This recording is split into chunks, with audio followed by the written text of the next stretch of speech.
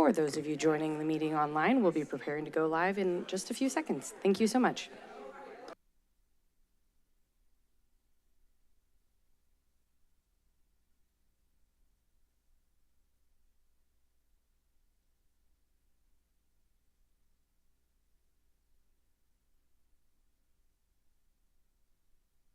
Recording in progress.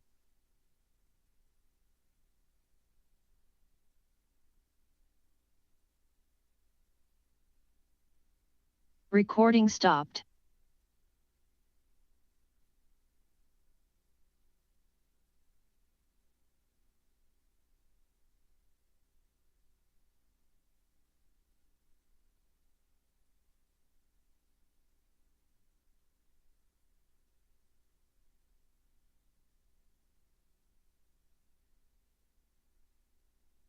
Recording in progress.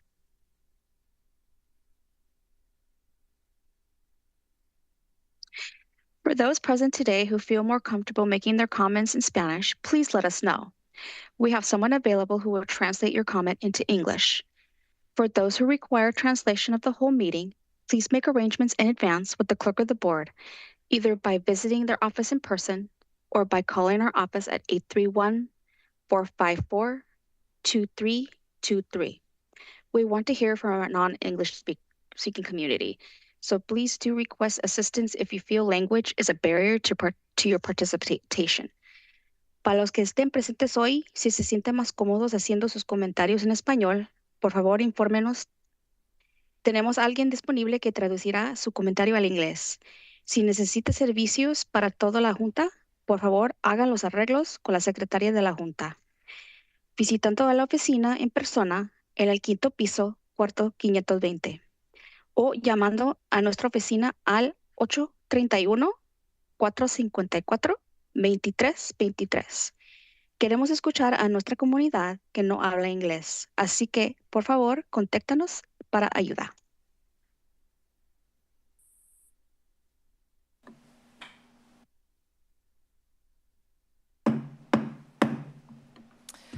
Good morning. I'll now call to order the June 24th, 2026 meeting of the Santa Cruz County Board of Supervisors for our final budget hearing.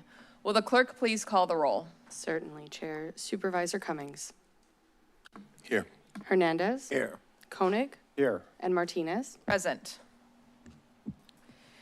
We will now have our moment of silence. Would any of my colleagues like to recognize anyone for this morning's moment of silence? Supervisor Koenig. Yes, Chair. I'd like to recognize Dina Taylor. She was a member of our Seniors Commission and always showed up to advocate for others. And I'd like to dedicate this moment of silence to her. Thank you.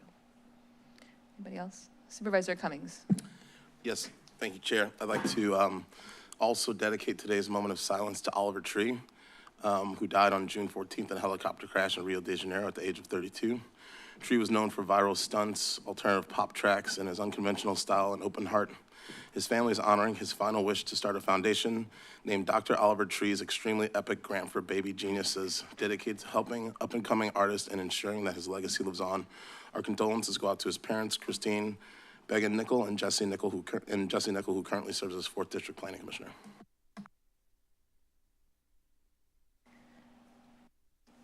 Anybody else? Please join me for a moment of silence. Would you like to add? I would just like to say that Jesse Nickel is the 2nd District Planning Commissioner.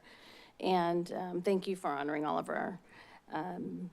Yeah, it's just a huge loss to the world. He just played a show in Las Vegas with more than 70,000 people in attendance. His music has been streamed more than 1 billion times on Spotify, and he was just a bright light, and Santa Cruz is so proud of him, so thank you. Please join me for a moment of silence.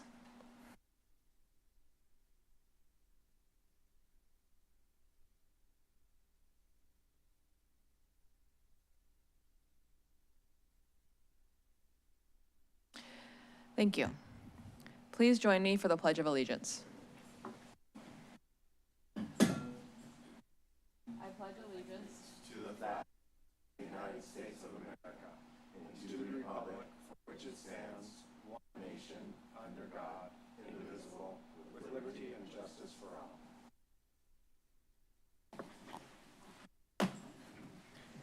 Thank you. We'll now move on to consideration of late additions or deletions. CEO Coburn, is there anything to change this morning? Yeah, good morning, Board of Supervisors and Chair Martinez. We do have some additional materials and corrections. For item number 7 on the regular agenda, we have a revised staff report. Packet pages 7 through 13 have been replaced, and packet pages 14 and 15 have been deleted to remove blank pages. For item number 10, we have additional materials. We have a revised attachment and linked document for the 2026-27 UFS resolution cover sheet. This is packet page 52. And then for item 11, we have additional materials. We have a revised staff report replacing packet pages 54 through 55 and a revised attachment, which is the last day attachment 1 for exhibits 1 through 3. These are packet pages 61 through 62. Thank you. Would any of my colleagues like to remove any items from the consent agenda this morning? Chair, I'm not going to remove an item from consent, but I do have some questions on item number, I believe it's 14, and may have some minor recommendations, but nothing substantial. Or no?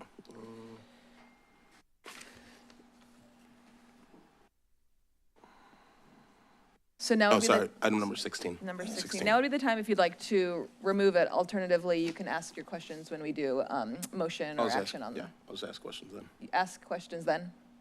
After we hear from the public. Great, wonderful. Yeah, Okay. I won't pull it. Thank you.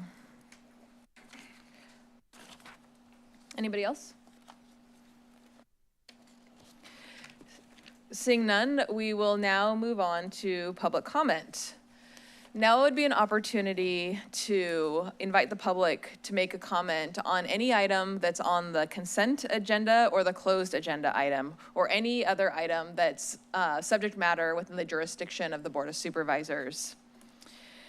If you would like to make a comment on an agenda item that is on the regular agenda that will be heard today, for example, the Public Defender's Office, the Parks budget, our final day hearing, that would be better served at that time. If you do intend to speak, I'd ask that you please form a line in front of the microphone so we can get a sense of how many people who are here to speak this morning. Go ahead.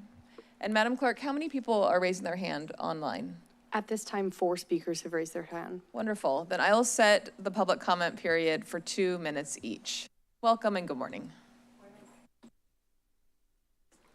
Am I on?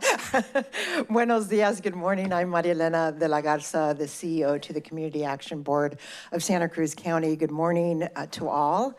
I just wanted to adjust this a little bit. Here we go. We were encouraged at the last meeting to hear board direct staff to explore continued support for essential services, including food security and healthcare access for the immigrant community. And on behalf of CAB, we have a partnership with the county to help support Medi-Cal enrollment for vulnerable communities. What we've learned in the last 5 years are CAB has the privilege and the honor to serve those who are the furthest away from the systems created to respond to those needs. And CAB serves a very important bridge role to ensure that those in the community get the information that they need. While we were successful in landing some grants that are to help support the services moving forward, there's still a gap that will impact services. Currently, we received $279,000 that help us reach over 6,000 residents through outreach, education, enrollment, and renewal assistance. It preserves trusted community-based system that connects vulnerable residents that have issues around access due to language barrier, tech issues, administrative capacity, or lack of support. And so we encourage, especially right now, because of the political rhetoric, there is a wall that is that is impacting access for our community. So thank you for your consideration. Thank you for the partnership that we have had. I do not envy the position any one of us are in, but we do our job, and that is to advocate for those who don't have a voice and aren't able to come to this mic. So thank you very much for your leadership. And in my last 4 seconds, I'd like to invite you to support the World Cup watch party tonight at Jalisco's. Woohoo! Not gonna say who I go for, but you know who I am. Anyhow, good morning. My name is Paspadilla. I'm the Chief of Programs for Impact for Community Action Board. For the past 60 years, CAP has been trusted partner serving some of the most vulnerable people here in Santa Cruz County. Throughout our multilingual and cultural response staff, deep community relationships, and flexible service delivery, we help bridge the gap between healthcare coverage and healthcare access. Since July 2025 alone, CAP has reached more than 6,600 residents through community outreach, enrollment events, and phone banking. To put that in perspective, and just imagine this, over the last 5 years, we have connected with more than 30,000 individuals across Santa Cruz County. During the same period, our team has provided one-to-one assistance for more than 200 residents seeking Medi-Cal enrollments and renewal support. So over the last 3 years, CAP has successfully submitted more than 2,100 Medi-Cal applications, helping residents navigate the eligibility requirements. The impact of this work extends far beyond the enrollment numbers. We achieved a 100% client assistance rate among survey respondents, with participants reporting a greater understanding of Medi-Cal benefits and increased confidence in access care. These services help people access preventive care, maintain ongoing treatment, and avoid unnecessary healthcare crises and costly emergency room visits. As Medi-Cal policies and eligibility requirements continue to change, trusted community-based enrollment support remains critical to ensure that our residents stay connected to the care that they need. I thank you for your time and your consideration. Thank you. Hello, everyone. My name is Iris Bojorquez, and I serve as an interim director of special projects at Community Action Board of Santa Cruz County. I oversee Medi-Cal outreach and enrollment team funded through our partnership with the county's Human Services Department. I'd like to share an example of what our outreach work looks like. Our team is committed to meeting community members where they are and intentionally plans each week how to connect with residents who may otherwise fall through the cracks. Most days, our staff conduct 1 to 2 outreach activities daily. In the mornings, they do canvassing in high traffic areas. In the afternoons, they go to door to door in the neighborhoods to share information. When they return to the office, the work continues through phone banking, scheduled appointments, assisting walk-in clients who need help completing forms, renewing benefits, uploading documents to their cases, or simply making sense of the mail they receive. During critical Medi-Cal policy changes and renewal periods, our team has woken up as early as 4:30 in the morning to visit local panaderias, bakeries. There we engage with farm workers and working families as they stop by on their way to work, ensuring they receive timely information about the healthcare coverage changes before they miss important deadlines. We also rotate weekend outreach shifts at local laundromats, recognizing that these are the community spaces where they feel safe and opportunities to connect with residents who may not be able to attend appointments or events during the week. We make follow-up calls during clients' work breaks because that's the only time they have sometimes. And we need to make sure that their healthcare is important and they stay connected. And in case you're wondering what our team is doing this weekend, we will be partnering with Salud para la Gente to do a Medi-Cal pop-up event where we hope to help complete many Medi-Cal renewals. And I hope that you take this funding into consideration because we are committed and it's really important for us. Thank you. Good morning, Chair and Supervisors. I'm Helen Yuan Story. I'm the COO for CAB. As you've heard from my CAB colleagues before me, CAB has demonstrated our ability to effectively reach low-income and immigrant residents who are often disconnected from traditional systems and ensure they receive and maintain the healthcare benefits for which they qualify. As your board is evaluating difficult decisions on this last day of budget hearings, we continue to urge you to prioritize this proven, cost-effective investment in prevention, health equity, and community well-being for our county's most vulnerable residents. Recognizing the fiscal challenges our county is facing this year, CAB has sought out other resources and successfully was awarded Central Coast Alliance for Health grant to move these services forward. This grant does cover services for both Santa Cruz and Monterey County, however, and it is less than the current HSD contract. So there continues to be a gap for services for Santa Cruz County. So at this time, we're requesting you consider a reduced allocation of perhaps $120,000 to keep 1.5 outreach and enrollment positions functioning for Santa Cruz County, or even an initial allocation equivalent to a quarter of the work that we do with the current contract. That would be about $70,000 to help us continue the vital work in Santa Cruz County during the first quarter of the fiscal year while you await more information in August and reconsider funding options in September and your commitment to immigrant healthcare enrollment at that time. We really don't want to lose ground on the progress we've made in providing trusted community-based healthcare access to those most in need for one of our most basic human needs. Thank you so much for your ongoing support and consideration. We know budgets are manifestation of our values, and we hope you value this service. Thank you.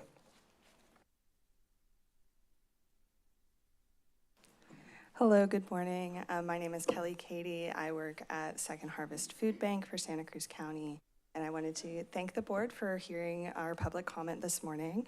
And I also wanted to thank the administration for taking the time to meet with us to discuss the Second Harvest CalFresh Outreach Program. After the conversations we had with Nicole and Randy per the direction from the board at the June 9th board meeting, we've agreed to move forward with the same spending schedule and will amend the contract in the fall when the county is informed of their state allocations. So per our conversations with our legislators and the recent budget proposals that we've seen, we believe that those funds are coming to the county. So we will work with the administration to make those corresponding amendments at that time. I want to continue to thank both the board and the county administration for making it a priority to ensure support for Second Harvest and the more than 80,000 residents in the combined districts that we serve every single month. And we will see you in September. Thank you. Good morning, Chair and Supervisors. My name is Adriana Mata. I'm Chief Community Impact Officer for Second Harvest Food Bank. We want to thank you for your continued advocacy and commitment to our community. Now more than ever, we must strengthen the relationship and collaboration between county government and community-based partnerships. As our CAP partners mentioned, outreach efforts in our county are super important and are needed. The challenges ahead cannot be addressed by only one entity alone. And community-based organizations are trusted partners with deep roots in our neighborhoods and essential to reaching those most impacted by our economic uncertainty and potential cuts associated with HR 1. As resources become more limited, we must be strategic in how we work together.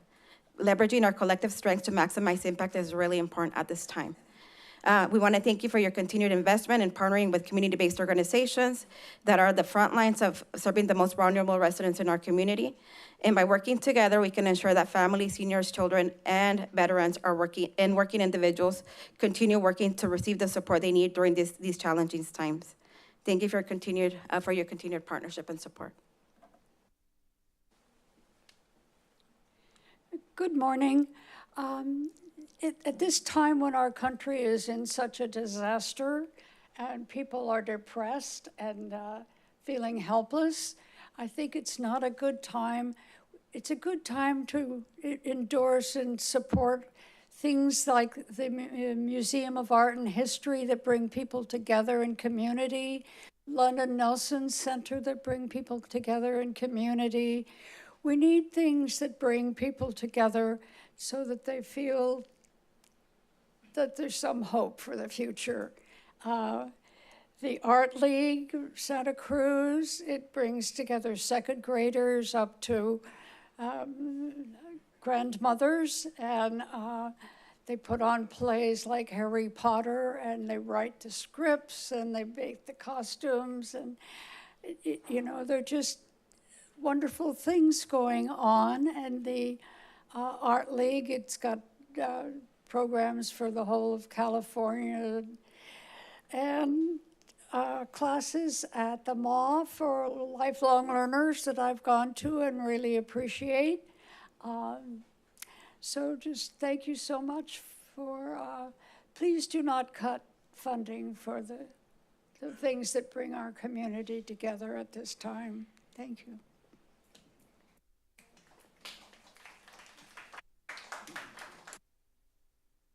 Good morning. I'm Stan Grindstaff. I'm the chairman emeritus of the 418 project. Continued to be on the board for 13 years. And I just want to say how much I, along with our organization, appreciate the support that we've received over time. We now have a new executive director and team in place. There's a new buoyancy and transparency in welcoming people of all sorts into our doors, where they can feel safe and where emerging artists can thrive. And along with what was just expressed, I've found in our community of Santa Cruz, with the way it's developing, with our high rises and everything going on, that these places where there's an increased sense of community can thrive. So I appreciate being here, appreciate District 1. I live in Live Oak, and thank you for welcoming me this morning.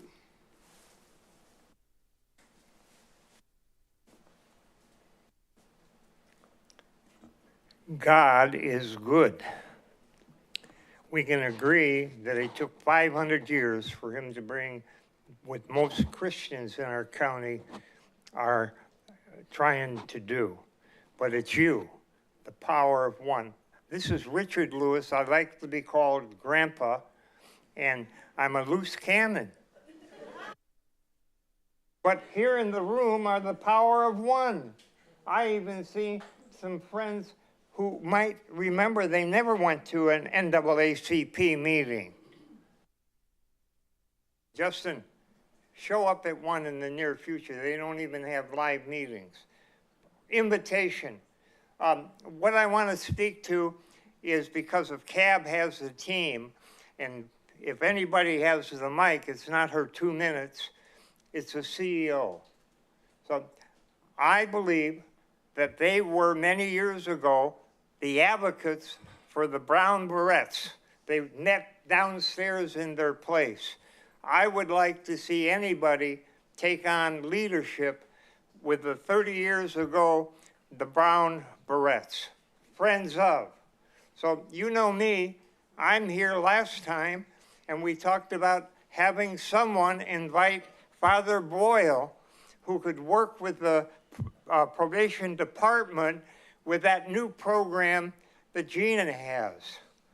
Is anybody taking a 2-minute share? Because I know the police were here, and I know the probation department was here, but there weren't a room full of people at your 14th budget meeting. Please, my God said, my heart doctor says it's okay. So I'm not gonna go away. Grandpa's signing what I always say, over and out. Thank you. Anyone further in the chambers this morning? Seeing no one, Madam Clerk, will you please call the first online caller? Thank you. Yes.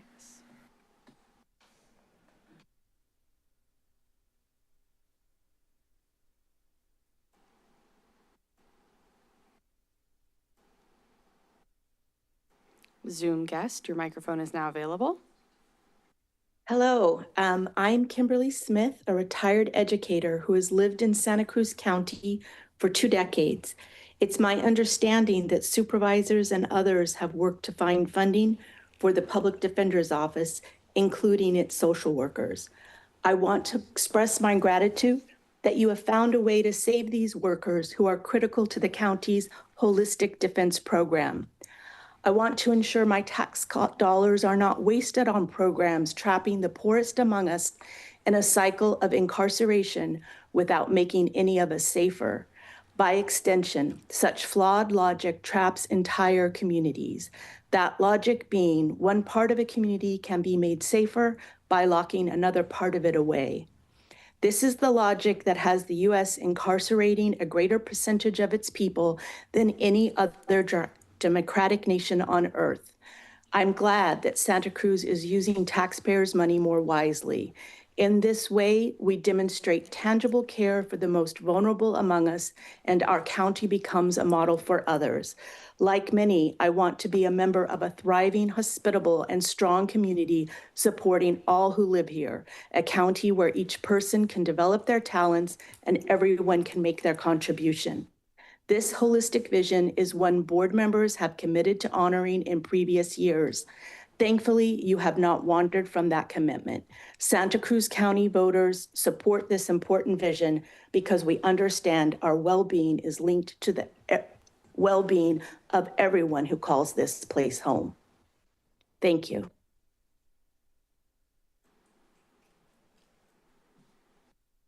Call-in user 902, your microphone is now available.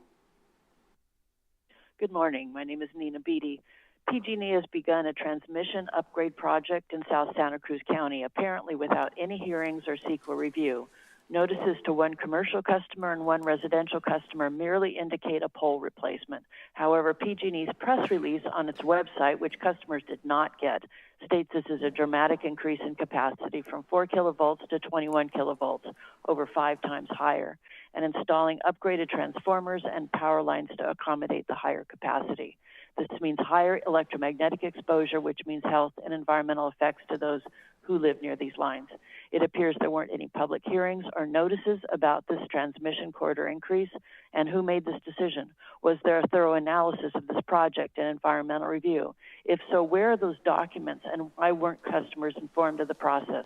The health effects of electromagnetic radiation, extremely low frequency radiation, and magnetic fields from power lines and electricity include leukemia and other cancers, especially for children, Alzheimer's and other types of dementia, sperm damage, and impacts on pregnancy and unborn children.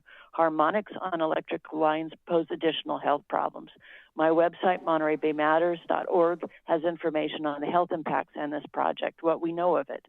PG&E's poor safety practices are well known, leading to deaths of many Californians. Given the extent of this project and the lack of information from PG&E, I request the board contact the CPUC to halt this project until the public has more information and their environmental review and public hearings here. Thank you.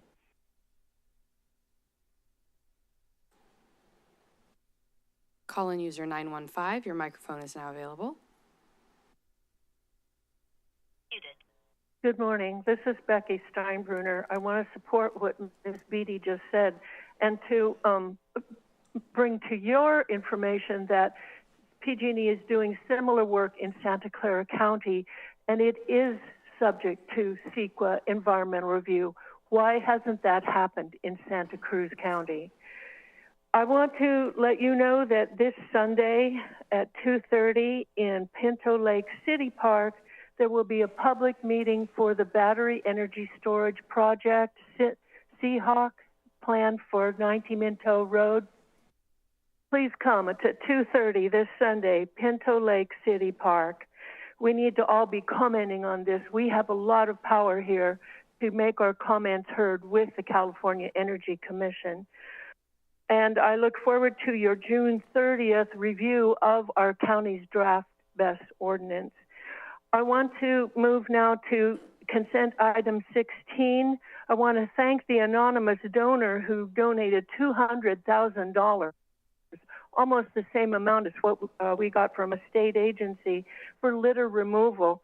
I think it is wrong that 40% of what has been spent in this program in the past was in only District 2, and I want to see it more equitably distributed among other districts.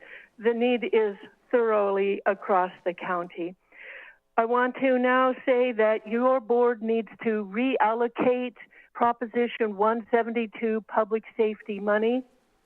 It is absolutely wrong that of the $29 million this county gets, zero goes to support fire districts who are all struggling financially. Your board has the power to redistribute that allocation, and I urge you to do it now. Finally, I feel that the Parks Department should fund renovation of the Burke Scott Estate. Thank you. Leslie, your microphone is now available.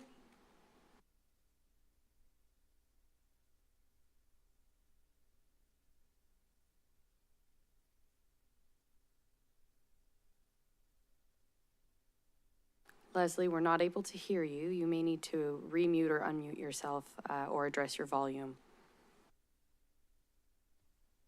Can you hear me now? Yes, we can. Thank you so much.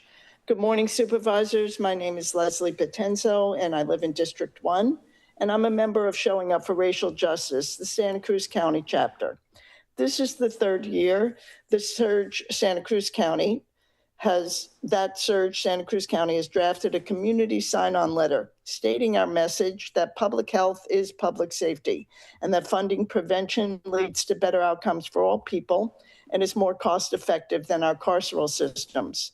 Each year, the letter has received hundreds of signatures from individuals and community organizations. I believe that each one of us can contribute to creating and supporting the community we all want to live in, where all people are equally valued and have equitable access to resources and opportunities to thrive. We can contribute in different ways. Some of us provide vital and equitable services, such as the Public Defender's Office Holistic Defense Model. Some of us organize and mobilize for justice and equity. Some change false narratives through art and creativity. And some hold healing spaces grounded in cultural roots and connection, to name a few. It takes all of us. Let's continue to work together. I cannot be here to make a comment following the PDO's presentation, so I will add that I appreciate that the board directed the PDO budget shortfall be found, and I support the ways that this proposal does so. Receiving funding from the probation department and finding a revenue stream that the PDO office is eligible for this year and ongoing is very encouraging. I support a more rigorous commitment to fully funding the Public Defender's Office next year and ongoing. Thank you.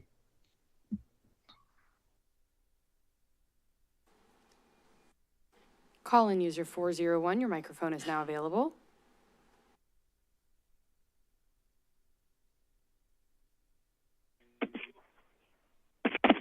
Marilyn Garrett, and I wanted to support what Nina Beatty and Becky Steinbruner stated about PG&E and major KV increase to the electric grid corridors, and recommend MontereyBayMatters.org. I believe my small private road, Redwood Heights Road, is part of this plan to replace 7 poles with all of this upgrade.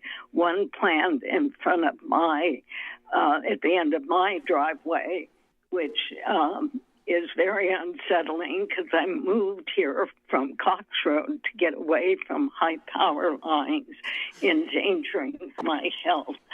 And I think this is linked to the battery energy storage facilities planned near Watsonville on farmland and near a bird refuge, despite public objections, and also related to the planned proposed location on Freedom Boulevard by the substation opposite the high school. And what is all this AI increase for? I heard a congressman say, with AI, we're going to have to do a lot more transmission upgrading.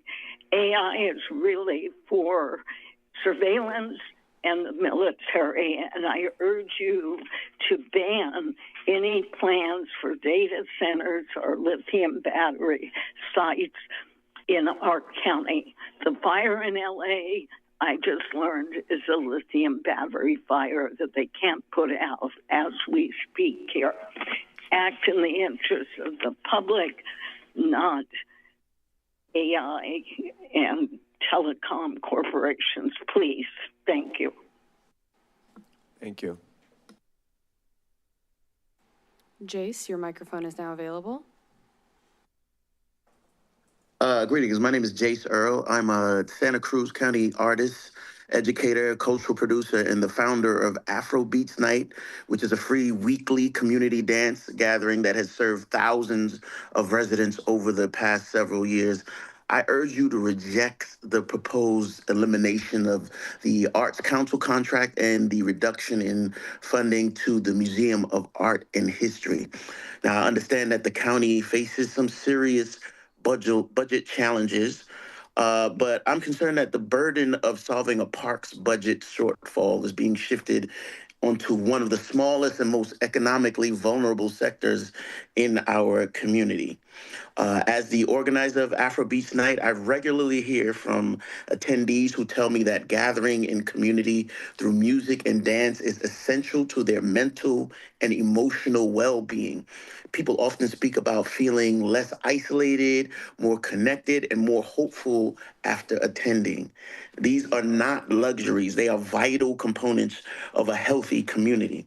The Arts Council contract does not simply fund one organization. It supports dozens of arts organizations and individual artists throughout Santa Cruz County, many of whom rely on these grants as their only source of institutional funding. Santa Cruz's own mission includes providing cultural opportunities for residents. Arts and culture strengthen community connections, preserve local history, support small businesses, attract visitors, and create spaces where people from different backgrounds can come to gather. And Afrobeats Night itself has benefited from grants, including this very year from the Arts Council. I respectfully ask that you preserve funding for the Arts Council and the Museum of Art History. Thank you very much for your time.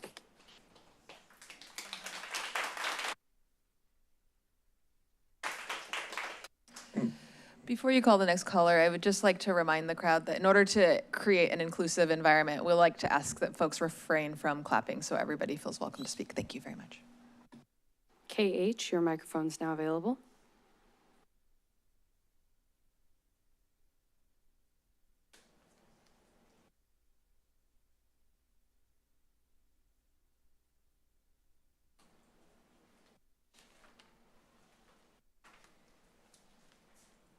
KH, your microphone is now available. As a reminder, if you're on a call-in device, it's *6 to mute or unmute yourself. Good morning. My name is Catherine Hedges, and I'm a member of both Cheyenne for Racial Justice and Liminal Space.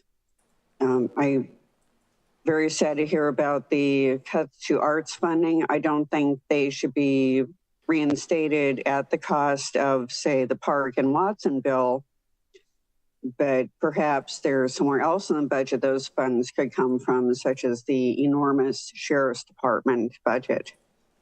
I'm very glad to hear about the reinstatement of the funding for the Public Defender's Office.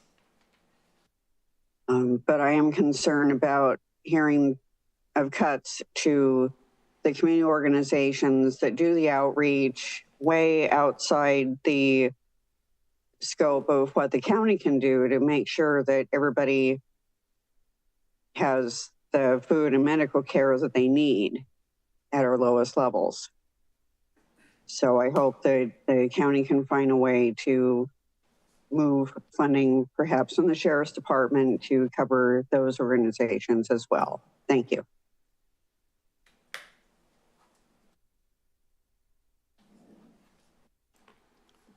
Genoa, your microphone is now available. Good morning. My name is Genoa Brown, born and raised in Santa Cruz. I'm a mother, professional musician, and music educator and director at Everyone's Music School, and a resident of the Tannery Arts Center. Artists have been asked for decades to make this town beautiful. We create music, performances, festivals, and cultural experiences that give Santa Cruz its identity. We are part of what makes this place special, but too often our value seems to stop at our ability to create beauty for others. When it comes time for artists to be supported, to afford housing, sustain our work, and build a life here, we tend to be pushed out. Arts funding is not an abstract concept to me. It directly impacts my ability to serve this community. Through my and Thomas Pedersen's music school, I provide accessible music education to children and families who might not otherwise have access.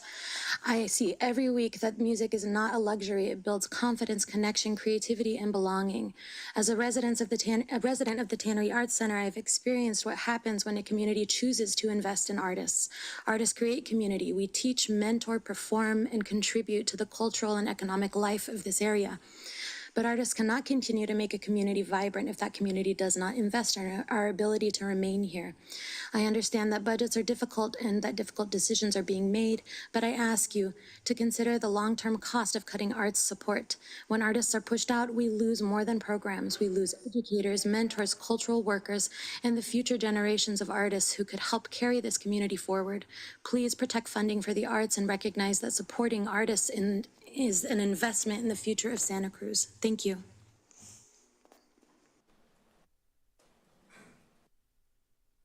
Hannah, your microphone is now available. Hi, I'm Hannah Pedersen, and I live in District 2, a longtime Santa Cruz resident, and I am the manager of the art department at UC Santa Cruz. And I was pretty devastated to hear about this suggestion to cut funding for the Arts Council and the MA. And I know how important those are for our community and for our students. So I just wanted to express that here. Thank you.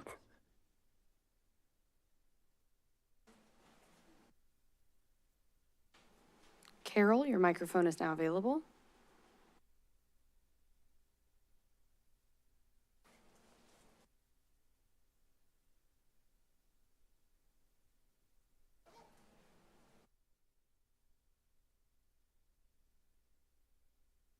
Carol, please accept the unmute to begin making your comments. If you're on a call-in device, it's *6 to mute or unmute yourself.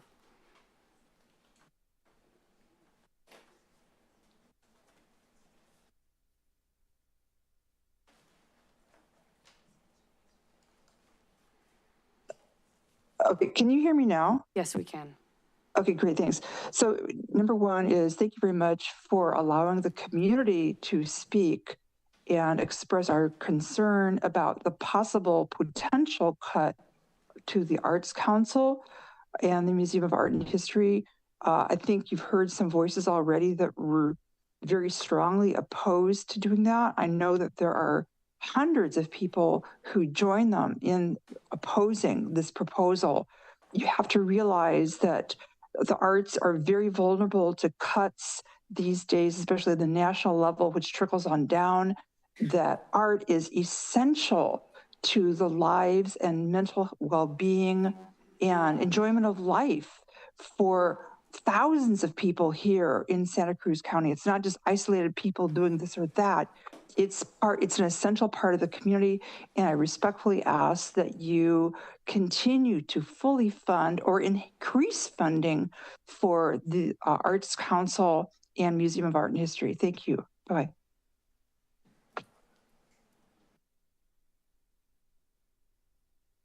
Pam, your microphone is now available. Hi, hi, thank you. Can you hear me? Yes, we can. My name is Pam Sexton, and I'm a teacher at the Watsonville Adult School. And I'm also a member of Showing Up for Racial Justice. And the school that I teach at is just a few doors from the Arts Council building in Watsonville. And I just want to start by saying that cutting that funding will impact our community so deeply. And I I just really want to emphasize, as other speakers have, how essential the arts are. And then I want to shift to really urging you to ensure the complete funding for holistic defense. This is something that's in the county's strategic plan, and it's a goal to have holistic defense, and it takes investing in it. And it saves money on the other end. Investing in art saves money on the other end. Investing in holistic defense, investing in our public defender's office, it saves money in reducing recidivism, in getting people contributing to the community in ways that we need, ways that build joy, ways that keep families united. And so please, you can find funding. The Sheriff's Department continues to be fully funded. There are places that you can find funding for these things. And please do so for the sake of our county and community. Thank you.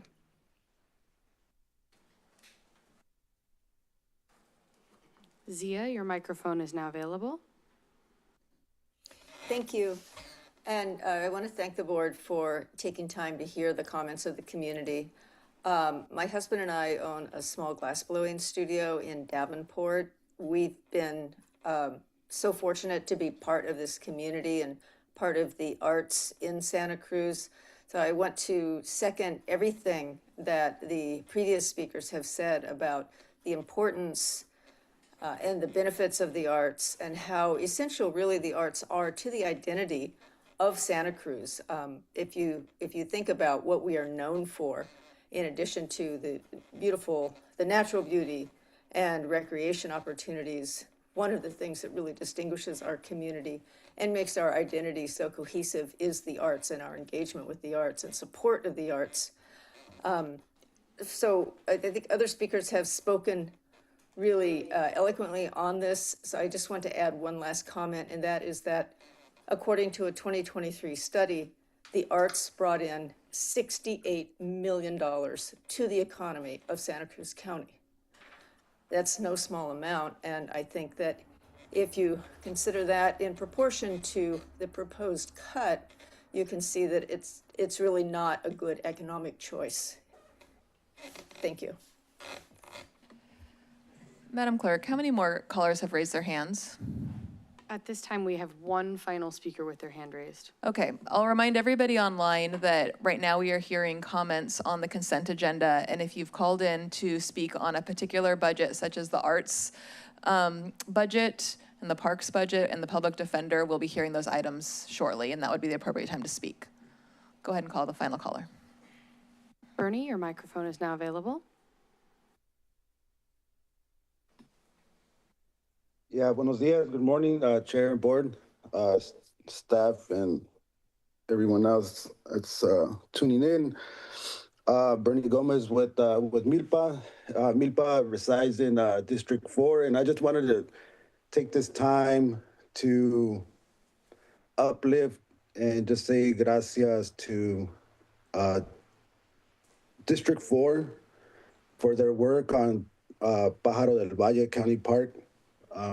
The County Parks Department and staff, right? We were able to attend the park yesterday, and bring some of the youth, young adults that we work with, and it was just inspiring for them. And I just wanted to provide you with a little bit of like a note from that impact of just simply being part of this, being part of a process that they didn't think they had access to, or that was even a process in general, right? And as we move forward, you know, with challenging times, and yes, the budget stuff and all these things, you know, and strategic planning, and I just really want to encourage this board to keep in mind the impact that having open spaces, creating open spaces, you know, parks and trails and all those, nature, you know, just access to nature, the actual impact that it has on on our families. And if the young person is feeling good and healthy and motivated and wants to get involved, wants to become civically engaged, so they can be part of the change, it transfers to the families, transfers to the siblings, to their parents, and it's just a holistic process of like health and well-being. So moving forward, just keep Baja del Valle in mind and let's get it done. Thank you. We have no further speakers online, Chair. Thank you. I will now return to the board for discussion and action on the consent agenda. I'm going to start on my right with Supervisor Cummings. Thank you, Chair. I actually have a couple questions real quick, and I don't know if there's anybody here from CDI. This is for item number 16, which is authorize the Director of Community Development and Infrastructure to execute grant agreements with the California Department of Transportation and an anonymous donor approved 2026-27 last day budget actions for county-led volunteer litter abatement program and take related actions. Hello. Morning. I'm just curious, so I think we're really fortunate to have an anonymous donor donating $200,000 to help support the Pitch-In Initiative project. I know that's been going on since 2022, and I'm just curious how much do we know how much that's cost over time in the different years? Because, they do the Pitch-In Day, there's signage all around the county, and my concern is that $200,000 is not gonna be enough for us to take this on indefinitely, which is what it seems like. So I'm just kind of curious what that annual cost is likely gonna be, and how we're anticipating funding it. Thank you. My name is Carolyn Burke. I'm the Assistant Public Works Director over Special Services. And so as far as signage and things like that, Pitch-In didn't give us a number of how much they had been spending on an annual basis. We're pretty familiar with signs, though, in Public Works, and that they can get pricier. So we actually have a big stack of signs that were given to us to start off with, and then we're going to just incorporate them in for maintenance as it comes up. We do have the $241,000 that Downtown Streets team had been using on an annual basis. So the program coordinator position doesn't take up that entire amount, so we will have some left over to be able to do signage and things of that nature. The anonymous donation was one-time monies, and it does have a portion of that is for signs. There were percentages allocated to signage and outreach and cameras and different kind of priorities that had been in the Pitch-In wheelhouse. So, yeah, we don't anticipate that there's going to be one great need one year. We're going to just be doing that on an ongoing basis, and we also will be looking for that program coordinator position to be researching grant opportunities to leverage those funds up. Great. Well, I do just want to express a little bit of concern moving forward, because I know that with the Pitch-In Day, like that was also a county-wide effort to get volunteers out to go do trash pickups, which is great. But I think that as we're talking about challenging budget years, how much that's going to cost moving forward, and the fact that it's an indefinite cost, I think it'd be worth us having a full understanding of what the costs are going to be to maintain this program over time. So maybe that can come in the fall when we have our kind of final budget day, or maybe that can come during the mid-year budget. But I think it's just worth us in the community better understanding like what's that going to look like, because all those cameras are going to need to be replaced. Like the costs are going to be there over time. And then last thing I'll say too is that I know that the Homeless Garden Project is also starting to consider taking on some of what the Downtown Streets team used to do, and the benefit, and hopefully this can be incorporated into this volunteer coordinator position, is that the effort that they did not only helped us clean up our neighborhoods and clean up our environment, but it also helped in terms of workforce development for people who were experiencing homelessness. And so I think that there's a little bit of a loss that we're going to experience without having that incorporated into whatever this next iteration is going to look like. So to the extent that we can consider building some kind of model that can also help us secure, because I know that the was other funding they were able to draw down to help support that effort because it was workforce development, and to the extent that we may be able to do something similar with the county, that can also be a way for us to help reduce costs as well. So. Absolutely. We anticipate that with the volunteer cleanups, that we'll be able to train volunteer coordinators that may be able to staff those cleanups moving forward. And I think that there is an opportunity for that to be, you know, good material for future resumes and things like that. So I do see that we have an opportunity to explore that, most definitely. Great, thank you. Yeah, so I'll support this today, but I do just think that I do have some concerns, and I think we should think about how we can, as we move forward with this program, kind of leverage what the Homeless Garden Project used to do and try to bring in some revenue to support this ongoing effort. Next comment I had, item number 14, I want to appreciate all of our nonprofit partners that help us with enrollment.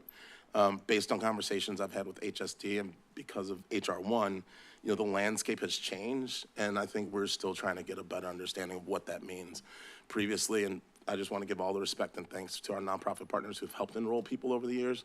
But my understanding now is that with HR1, counties are now mandated to enroll individuals, and if there are errors in the applications, we can be penalized for that financially. And the last thing we want to do is to lose money that could go into helping support people who are experiencing poverty. So I think we need to have a deeper conversation about how we can partner with, how the county can partner with our nonprofits to ultimately do what we really want, which is to keep people on their benefits and keep people fed. Definitely moving into some difficult times, but I think we really have an opportunity to start thinking about how the landscape's changed, how we need to pivot so that we can maximize benefits for folks in our community. And so I'm hoping that between now and when we get the final state budget, we'll have a better understanding of where things are at and how we can best collaborate. But for today, I'm gonna move forward with the staff recommendation on this item. And with that, Chair, I believe that concludes my comments on the consent agenda. Thank you. Supervisor DeSerpa. Thank you. Regarding item 16, I just want to thank the founder of Pitch in Santa Cruz County, Sally Christine Rogers. For many, many years, Sally has shepherded the idea that she wanted to make Santa Cruz County the cleanest county in California. And it was not just one pitch-in day, it was multiple days every month, volunteers all over this county picking up trash and trying to effectuate that byline. Their goals were to eliminate litter from encampments, dumping on roadways, waterways, and ag lands, educate and engage the community, nonprofits, schools, and local governments, take care of health and well-being, economic value, and the beauty of our region. And we appreciate Sally Christine so much, and I hope that we can do half the job that she did in terms of making sure this program goes on in perpetuity. Thank you. Supervisor Hernandez. Thank you. So really quick on item 16, I'm actually really excited about this this project, I guess. You know, we had a lot of litter abatement, litter cleanups that were volunteer, both in District 4 and District 2 as well. And we always had volunteers and always relied on our community partners like Watsonville Works from CAB that would always bring folks that are getting off the streets and joining the workforce. And so it was really exciting to have all that collaborative effort with our community partners, and I hope that continues in this next chapter of litter abatement within our county. I know that a lot of the signs were actually pre-purchased already, so, and a lot of them are up already as well, the signage for no littering. So I don't think there's very many signs to be put up still, but I'm really excited about this project. I'll be supportive of it as well. And on another thing, not really related to anything on the agenda, but it is I want to make sure that I think we gave direction last time as a county for us to send letters of support for the assembly budget. If we can actually share that, a draft letter of that for our community partners to see if they can be in support of this assembly budget, so that we can get a bigger impact within our community to support the assembly budget, so that we can continue funding these different programs that we have. And that's it. Supervisor Koenig.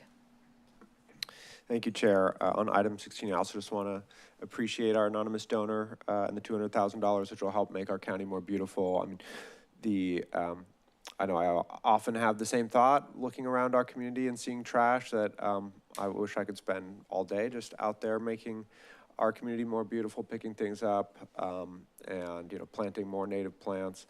So I think this program provides a great opportunity for people to collaborate in our shared environment and improving things. I also echo Supervisor Cummings' concern that we should make sure that we match both volunteers and people who are dedicated in doing this, if not fully professionally, semi-professionally, or in a training capacity. Volunteers ultimately can only do so much, and we need to approach it from multiple angles. Thanks. Thank you, Supervisor Koenig. As my final comments, I just want to thank everybody who spoke with us this morning. It's a very difficult budget year, so I do appreciate all the advocacy that's happening from all angles to help us make decisions that best reflect our community. And I particularly want to thank everybody who's involved in CalFresh and Medi-Cal enrollment. I think that the report in the consent agenda helps illustrate the picture at the state level and some of the challenges ahead of us. But I hope that it's also recognized that there's a deep commitment from our county and from our community partners to ensure that all people who are eligible for benefits have access to them, and that we're going to work very hard to ensure that people don't fall through the cracks when the impacts of HR 1 continue to roll out throughout Santa Cruz County. So with that, I will accept a motion and a second on the consent agenda. I'll move consent agenda. I'll second. We have a motion from Supervisor Hernandez and a second from Supervisor DeSerpa. Madam Clerk, will you please call the roll? Supervisor Cummings? Aye. Hernandez? Aye. Koenig? Aye. DeSerpa? Aye. And Martinez? Aye. Motion passes 5-0. We'll now be moving on to the regular agenda. And our first item is item number 7, which is to consider approval of the proposed 26-27 budget for the public defender, including any supplemental materials, and take related actions as outlined in the referenced budget documents and as recommended by the county executive officer. So by way of process, we're going to start with a presentation from our CEO and our public defender. Then we will be going to the public for public comment, and then we'll be returning to the board for dialogue and action. So with that, welcome. Feel free to introduce yourself and proceed.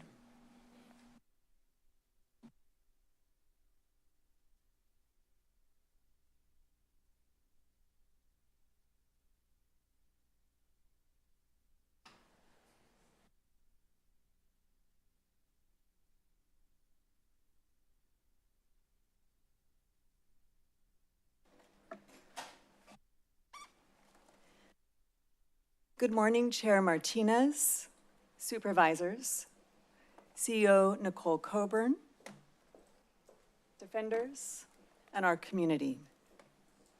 I'm Heather Rogers. I'm honored to serve as your public defender.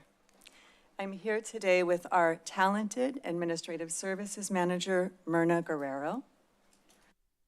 We're grateful to the many people who have worked so hard on this budget, including our CEO team, our administrative team led by Myrna, Chief Deputy Public Defender Athena Reese, and the many defenders, stakeholders, and community members who showed up to add their voices and ideas to this collaborative process.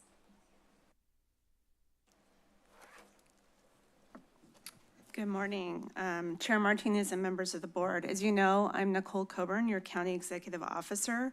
Both the public defender, Heather Rogers, and I worked on what we're going to be presenting to you today, both the original proposal and the revised proposal. Together, we worked with Heather's team and members of my staff to bring and close the gap. So we're going to walk you through our revised recommendations, and I'll turn it back to the public defender. When I was in my early 20s, I lived in Quito, Ecuador, which is a capital city high in the Andes. It's a place where indigenous culture and languages are still part of everyday life. That's where I first learned about the Minga. It's an Andean tradition of shared work. A Minga is a way of getting things done, but more than that, it's a way of seeing the world. When a road washes out or a family falls on hard times, people come together and they do what they can. Some make food, some bring tools, some pitch in with labor. Everyone takes a role in preserving something bigger than themselves. I've thought a lot about that these past few weeks. This budget process has been hard. People worried about their jobs, their families, their livelihoods, their futures. And good people have advocated for different outcomes. And at times that created hard feelings, mistrust, division. Scarcity does that. It narrows our vision to what we might lose as individuals rather than what we might create together. In the end, decisions were made, and not everyone agreed with them. But what I want to focus on is what came next. People started calling, meeting, coming together. County leaders, community members, and clients all asking the same thing: how can we help? They understood that this was bigger than any one office, any one contract, any one budget line, that public defense belongs to all of us, and keeping it strong is a responsibility we all share. What happened was a Minga, and today's proposal is the result. Santa Cruz County will keep facing hard choices, and good people will continue to disagree about how to meet them. As we continue to do this work together, I'd ask that we hold on to the spirit of the Minga and to the values that animate it: connection, contribution, and stewardship. Connection. Even when we disagree, we belong to the same community. Contribution. We ask not only what we need, but also what can we offer. And stewardship. We're caretakers of something bigger than ourselves, and we want to leave it better than we found it. This proposal centers those values. It gives us confidence that we can make hard decisions without losing sight of one another, that together we can keep building a Santa Cruz County that's worthy of all of us who live here.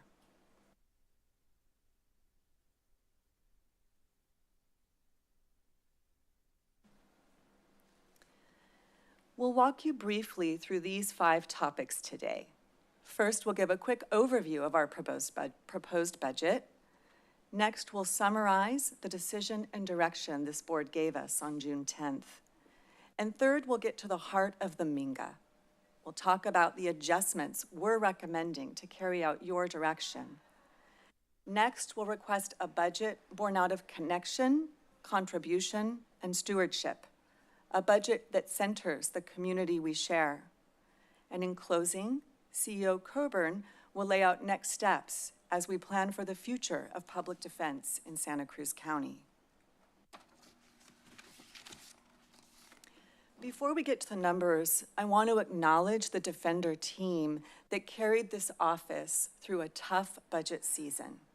Many can't be here today. This morning, they're in courtrooms, at the jail, and out in the community serving our clients.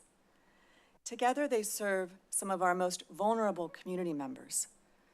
Through a holistic interdisciplinary model built for Santa Cruz County, Our defenders represent clients by treating the root causes of system involvement as inseparable from the case itself.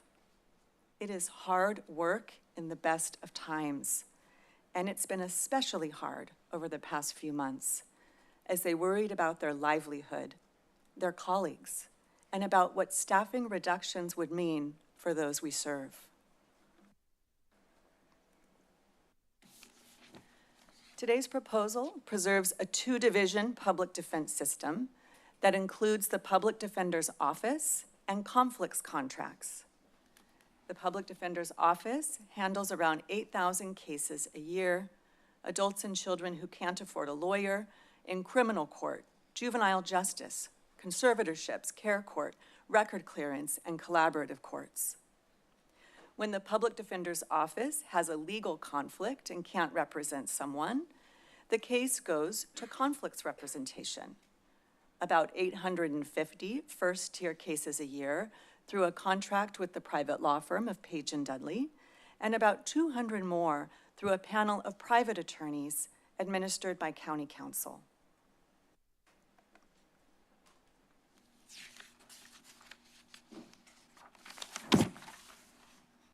So this is the budget that the public defender and I brought to you on June 10th. It proposed a new alternate public defender's office, what we're referring to as the APDO. This was intended to bring first-tier conflict work in-house. The proposal did two things. First, it helped bridge the budget gap, and it extended the county's interdisciplinary holistic defense model to about 850 more clients a year. This was not a sudden idea. Transitioning conflict services to a new model is something the county has anticipated. We built it into our current contract with the conflicts firm. Recommending and implementing the APDO was my decision as CEO. I made it given the county's financial constraints, and it was weighed carefully against the alternative of deep staffing reductions and layoffs at the public defender's office, which is already leanly staffed with high workloads. On June 10th, you did not approve this recommendation, and you made it clear that you wanted us, what you wanted us to return with today. We took that direction, and what we'll present now reflects collaboration, contributions, and compromise. You directed us to do three things. 1, to keep the status quo budget. 2, preserve the private conflicts firm contract. And 3, close a funding gap of just over $1 million. Holding the budget flat and the private firm's contract intact while finding more than $1 million in an already lean budget was a real challenge.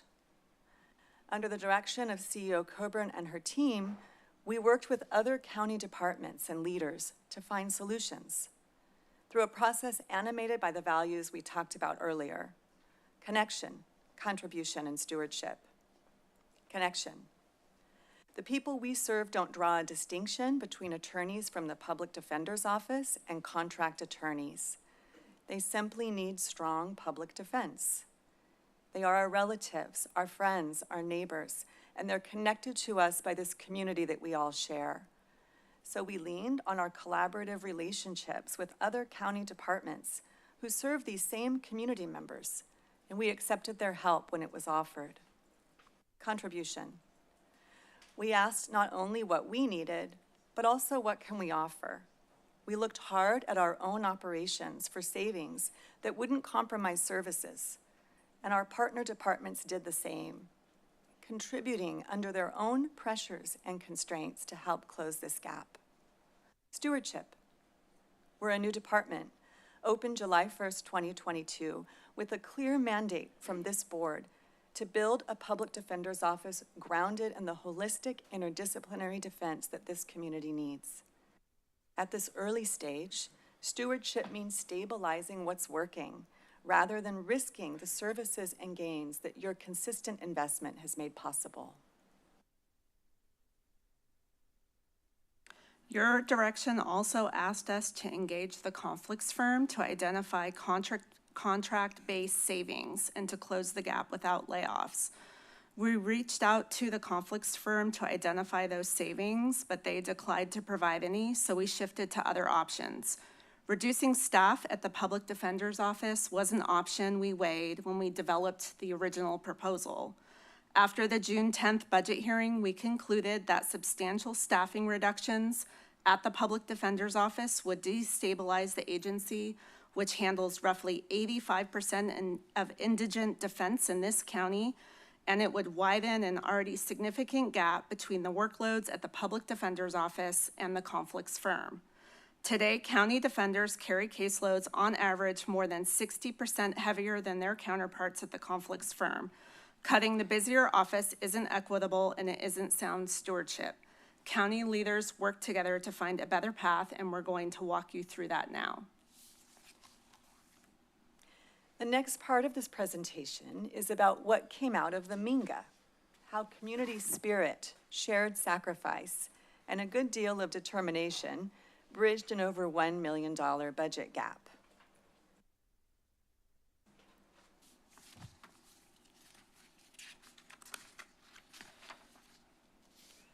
The first thing that we did at the Public Defender's Office was we looked for ways to save money while offering the same level of service to our community.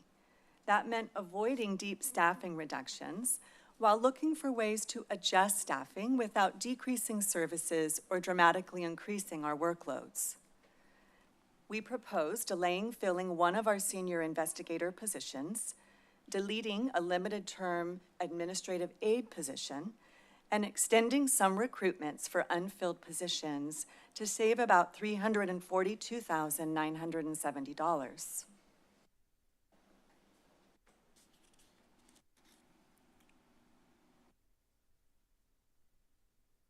Next, we went looking for ways to increase the revenue generated when our social workers and client advocates help a client get into treatment or stay connected to care. With the help of the Health Services Agency, and particularly Nikki Yates and her amazing MA team, we found ways to earn $311,651 more Medi-Cal administrative activities revenue. And this is doing work that fits squarely within our interdisciplinary holistic defense model. It's work that helps more clients participate in their defense, more clients benefit from mental health diversion, more clients access treatment for mental health and substance use disorders, secure housing, keep parents with children, reduce unnecessary incarceration, and address the root causes of system involvement.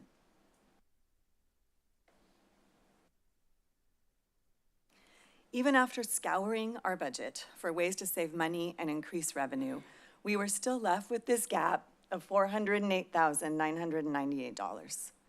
We'd reached the limit of what we could do on our own.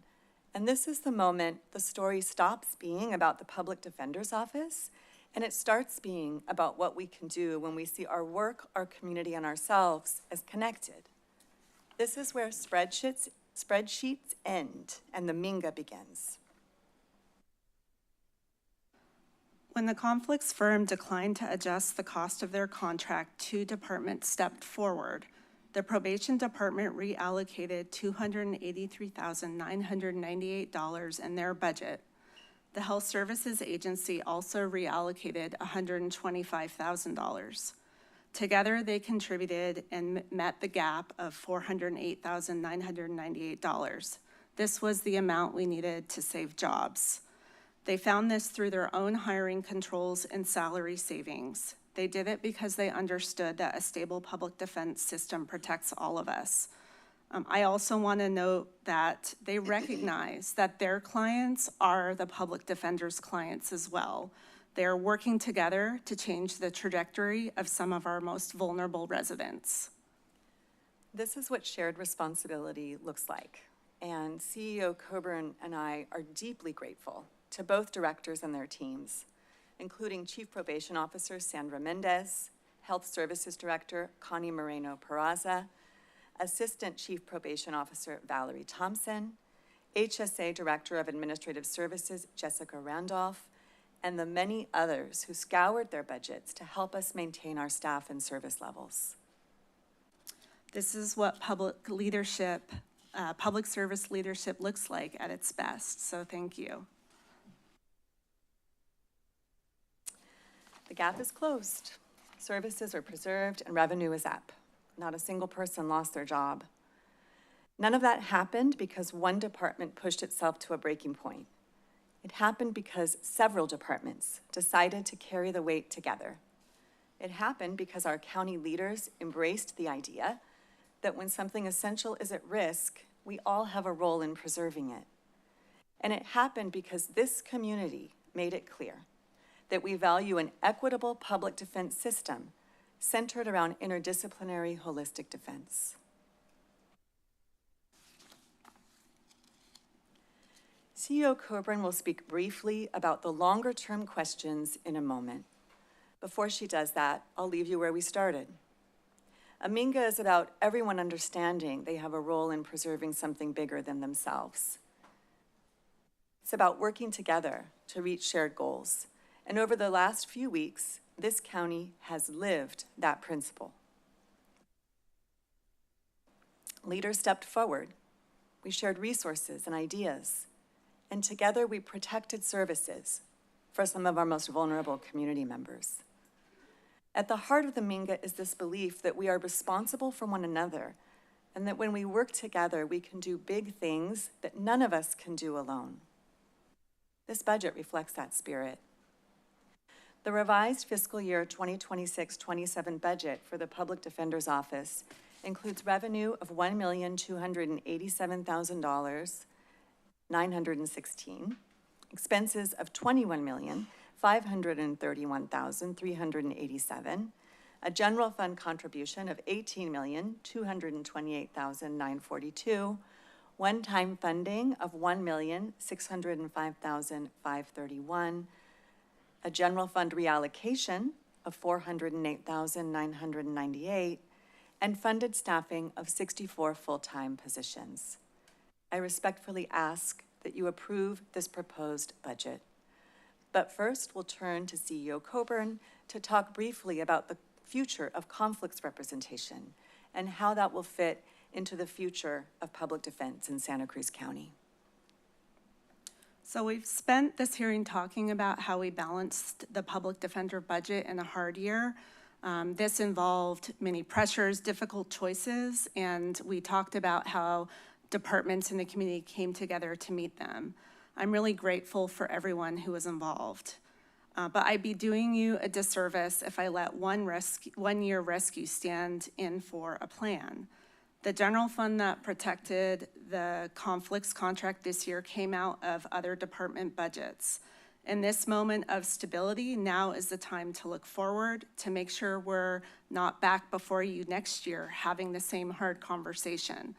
What I want to share is a plan for a conflicts defense model that is transparent, sustainable, and built on the same interdisciplinary holistic representation we provide at the Public Defender's Office. Before we look ahead, I want to recognize how we got here, how we proposed a balanced budget that preserves core services without a single layoff. Again, the outcome wasn't the work of any one department. It involved the Public Defender's Office, the Health Services Agency's MAW team, the Probation Department and Health Services Agency that came together with contributions of their own to serve our shared clients and community. So thank you all who were involved. It's exactly the kind of shared responsibility we pride ourselves on as a county. And that same spirit will guide the work ahead. So next slide. As we look beyond this year's budget to fiscal year 2027-28, we are examining questions related to conflict representation models, holistic, interdisciplinary defense, cost and revenue generation, transparency, accountability, and stewardship and equity. So in regards to conflicts representation models, we are looking at how to best deliver this work over the long term, which we'll examine through a competitive process and a review of alternate defense and conflict representation models working in communities like ours.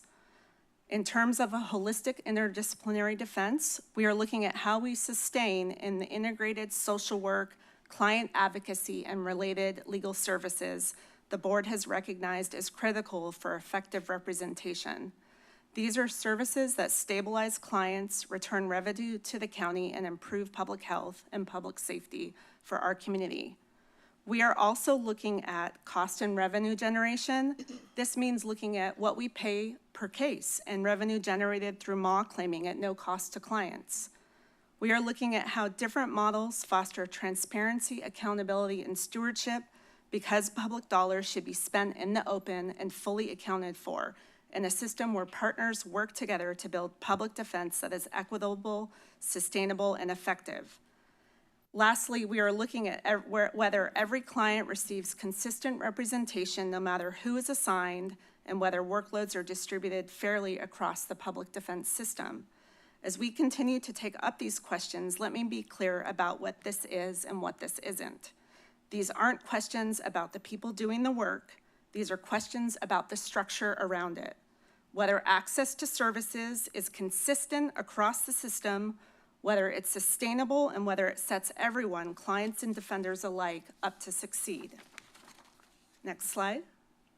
This timeline lays out the road ahead. The current conflicts firm contract already provides for transition planning and invites the conflicts firm's collaboration in it, work that has been underway for quite some time. Between now and December, we'll cost out and examine all options for conflict representation going forward.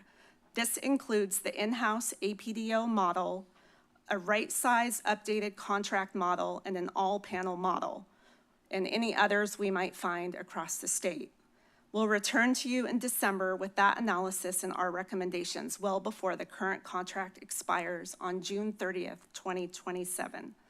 This was a challenging process, but what it showed us is clear. No single department solved this. We did it together by sharing resources and accepting help where it was offered. That same approach will build a more stable, more equitable system going forward. We solved a hard problem this year by working together, and we intend to solve the next one the same way. Thank you.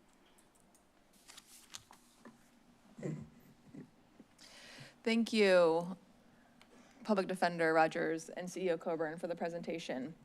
At this time, we will now be going directly to public comment on this issue. If you are here and wish to speak on this item, can I please see you raise your hand? Okay, we got about less than 10. How about online?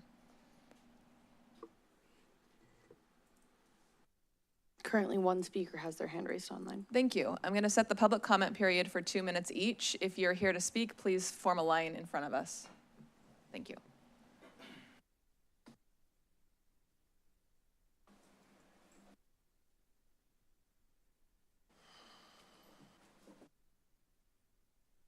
Welcome. Good morning, members of the board. My name is Christopher Davis, District 4 resident, and I serve as Holistic Defense Case Manager for Page and Dudley, as well as Housing for Health Connector. I want to begin by simply saying thank you. Over the last several weeks, many of us have spoken in person and or written passionately about the importance of stability, continuity, and trust. I appreciate the seriousness with which the board approached these difficult decisions and your ultimate commitment to finding solutions that preserved services and avoided layoffs within our office, as well as the Public Defender's Office. I'm also a current member of the CARES J group, originally convened by former Supervisor Leopold. One of the sayings coined by fellow member Bella Bonner we use in CARES J is that values are verbs. Values are not simply things we say, they are things we do. Over the last few weeks, the board demonstrated that. Faced with over $7 million in combined needs between the sheriff coroner and the public defender, you engaged in difficult conversations and found solutions that prioritized stability and continuity. Difficult problems are not impossible problems. I hope future budget discussions continue to reflect that same understanding that public safety and justice require balance. And I hope that same spirit of creativity and commitment can extend beyond the criminal legal system. If this board can come together to address challenges of this magnitude, then preserving investment in food security, healthcare access, arts and culture should not be too tall in order, because values are verbs. And when we say we value safety, justice, healing, creativity, and community, our budget should reflect those values in action. Thank you for your leadership, your deliberation and your commitment to putting people and community first.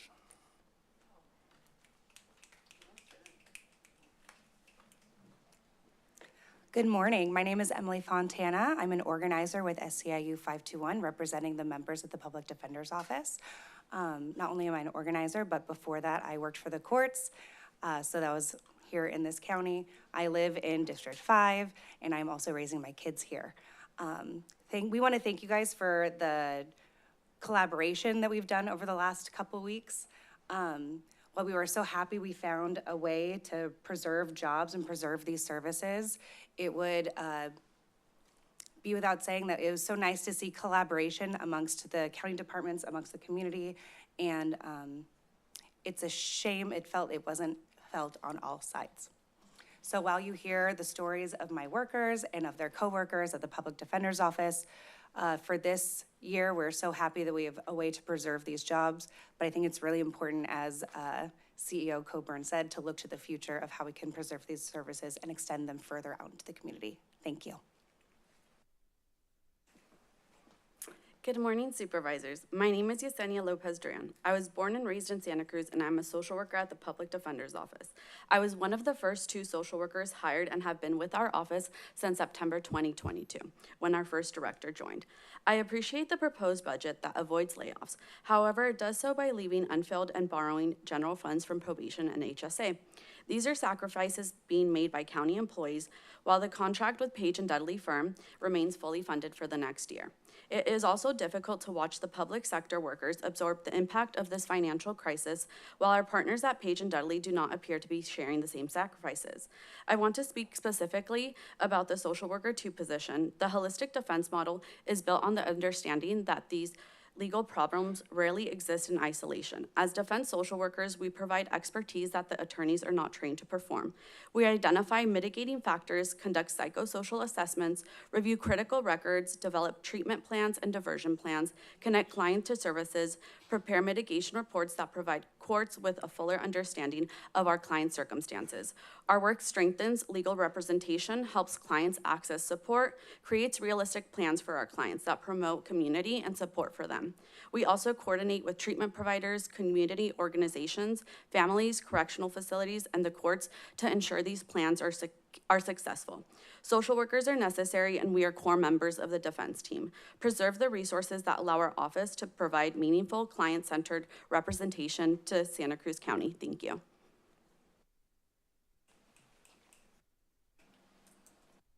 Good morning, supervisors. My name is Lillian Nathanson. I'm a social worker at the Public Defender's Office. I've been with the Public Defender's Office for 4 years now, and I want to express my gratitude to HSA and probation for assisting in this proposed budget, and I also want to thank Myrna and Heather as well. I know that this process requires balancing many competing priorities, and I appreciate the work that has gone into bringing this proposal forward. As a social worker at the Public Defender's Office, I've worked closely with individuals facing some of the greatest challenges in our community.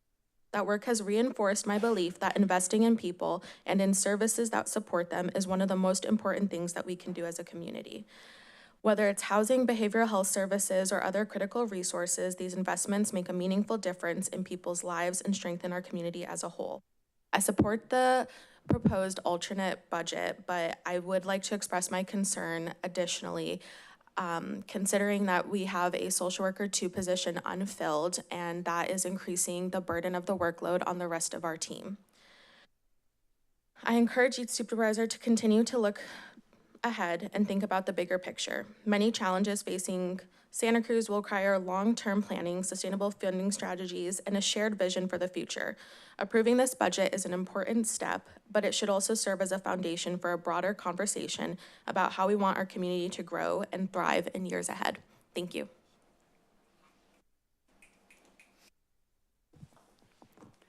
Hello, good morning. My name is Kathy Lass. I'm a resident in Aptos, and I also organize with Showing Up for Racial Justice, the local chapter. I'm here just to make a brief statement in support of the updated Public Defender Office budget. I appreciate that this update reflects a holistic view of the budget, not just department by department, but showing how one department's work affects another. I appreciate how we're all acknowledging that the budget reflects our values and that it's important to use an equity lens, and that using values and an equity lens is what makes fiscal sense. Thank you for this effort.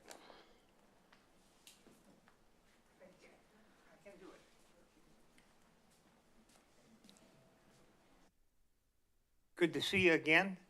I'm an advocate for that 30 million and now whatever it is now, whatever your budget is.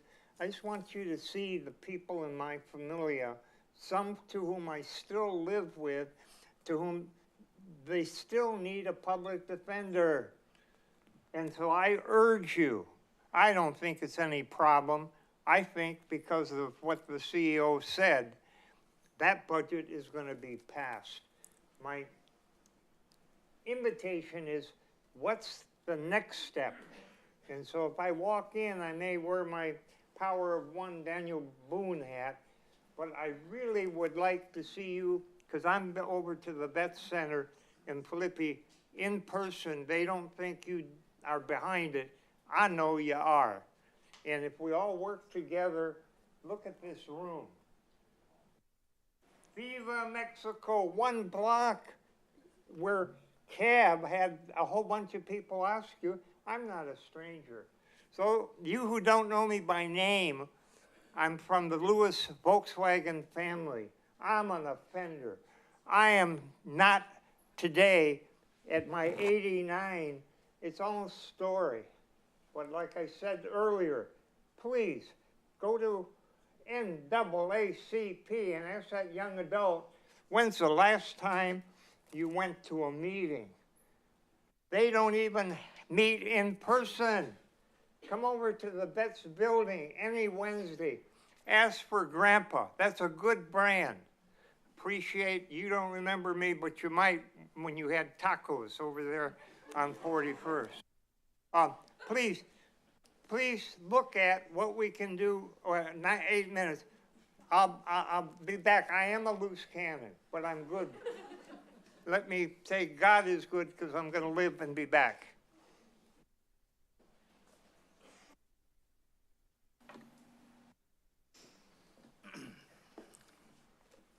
I apologize ahead of time for the rapidity of my speech and a lack of extemporaneous elocution, as I'm allocated only 2 minutes. Okay, I might be able to get through this.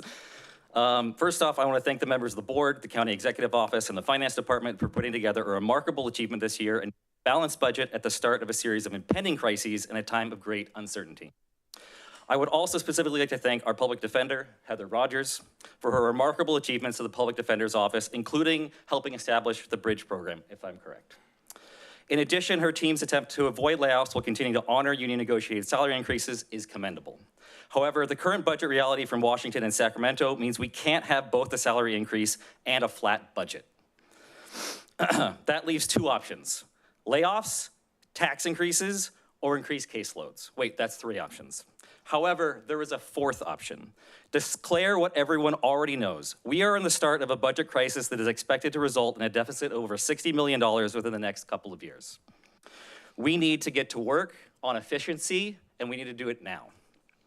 In fact, the technology and admin proposal budget of this year, if I've read it correctly, amounts to an additional $110,000 in HR compliance and support ticketing software in order to deal with the incredibly complex and arduous regulations and requirements of a municipal government office.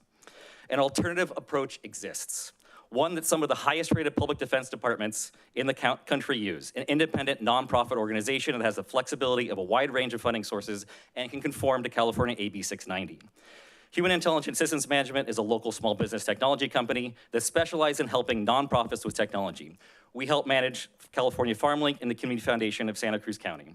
We urge the board not to give up and to not leave any citizen of Santa Cruz County behind, including the Alternative Public Defender's Office. Thank you very much.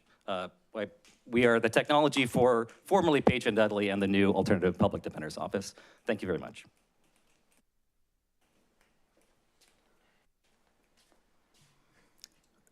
Good morning. My name is Mitchell Page. It is my office that was intended to be cut. We were given 90 days notice, and later in the process, we were asked to give up some salaries or fire some people to contribute to this. without changing the end result for us of being fired as soon as we give that money back. We made it plain to the county that we were willing to discuss that if we had a longer-term contract from which we could borrow from the future to give you back money now. That wasn't offered. So it's a bit of a misrepresentation to indicate that we were not willing to be cooperative. We do provide holistic defense. I don't want to break the mood of all being on the same page, but the comparison has to be made because we have been impugned. We're providing it more robustly than the main office. We are housing people. We've had someone trained to be a connector. I don't know that those things are true at the Public Defender's Office. We are on board with that. What we could not do is cut caseloads, increase caseloads, cutting attorneys. And if you thought that that was appropriate for a budget that has no fat to begin with, we'd be laying off attorneys and the bench would not be happy with that result. I suggest that we renew this process of discussion and exploration of alternatives, that we include all of the players in the criminal justice system in our discussion, starting with the bench. We've had, from my perspective, I'm sorry to say, we've had virtually no input to the county, but from one source that's conflicted. So I don't know what the result will look like. I know that we have a transparent model ready to go, a nonprofit in place. You are aware of that. And we're here to discuss how we can do it economically for the county. Thank you. Seeing no further speakers, Madam Clerk, will you please call the first online caller?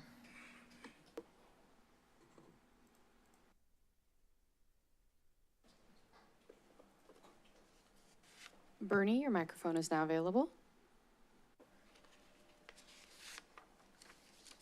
Once again, good morning, Chair, Board, staff. Bernie Gomez with Milpa. I don't want to iterate what's been said already. So one is, this is a life jacket for this year, right? Being thrown out, put on. And so I just want to encourage the board to look into understanding the intricacies that happens in the criminal justice system, starting with first contact with the public defender's office, just the process, so you can get like a good overview of what's actually happening. But the one thing that I want to advocate for and really lift up is myself as a formerly incarcerated person, individual, man. If there's instability and dysfunction at the representation level, if there's conflict between defenders, because of money, right? It's not their fault, right? This is a county fiscal responsibility. You have to make this right if that's what you want to see, good representation, good county services. But in the trickle down, the most impacted are going to be the individuals that are going through this process. Their confidence in being represented properly, so they can do their time or in a good manner, right, per se. Those folks are going to end up coming out, and it makes an impact. It makes a very big impact on how people are being represented. And that's from personal experience. So I'll leave it at that. Thank you.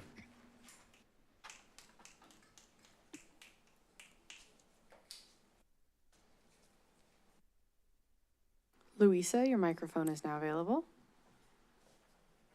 Good morning. My name is Louisa. I live in the city of Santa Cruz, and I wanted to say thank you to everyone across the many parts of county leadership who applied their care and creativity and commitment to equity to this budget.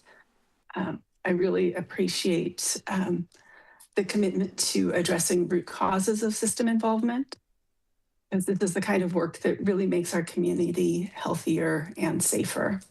helping people get the services they need, helps stabilize individuals and families and the whole community. So yeah, I'm pleased with this new proposal. I think it's both more compassionate and fiscally wise, and it really protects the most vulnerable and our community as a whole at the same time. Thank you.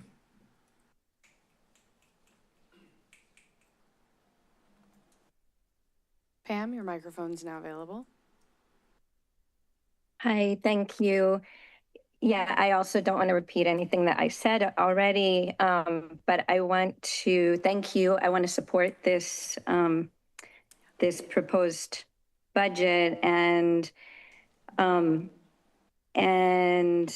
yeah, care, collaboration, addressing root causes, all super critical, and also, I guess what I want to add, that looking ahead, I appreciate that the probation department contributed to this, and I know the sheriff's department, corrections department, probation department budgets are increasing and we need, looking ahead, I urge you, I beg you to really look at that and how to take this model of sharing, Minga, sharing the burdens and take it seriously and look at what is really effective. And we know that carceral systems are not meeting the needs of vulnerable communities.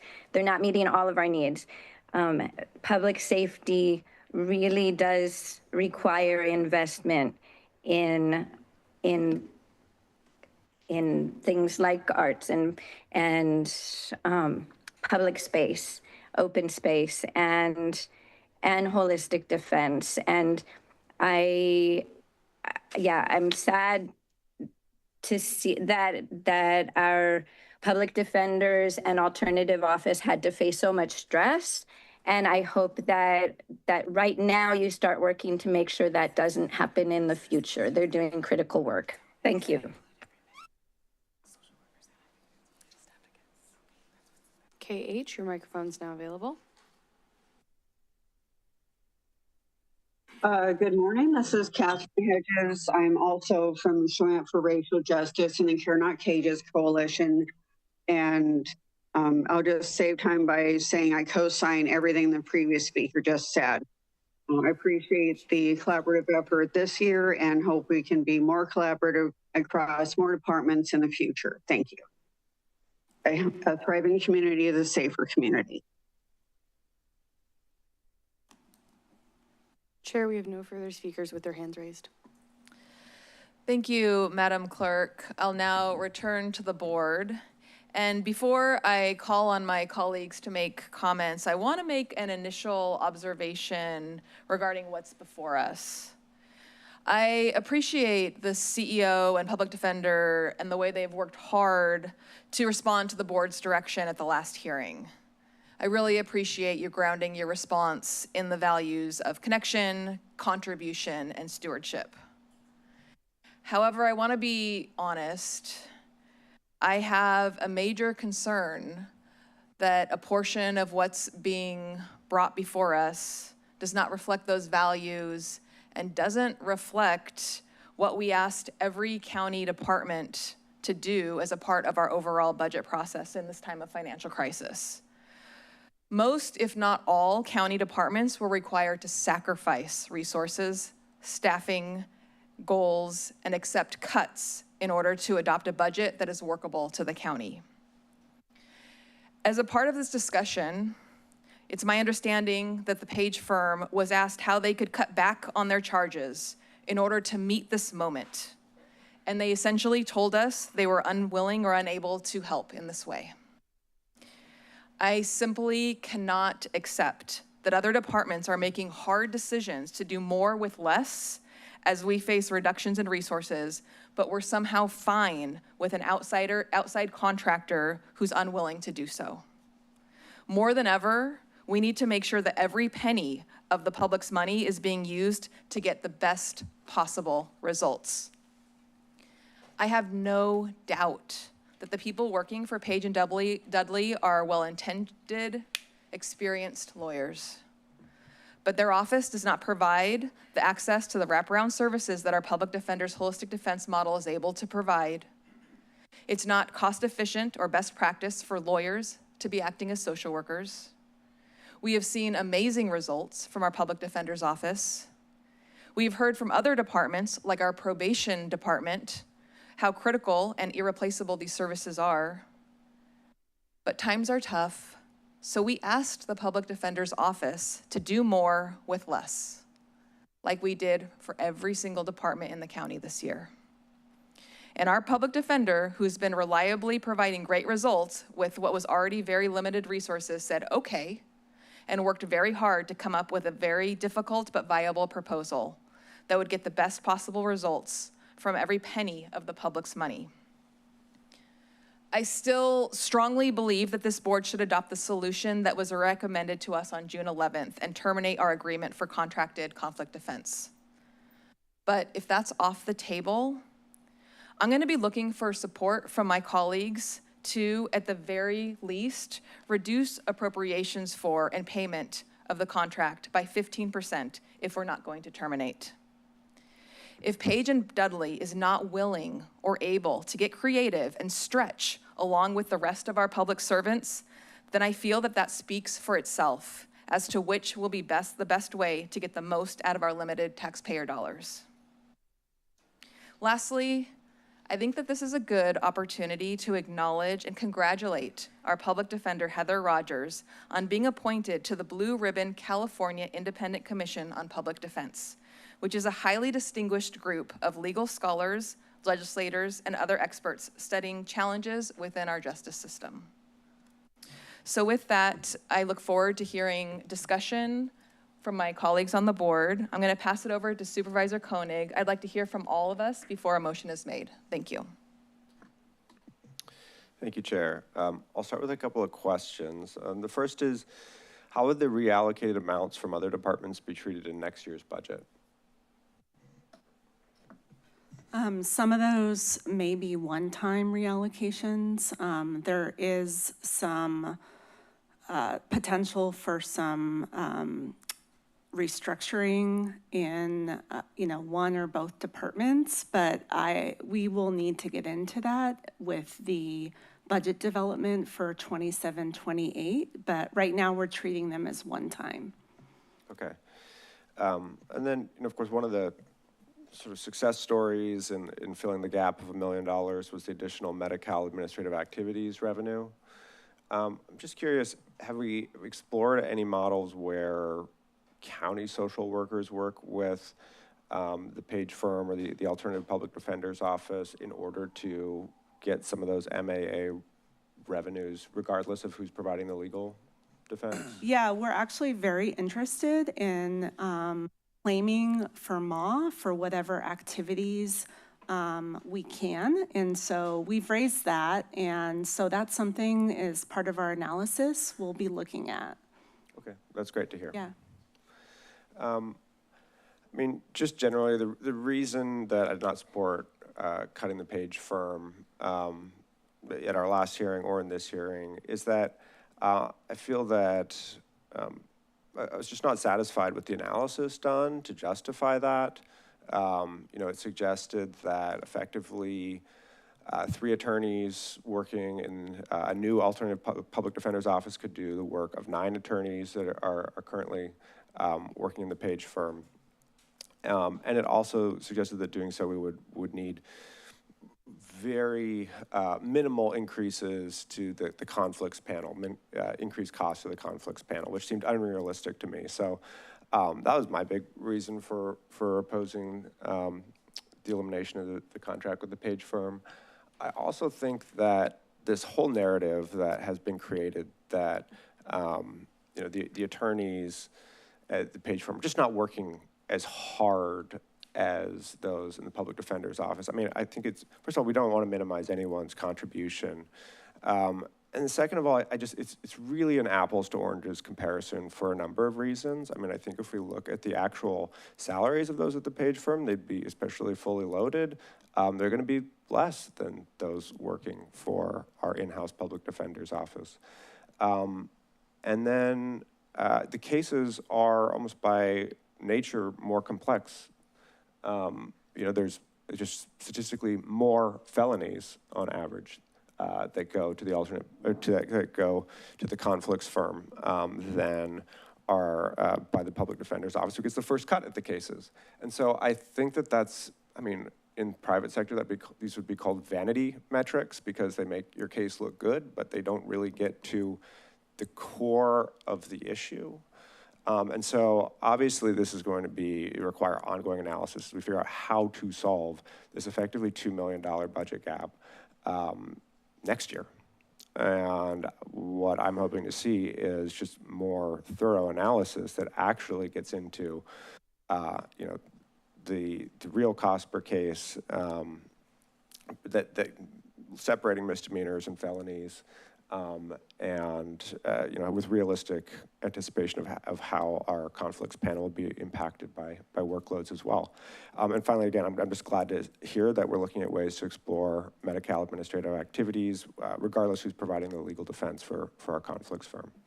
I mean, my big concern here is really that $2 million budget gap that's being, I mean, 1.6 million taken from one-time reserves. This is a huge problem that's going to remain outstanding in next year's budget. Thank you. Supervisor DeSerpa. Thank you. First of all, to the Public Defender's Office, you're doing a good job. Thank you.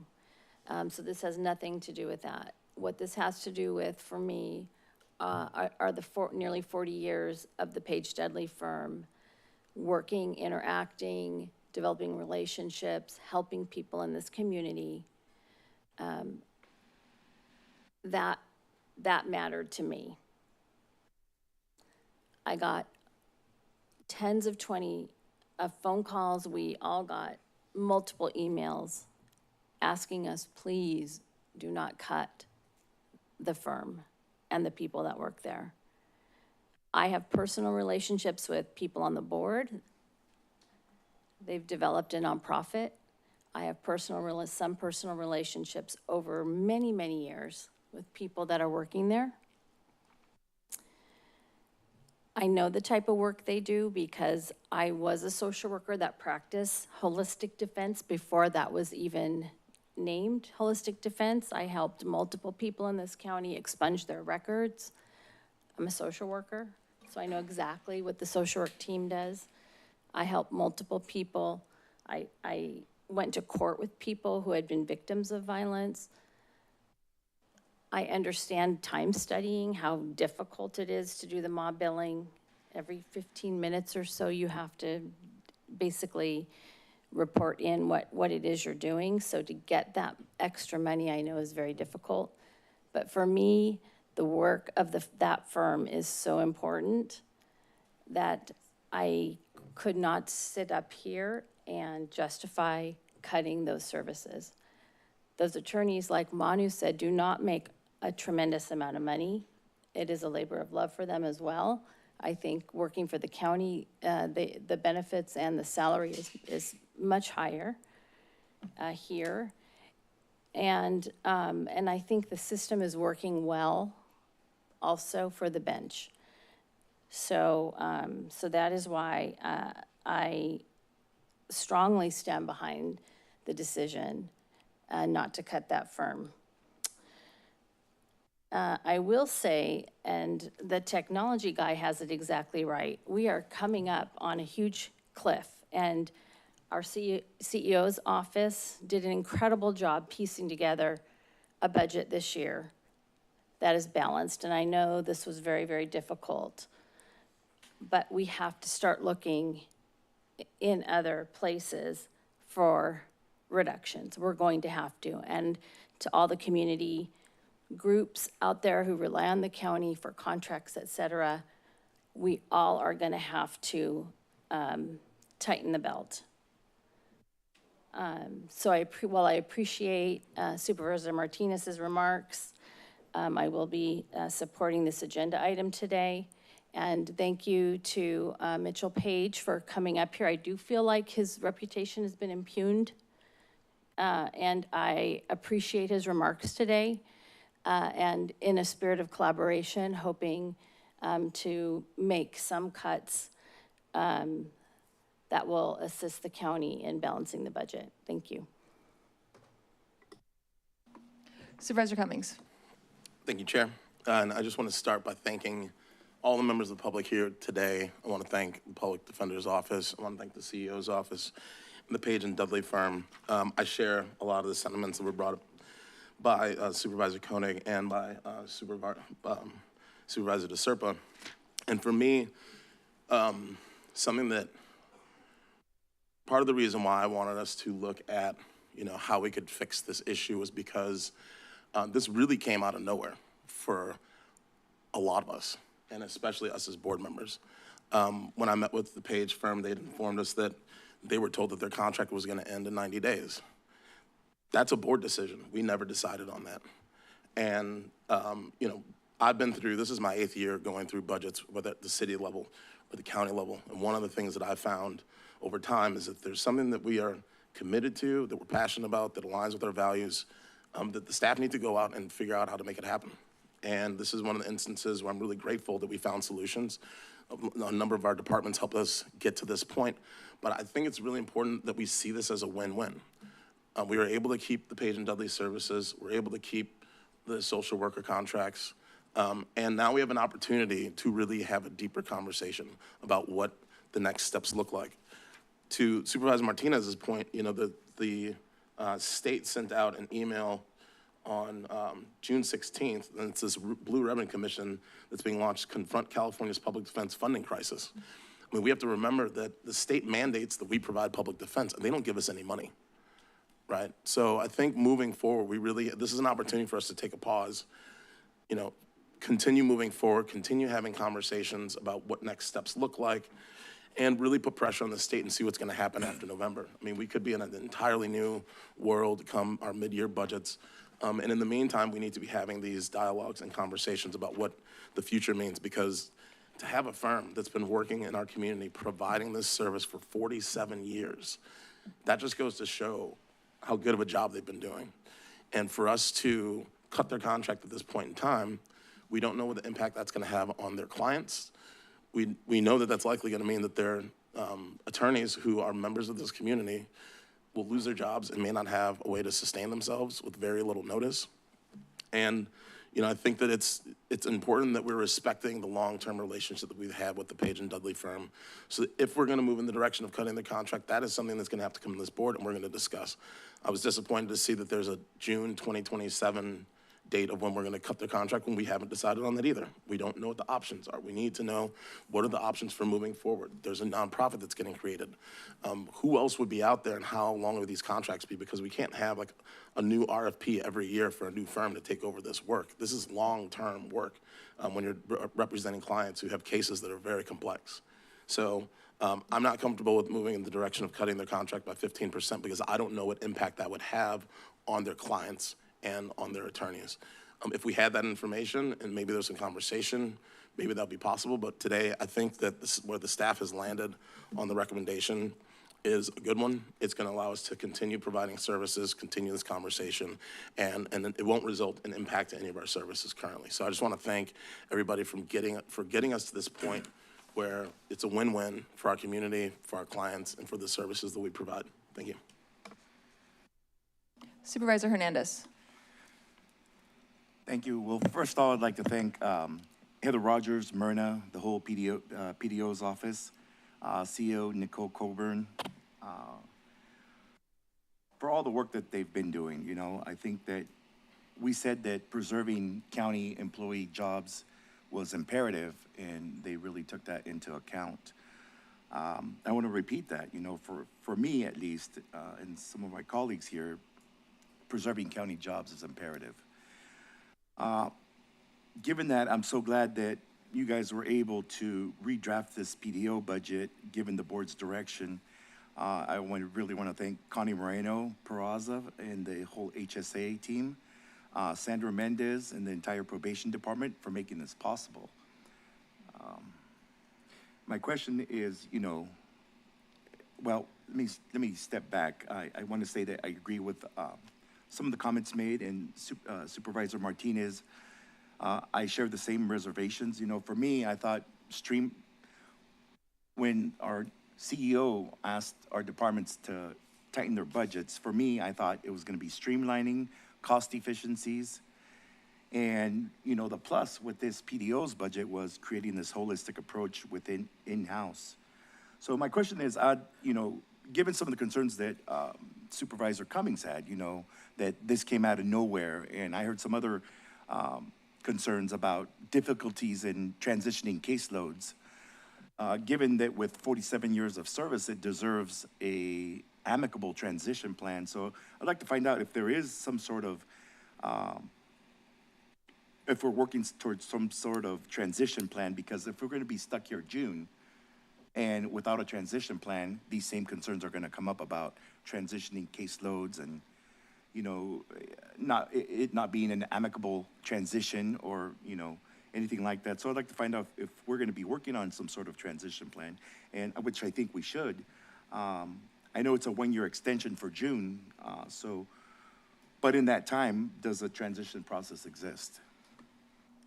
Yeah, so the current amendment to the agreement with the conflict firm has the whole timeline in it, and now we're adjusting that timeline, but it includes the analysis we're talking about. It includes coming up with a transition plan. So right now, we're going to come back to you with the options for transitioning to something else this December, and we would probably follow that very shortly with the transition plan. We plan to bring you all of that work so it's very clear what's happening. And so we'll have to cost out all the different models and the options for us going forward. We are required every 4 years as a county to do a RFP for all of our contracts. We have done this on conflicts one other time. And during my tenure here, I don't know with what frequency it was occurring in the past, but every 4 years, based on our purchasing policy, we have to build it out. That's what we do as a county. So that will be one aspect of what we're doing this fall. And so we are working with the Page firm to create this transition plan. Yeah, we don't know yet, because we'll have to come to the board with what we're seeing from all of our additional research and analysis based on the questions and comments we've gotten from the board. So if it looks like we're transitioning from Page to something else, then we would of course be working with the firm for that. But what I want to do is finish all the additional research and analysis that your board has asked for. And we will also be working in tandem with the firm regarding that information. And then if it looks like we're moving to something different, we would work on that transition plan. Well, thank you. And thank you for all your work, Nicole, Heather, Myrna, and of course, thank the team at Probation and HSA as well for all their help in making this happen. Thank you. We've heard from everybody. I do have some further comments, but I would accept a motion at this time. Supervisor Cummings. I'll move the recommended actions. Second. We have a motion from Supervisor Cummings. Can I make one more comment too, sorry. And a second from Supervisor Hernandez. Supervisor Cummings. Just based on the feedback we did hear today, and some of the comments were made by the CEO, I think it's also important that in addition to the Page firm, that the courts are also consulted, because we did hear that there were some concerns coming out of the courts. I haven't had those conversations, but I think that it's also important that we understand where the courts are at on this as well.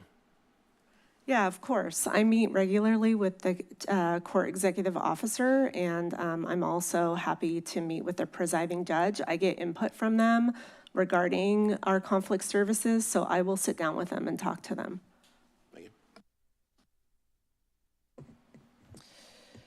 Thank you. So we have a motion from Supervisor Cummings, a second from Supervisor Hernandez. I have a few comments. You know, the first is that I do want to address this sense that this came from nowhere.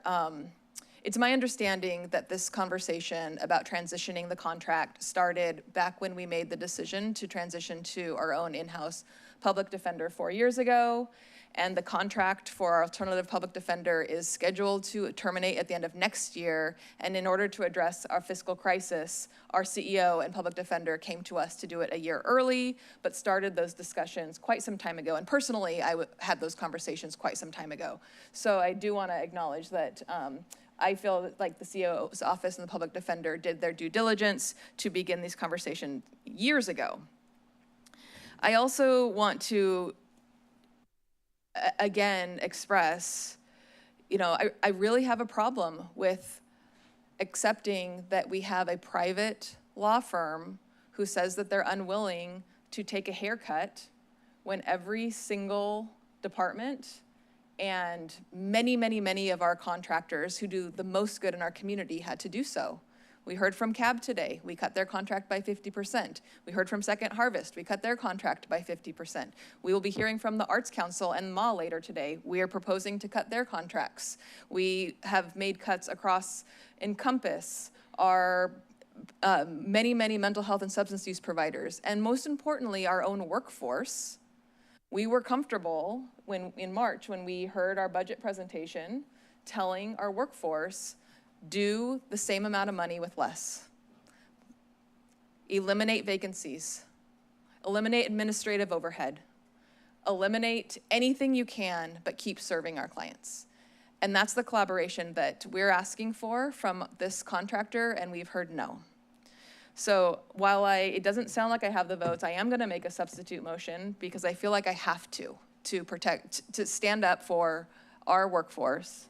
A substitute motion to approve the public defender's budget as presented by the CEO, but reduce the amount of the contract with Page and Dudley by 15%, with no reduction in the provided services, and have staff work with Page and Dudley to amend the contract to reflect this.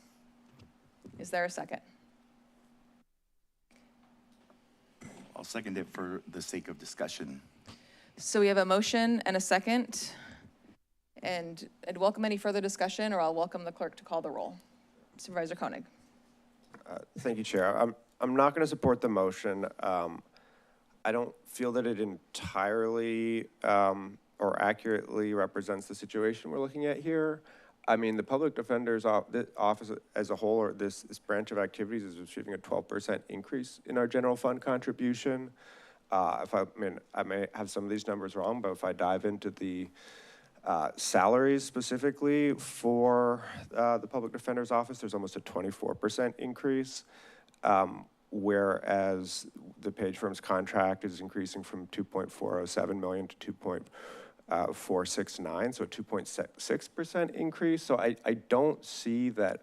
I mean, yes, we are eliminating some vacancies, and that is going to result in increased workload, but there's also a pretty significant increase in compensation here for our county employees to make up for that. And I don't see those commensurate increases with the private firm. I mean, I certainly agree that across the board, when you look at the total landscape of services, we are talking about cuts, but in this specific area of service, I don't. So that's why I'm not prepared to support the motion. Thank you. As a follow-up question to your comment, Supervisor Koenig, can either Public Defender Rogers or CEO Coburn speak to the workforce and the contracts we have with our union and anything related to the cost increases in this budget? We do have cost increases for salaries and benefits that have been negotiated. So those are in the budget. I believe on average across the county, and I don't have the specific number right in front of me for the public defender's office, but departments did absorb about a 6% reduction on average for increasing costs into the departments. But we, as you know, we have large fiscal challenges ahead. And at this point, you know, we'll have to figure out how we handle that and whether we need to look at options, other options available to us in terms of addressing those fiscal challenges, which could mean, delaying COLAs or, potentially furloughs or all the rest of it. So that hasn't been implemented yet, but as you know, we have big challenges. Thank you for that response. Further comments, Supervisor Cummings. Yeah, again, when the vote came down last time at 3-2, the direction was for them to go out and to preserve the contract with Page and Dudley. And so what staff went and did was exactly what the board asked them to do. If the recommendation then had been to have staff go out and, preserve the contract with Page and Dudley with a reduction of 15%, that would have been an opportunity for us to discuss that and to understand what that means for Page and Dudley. I mean, I think that the issue here is that there's a tremendous amount of work that these folks are already doing. And because of the fact that we hadn't had an opportunity to even discuss reducing the contract by a year. I mean, sure, the staff's been working on this, but we have never had a conversation about reducing the contract by a year and having that 90-day termination of their contract. And so that's why, for me, not understanding and knowing the impacts is a big reason why I'm not comfortable with supporting the motion that's on the floor. And I will say that, we've heard from a lot of folks who are saying we should reduce the sheriff's contract or the sheriff's budget. We didn't touch the sheriff's budget at all. So, and people have been wanting us and been encouraging us to, invest more in public defense and invest more in these types of services. And so by maintaining this contract, that's what we're doing. And so I don't think that, we're, while we've all taken hits, I think we're trying to make sure that we're providing the most protection for some of those vulnerable people who are in our criminal justice system. And that's what the board is doing. And that's what the majority of this board asked our staff to do. And so since staff has gone out and done exactly what we asked them to do, I feel like that's what's before us today. And that's why I'm not comfortable with making a 15% reduction. And for the next item, we're gonna have a long conversation about that too, and we'll see where that goes. But for this item, I think that staff has done what the majority wanted, and we should move in that direction. Any further comments? Supervisor Hernandez. Yes, I just wanted to reiterate, we had given all the departments the direction to tighten the budget anywhere between 14 to 18%. And so all the departments did that. And, either through streamlining cost efficiencies, and we're here spending an extra almost 1.2 million, as opposed to looking at streamlining cost savings. So that's my concern right now. And the plus would be that it expands a holistic approach all within in-house. And so I think those two are the main concerns that I have moving forward with the staff recommendation. Thank you. Seeing no further comments, Madam Clerk, will you please call the roll on, or not the roll, will you please, call the roll on the substitute motion? Yes. And for the record, this is the substitute motion made by Supervisor Martinez, seconded by Supervisor Hernandez. Supervisor Koenig. No. DeSerpa. No. Cummings. No. Hernandez. Aye. Martinez. Aye. Motion fails 3-2. We will now move back to the original motion, which is the recommended actions. And with that, before you call the roll, I will be voting against this recommendation, not because I do not support the public defender and all the good work they do and everything else included in their budget. I believe I've been clear about what my position is and what I feel like inequity that I see in what's being proposed today. Thank you. Any further comments on that before we call the roll? All right. Supervisor Koenig. Aye. DeSerpa. Aye. Cummings. Aye. Hernandez. Aye. And Martinez. No. Motion passes 4-1. That concludes item number 7. We will now move on to item number 8, which is to consider approval of the proposed 26-27 budget for parks, open space, and cultural services, including any supplemental materials, and take related actions as outlined in the referenced budget documents and as recommended by the county executive officer.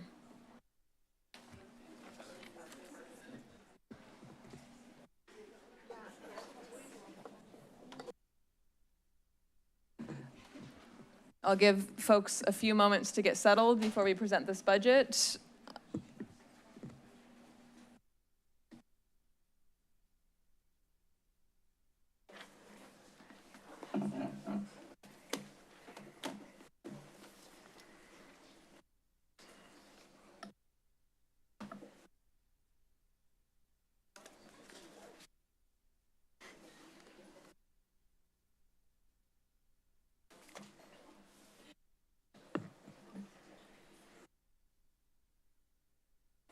Good morning. Welcome. Feel free to begin. Thank you. Good morning, Chair Martinez, fellow board members, and CEO Coburn. My name is Jeff Gaffney. I'm the director for the Santa Cruz County Parks, Open Space, and Cultural Services Department. Sitting next to me is my deputy director, Rebecca Hurley. Thank you for your time today. I first want to start with acknowledging the arts community that's here today, and that the last time I was here with the arts community was almost 10 years ago, and we were championing a raise in how much money we gave to the arts community, and so how different times are and how dire they are. And I also want to talk about, just for a moment, my love for arts started 45 years ago. In the Summer Theater Arts Repertoire program in Gilroy, California, and my deep love of arts and the community, a cis white boy learning about so many different cultures and so many different people in the world and culture was so important to who I am. And so this is a very difficult budget for me to provide to this board, propose. So I wanted to go into a couple more things before we begin discussing the actual budget.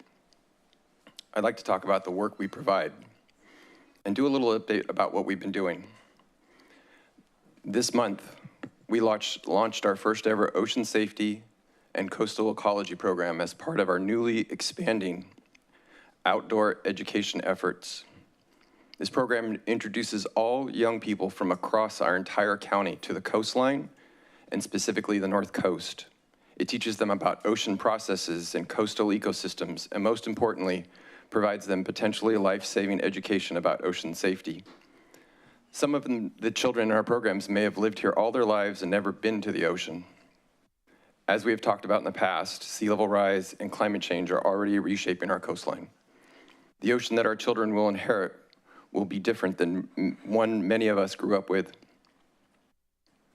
Stronger storms, changing beaches, coastal erosion, and more frequent flooding make it more important than ever that our young people understand both the power of the ocean and how to safely interact with it. And currently, communities around the world are experiencing unprecedented heat waves. Every year we see reports of people losing their lives to extreme heat or seeking relief in rivers, lakes, and oceans without understanding the risks they face. Parks, beaches, trails, public pools, open spaces, and outdoor education programs are no longer simply amenities. They are part of how our communities adapt to a changing climate, protect public health, and build resilience. That reality makes investments in parks and open space more important than ever. Parks provide shade, cooling, recreation, habitat, and opportunities for people to reconnect or connect with nature and one another. Through responsible vegetation management, we can expand the tree canopy, restore native habitats, rebalance landscapes, remove fuel loads, increase biodiversity, and create greener public spaces, which also reduce wildfire risk while protecting surrounding communities. These are not competing priorities. They are complementary investments in safety, environmental stewardship, and the quality of life. We face these opportunities at a time when resources are constrained and demands continue to grow. Our parks system is serving more people than ever. We are welcoming record visitation, maintaining aging infrastructure, responding to climate impacts, and expanding programs that directly serve our residents. The budget before you reflects the difficult choices required to balance those realities. It reflects a commitment to protecting core services, maintaining public access, investing strategically where we can, and positioning our park system to meet the challenges ahead. 2 weeks ago, your board rightly directed me to come back using our precious tax dollars for a larger investment in our parks and open spaces without asking county residents to give any more money for public services. This budget reflects that investment people's hard-earned tax dollars being used to provide public services and spaces. This is highlighted by the fact that currently Parks is using less than 1/3 of our budget from the general fund. 32% is general fund. The decisions we make today will influence not only the condition of our parks and facilities, but the experiences, opportunities, and resilience of future generations of Santa Cruz County residents. Okay, so let's get into some of the numbers. I had to watch myself several times on video. I'm sorry. After watching myself, I was like, I talked too quickly, and I'm really glad that I'm gonna slow down and try to do this a little differently, but I had to watch it several times so I made sure we got right what you asked us to do 2 weeks ago. So clearly we were gonna remove revenue from the Pay to Park program. That's not gonna happen here. We included that as $340,000.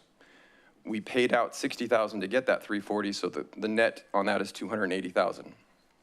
You asked us to restore 7-day operations at Simpkins year-round. That's $80,000. Restored the contract for the portable restrooms around the county and our county parks, $70,000, and beaches. And then restoring our extra help is $160,000. So the total we needed to come up with was $590,000. What we heard and what we talked about at the last conversation around this was Districts 1 and District 2 would provide $100,000 from their future Measure K dollars each. We were able to work with County Risk Management on some of the preventative tree maintenance we know we're gonna have to do. They were able to provide $50,000. We also had $38,000 in contingency and another $12,000 in interest in the Measure Q fund. And this is the part that I'm sure a lot of people want to speak to, is the elimination of the Arts Council Cultural Services contract for $170,000, reducing our contract with the Museum of Art and History by $77,000, and then reducing our own cultural services program, which is a $47,000 program. We're reducing it by $12,000. That program also provides similar support to local artists and services throughout the community. And then we were able to eliminate a Lucidity program within the department that helps us with work orders. That's $35,000. That got us to $594,434. So again, restoring 7-day operations. You can see the breakdown there of how we get to the math. Portable restroom contracts are restored. Maintenance help restored, which helps us with vegetation management and routine inspections and liability exposure. And then the gap from the Pay to Park program. So just so everybody can see it again on the big screen, here's how it all plays out. $100,000 will give us the support we need for $80,000 to restore the swim center and $20,000 to support the maintenance extra help. Another $100,000 will help us with the portable restrooms and $30,000 with our maintenance extra help against vegetation management primarily. County Risk will help us with our preventative tree maintenance and vegetation management. And then the $50,000 Measure Q will also help us with ongoing maintenance around some of the deferred items we have broken and dilapidated equipment. And then the offset, as I said, for the Arts Council, which is $170,000, gets us closer to the $280,000. Another $77,000 gets us a cumulative offset of $247,000. The $12,000 gets us closer to the $162,000 for the 9,000 hours of extra help that we cut. And then ultimately the Lucidity subscription gets us to the $280,000 that we need to restore for the hole we made with the Pay to Park program. And as I said, $594,343 with about a $4,343 surplus. And so the recommended action that we're at today before you is in front of you, with revenues of $10.2 million and expenses of $20.7, a general fund contribution of $6.7, and then the district sales tax contribution of $2.2. The other fund, that's the CSA 11 fund we've talked about 1.5, and that funds 57 FTEs. And we're available for questions and or comments. Thank you, Director Gaffney. Like the previous item, we're going to start by going to public comment, and then we're going to turn to the board for discussion and a motion. I'm going to start by asking if you are here to speak on this item, please raise your hand. high so I can see how many there are? Okay, we have quite a number of people. I am, per usual, going to set the time period for 2 minutes each. However, if you feel like your point has been made, feel free to make a me too, and we will get you, all right? So you're welcome to your 2 minutes, but we also would appreciate your me too if that serves you. Welcome. Excuse me. Good morning, Supervisors. I'm Jim Brown, Executive Director of Arts Council, Santa Cruz County. Since 1979, through good times and bad, the county has partnered with us to fuel our creative economy. We understand the severe budget shortfall you face. However, finding out just last Thursday that our 47-year contract is on the chopping block gives our sector zero time to transition or plan. Between the elimination of our contract and the 50% cut to the MA, the cultural sector is being forced to shoulder a staggering 42% of the Parks Department's budget adjustment.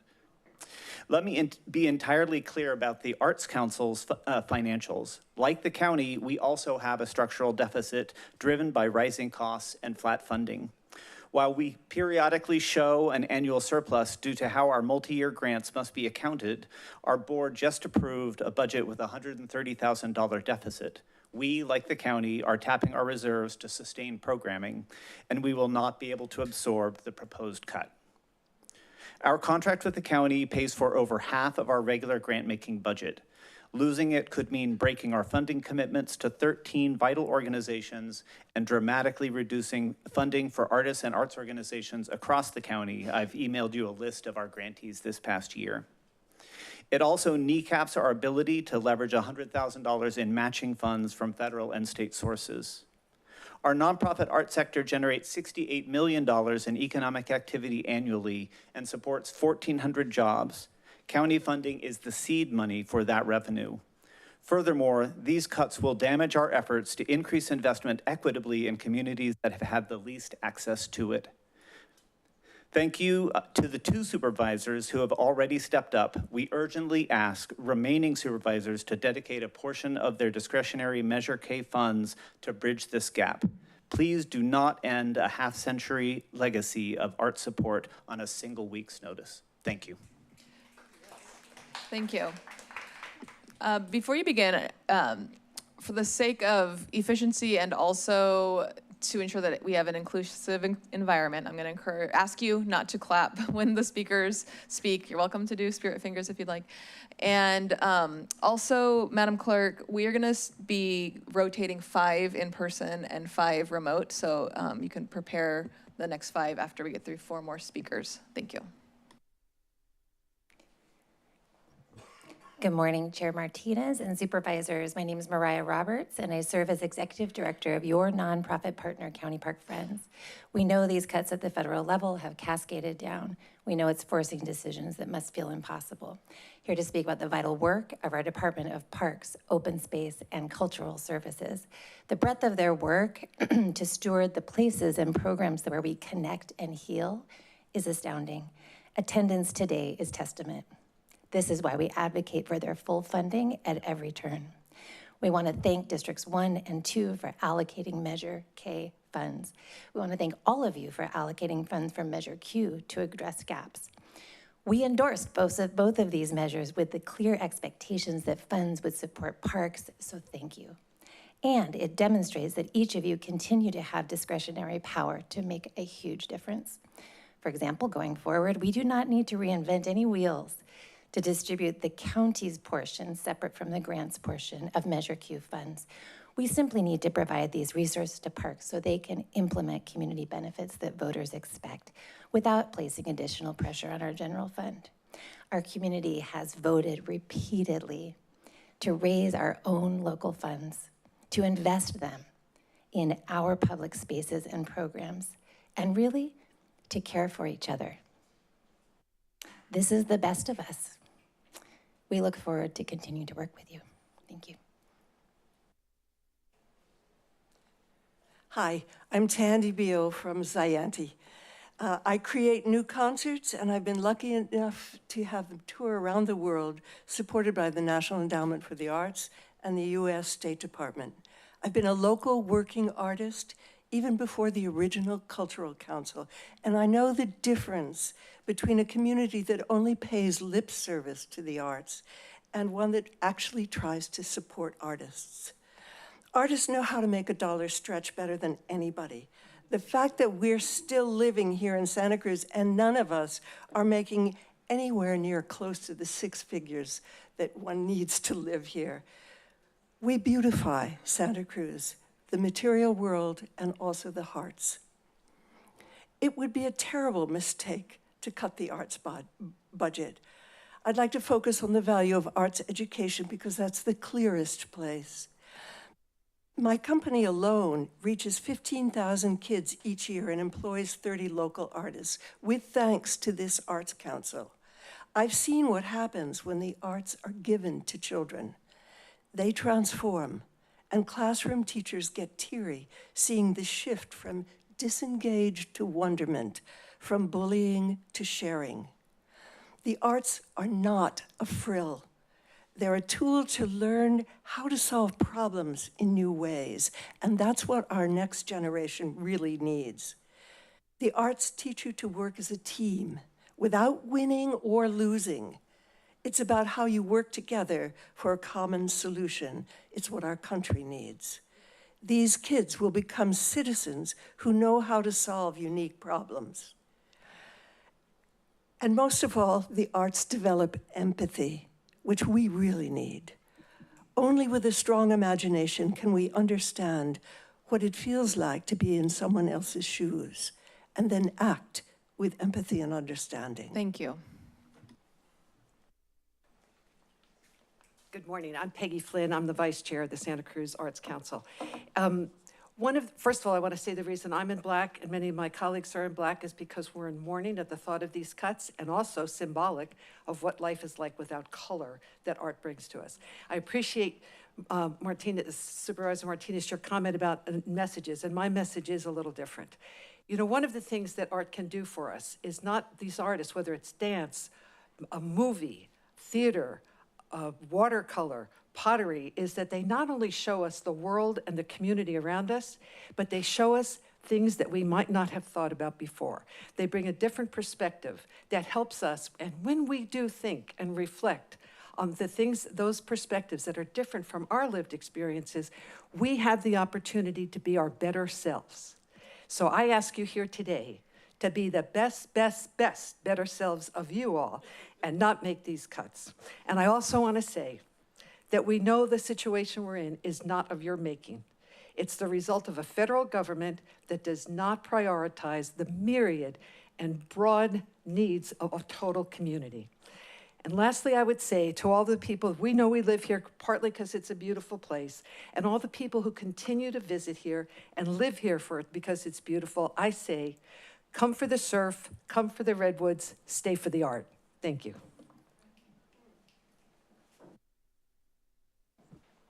Hi, thank you. I'm Ellen Primack, the former longtime executive director of the Cabrillo Festival of Contemporary Music in Santa Cruz.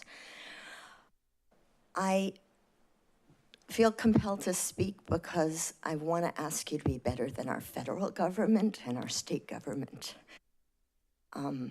The arts are not the easy cut. They are not amenities. They are actually hand in hand with the environmental landscape of this community. They are our identity. The creativity and arts of Santa Cruz is why people come and live here.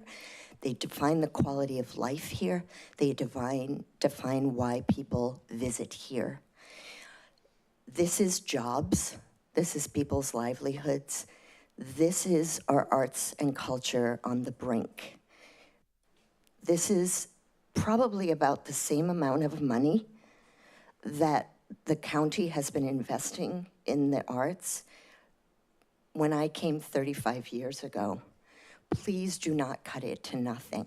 This is essential. This is our identity. This is the best of us, as people said.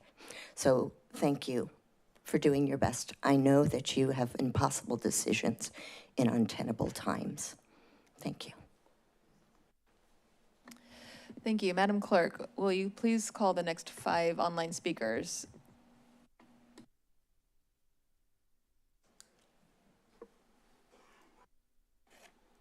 Angela, your microphone is now available. Can you guys hear me? Yes, we can. Awesome, thank you. Good morning, Chair Martinez and Supervisors. My name is Angela Chambers, and I serve as a Youth Program Director and Community Engagement Director at the Tanwy World Dance and Cultural Center.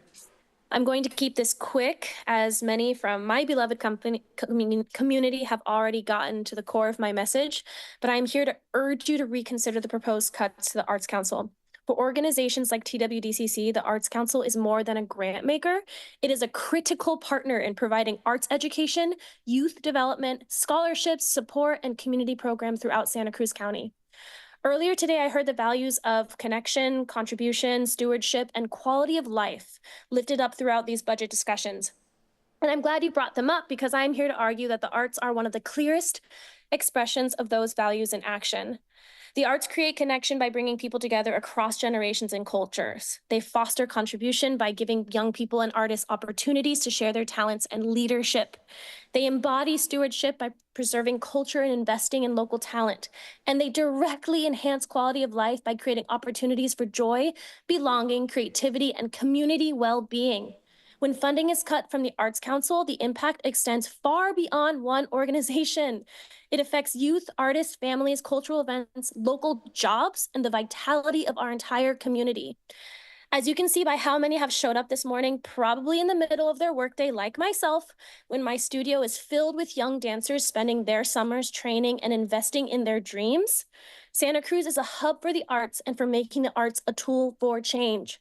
I respectfully ask that you protect this funding and continue investing in the people, creativity, and community connections that make Santa Cruz County thrive.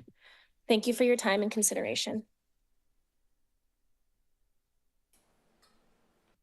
Liz, your microphone is now available. Can you hear me? Yes, we can. Hi, my name is Liz Wall. I'm an artist based here in Santa Cruz. I had a studio at 17th Ave Studios, which was a thriving artist community with over 50 artists and small creative businesses, and at least 3 larger businesses, including 2 auto shops and a cabinetry business. This property was sold last year and is being turned into boat and RV storage. I mention this because it is just one example of the ongoing deprioritization of the arts in Santa Cruz. It is difficult to measure the value of the arts, and that makes them an easy target in a situation like this. But I think you are underestimating what they do, not only for the community, but for tourism and for the reputation of Santa Cruz. The arts make people want to go downtown. The arts make people want to visit and stay in Santa Cruz. This is exactly what I mean when I say it is hard to measure the impact. And I think that this is a really short-sighted decision. Supporting the arts is not an act of charity. It is an investment in creativity, innovation, and economic growth, and will benefit us all in immeasurable ways. Thank you for your time.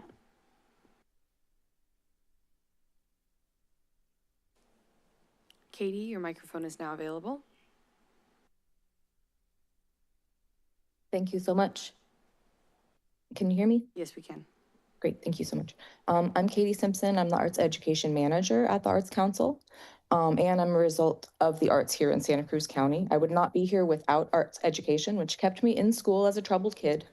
Arts do that, make communication, belonging, and care available to youth. Without arts funding, our county's population will suffer.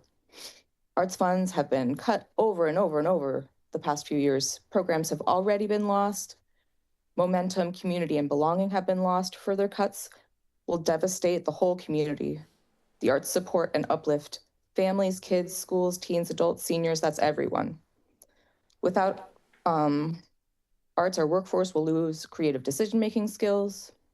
The Arts Council has supported thousands of our students, thousands of adults and seniors for my entire life. The Arts Council supports the economy with an already small budget. As an arts worker, I serve my community because of my involvement in the arts as a youth. Eliminating this funding will eliminate futures. Thank you so much for your consideration.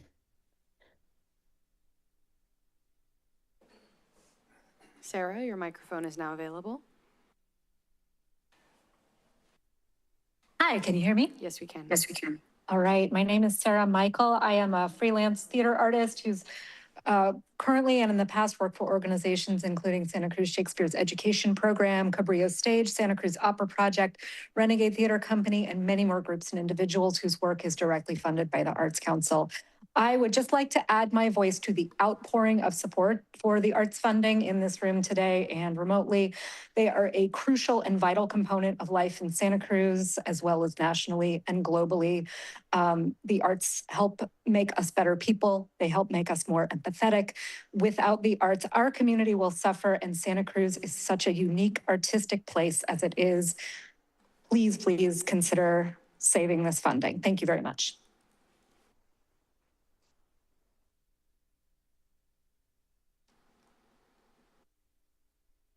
KH, your microphone is now available. Good afternoon. My name is Catherine Hedges, and I am an artist in Live Oak and a member of the Liminal Space Cooperative. And I'm not speaking on behalf of the cooperative, as that's just to give context, because we're the people who brought you the Circle Church. We did an installation at the MA, and I'm very disheartened to hear about these cuts in art funding, not only because her group might benefit, but just the community as a whole. Art builds community. Art builds culture.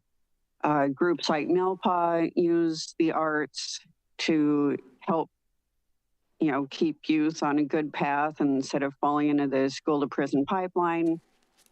And we should, cutting funding is penny wise, pound foolish, because it will decrease tourist spending, increase community problems. We need to maintain our arts funding. And the people who are most likely to be able to just pay for private lessons for their kids in the better off neighborhoods, they might be fine. It's the people in Watsonville and Beach Flats who won't be able to do that. So please maintain the arts funding, and thank you very much. Thank you. Go ahead and proceed. My mic on? Yeah. I'm an artist that has lived in Santa Cruz County since 1983 and in District 5 since 2009. I'm an educator, I'm an activist, I'm a volunteer. I've received grants from the Arts Council, and the grants program is going to be what's mostly hit here in this cut. I also want to, before I go further, acknowledge that I hear in your voice, Mr. Gaffney, how hard this is to choose one great program and sacrifice another. I'm getting a little bit lost and a little bit emotional. My main point I want to make is, in the same way that teaching children how to swim and ocean safety can save lives, I know, I've seen it, art saves lives. Teaching art saves lives. All these grantees have an educational component in their programming. I taught in community colleges for 27 years, and I had veterans tell me, sitting and doing an observational drawing, they forgot their physical pain. I've seen traumatic brain injuries heal through the connections that art makes. Students who cannot read well learn through visual. It's just, it's something that's just so important to connecting us to what makes us human and keeping us alive and connected. To ask the Parks Department to choose between being a Parks Department and being a cultural department just seems like throwing out the good to save the other good. And I would like you to figure out a way not to cut 100% of the Arts Council and so much of MA's programming. So thank you very much. Hi, my name is Marcia Ochoa. I'm a resident of District 3, Supervisor Cummings. I have to congratulate y'all because I have never been to a budget meeting in my entire 20 years living in Santa Cruz. And I had to come out for this one. Also had to pay for extending my parking, which, wow. And so I'm a faculty member at UC Santa Cruz. I'm in the arts division on performance play and design. I'm also the provost of Oaks College for the next week and a half or so. My term is ending. You may have seen my op-ed in the Lookout. But I haven't looked at the county budget in ever. And was shocked to see that our county sheriff and coroner budget proposal is 124 million plus. And we're talking about basically the cost of about 4 deputies, to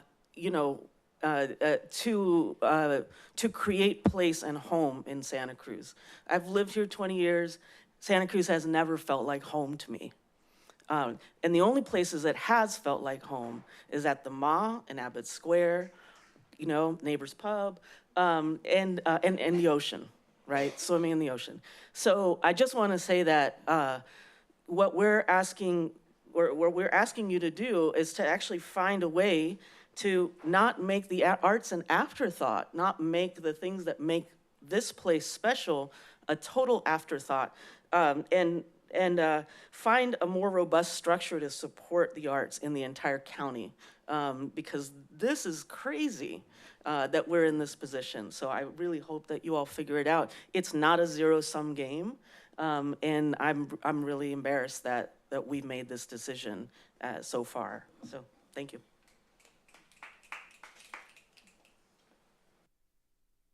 Hello, my name is Charlotte McGee. I'm a media and communications coordinator at the Santa Cruz Museum of Art and History. I'm going to read a few words regarding the proposed arts funding cuts from my coworker, Erin Brookie, who couldn't be here today.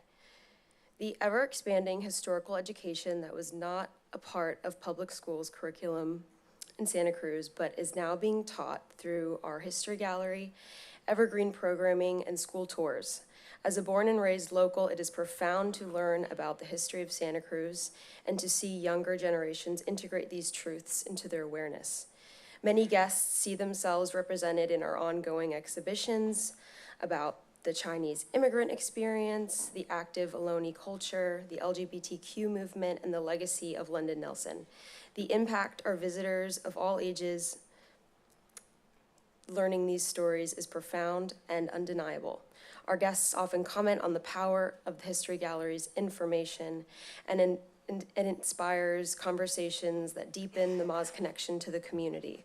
It would be a huge loss to the community and future generations to reduce our meaningful work in telling these vital histories.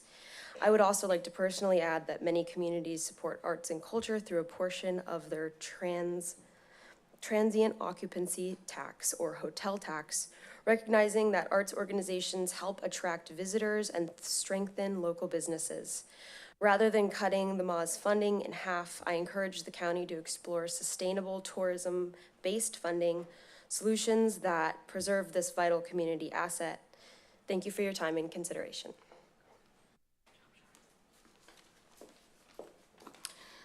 Good morning, it's still morning. My name is Ginger Porchella. I'm the Executive Director of the Santa Cruz Museum of Art and History.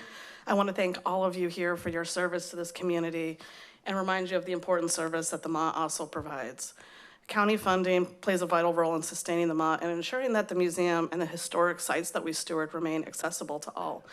You may think that this is just a small piece of our income. However, it's a really important income stream that helps us leverage other funds.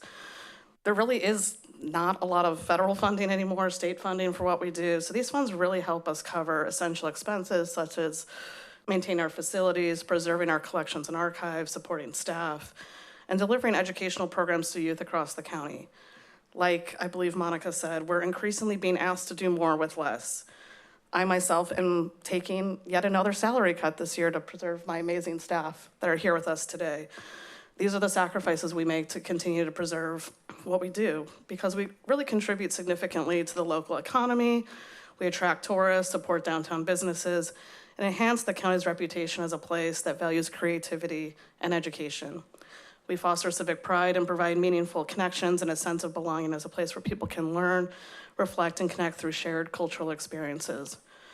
When local government, businesses, and residents invest in the MA, they're investing in education, economic development, and community well-being. Funding from the county is not simply financial support. It's a commitment to preserving culture, inspiring future generations, and ensuring that arts and culture remain a meaningful part of the community life in Santa Cruz. A world without art is not a world that I think any of us want to live in. So I urge you to, reconsider this. I really thank you for listening, and thank you to everyone for showing up today.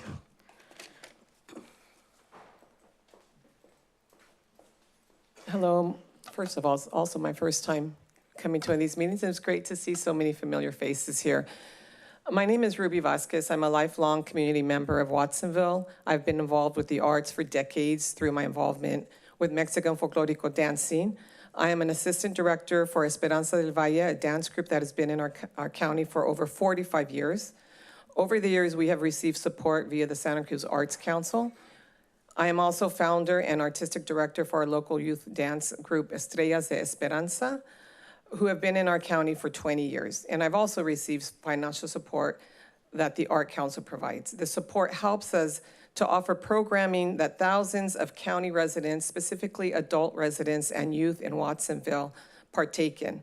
This financial support helps us to bring to the community forefront the Mexican culture that belongs to the vast majority of our local population, but is often ignored or overlooked.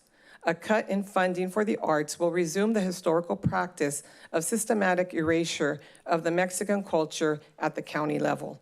The arts are an essential part of our community.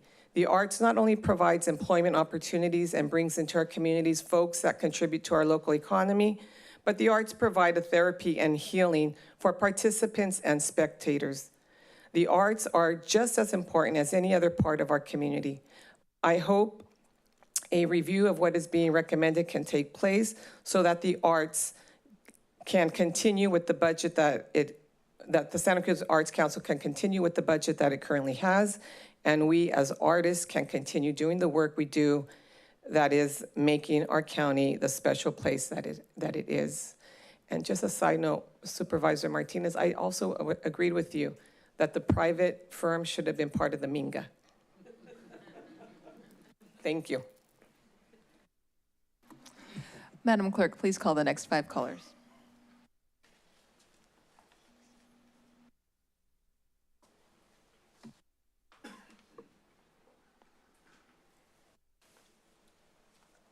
Call-in user 2, your microphone is now available.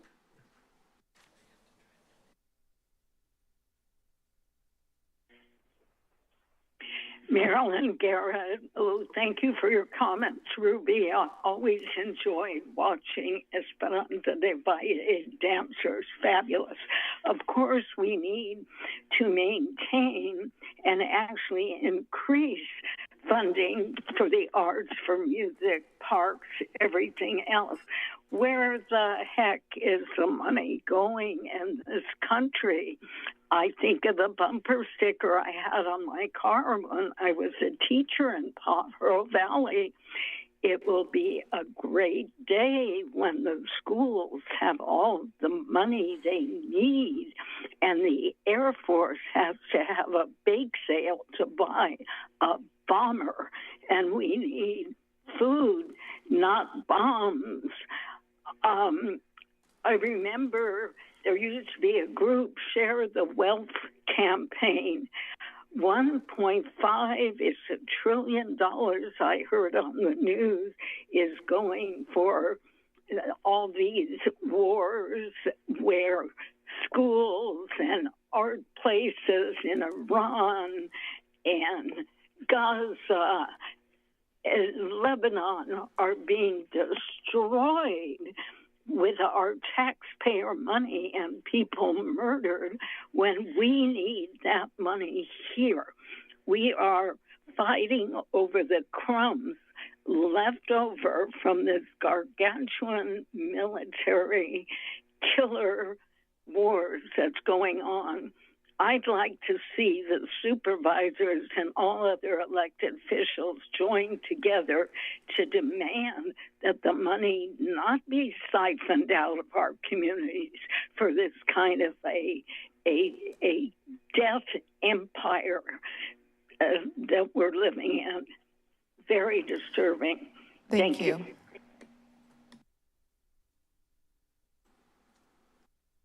Bernie, your microphone is now available. Yeah, good afternoon, Chair and Board. I just really quick want to say that the arts also, they are, from my line of work, working with justice involved youth and families and adults, it has been in my experience that art also serves as a prevention mechanism. It also serves as an intervention outlet, an alternative mode of education, of self-empowerment, of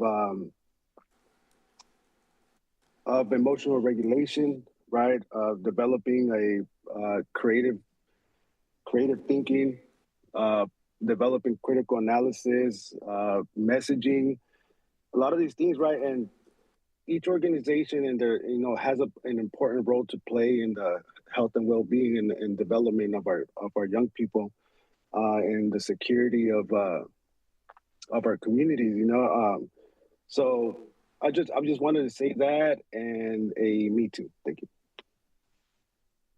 Thank you. Chair, we have no further speakers online at this time. Great. We'll return to the chambers.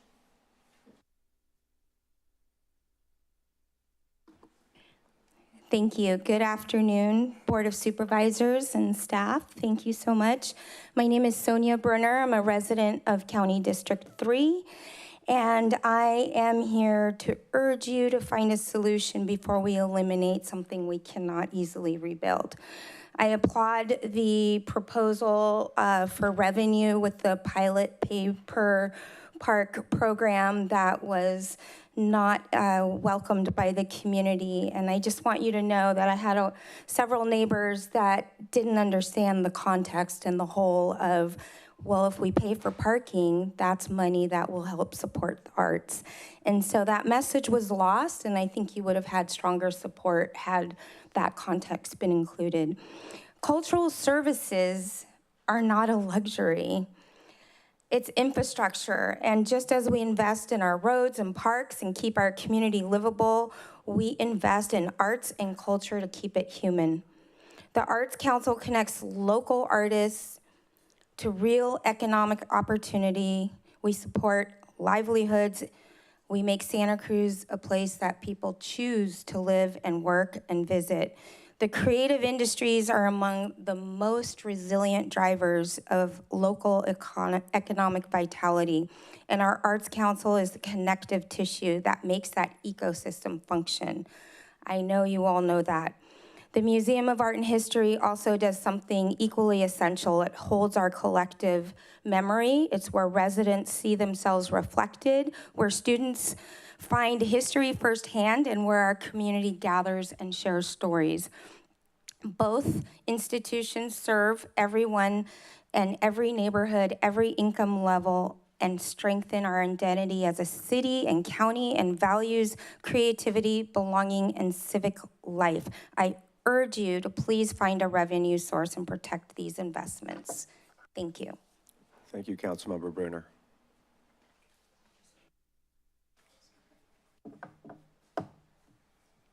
Hi, my name is Tamara Liu. I'm a resident of District 3 as well, and I am the Grants Program Manager with the Arts Council.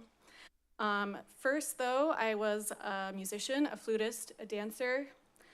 I dedicate my energy and time to working in the arts because I know how valuable they are. The arts have quite literally kept me alive when I was going through hard times, struggling with disability and chronic illness. I leave arts and culture events feeling healed on every level: spiritual, emotional, physical healing. They have given me hope when I feel hopeless. They have helped me build community, explore my identity, and understand differing perspectives.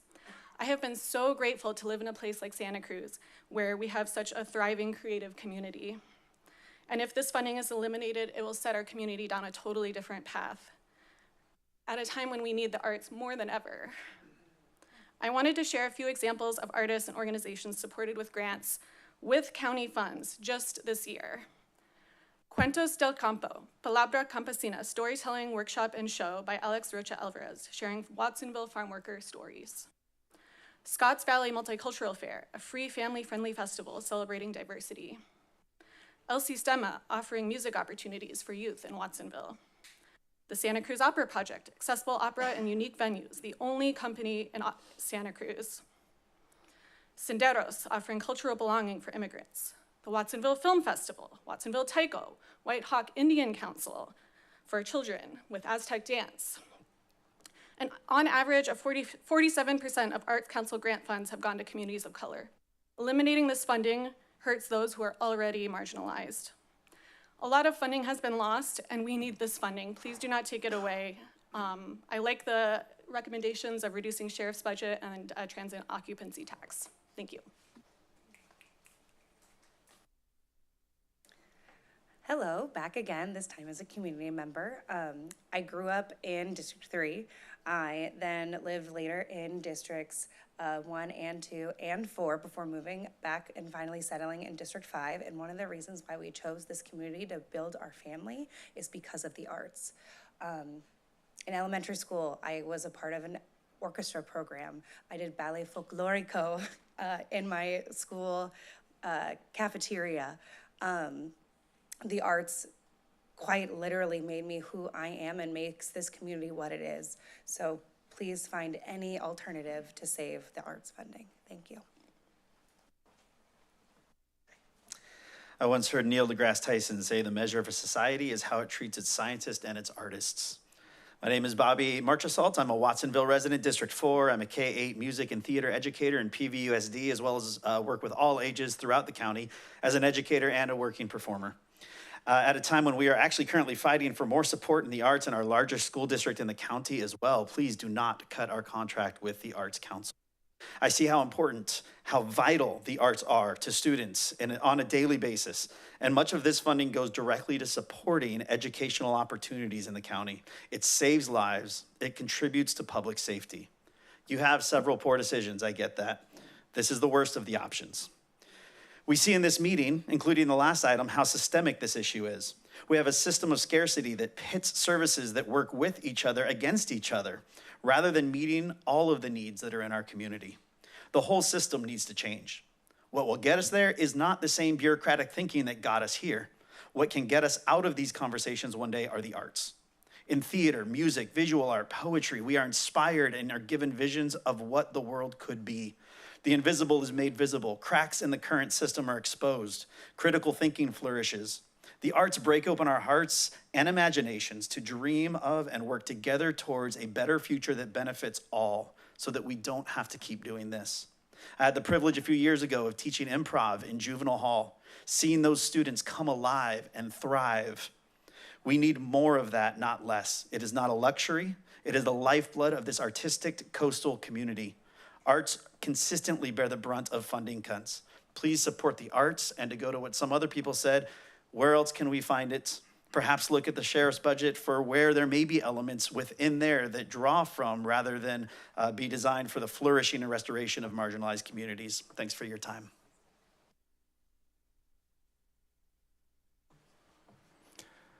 Buenos dias, good morning, Bajush. My name is Isaí Pasos. I'm the executive director of Senderos, a nonprofit organization that started as a community-based organization here in this beautiful city of Santa Cruz. I was standing in line thinking, what should I tell you or say? Because everyone has actually covered everything. But then I was thinking, I'm actually an example of a program that actually works. A program that the Arts Council is actually helping, providing services, that we can provide services for the community. I decided to choose a positive pathway instead of doing something negative on the streets. And I think I'm actually an example of what the arts do. The museum, the mall, is actually a very important part of the community as well, that keeps not only history, but also gathers all languages. I speak Zapoteco, I'm a trilingual. And sometimes it is hard for me to interpret what I want to say from one language to another because I learned 3 languages. My first language was Zapoteco, second was English, and my third was Spanish, which is weird. And all I'm asking here and why am I standing here is that I want to say protect basically the arts.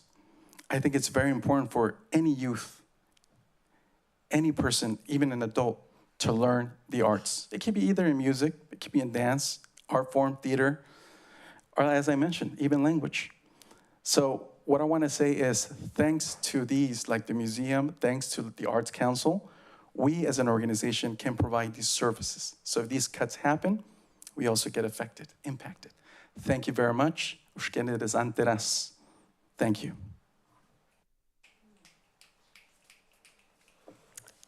Hi. Sorry, I'm a little nervous. My name is Abby Mustafa. I'm an artist in Santa Cruz. I'm also the co-founder of the Santa Cruz Equity Collab and the community engagement coordinator for the Santa Cruz Equity Collab. I came up here as a case study for why arts in Santa Cruz and equity work matters.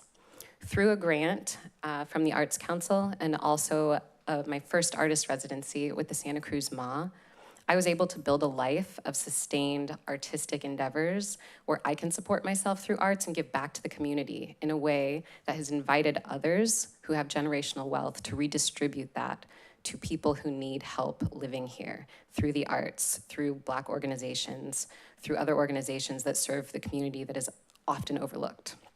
I think we take for granted what arts can do, and we often want to cut the arts until we have something to say, and we need an artist to teach us how to say that, or to teach us how to reimagine a future that we haven't practiced imagining. So I implore you to find ways to save this funding and to also maybe give it some more. Thank you. Good afternoon, supervisors. My name is Melissa Kreisa. I'm a District 2 resident of Santa Cruz, an artist and founder of MK Contemporary Art Gallery downtown on Front Street, and co-founder of Ripple Effect Arts Festival, which just completed its inaugural year with 99 arts partners countywide. Both the gallery and the festival have received support from Arts Council Santa Cruz County. All of us here know what that investment does. It gives working artists and emerging organizations the legitimacy and infrastructure they cannot build alone. Eliminating funding for the Arts Council and you damage the connective tissue and of an entire creative ecosystem. The Museum of Art and History is a downtown anchor. It drives foot traffic to restaurants, shops, and galleries like mine. Culture is why people choose to live here, visit here, and stay. Cuts to art funding is devastating emotionally, but a poor economic decision.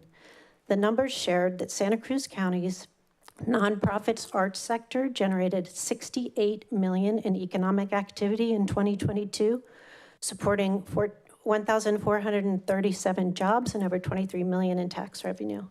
Cutting arts funding is not savings, it is dismantling infrastructure that pays for itself. I am here today to add my voice to respectfully ask that you preserve, if not increase, funding for Arts Council Santa Cruz and the Museum of Art and History. The cost of losing them will far exceed the cost of keeping them. Thank you.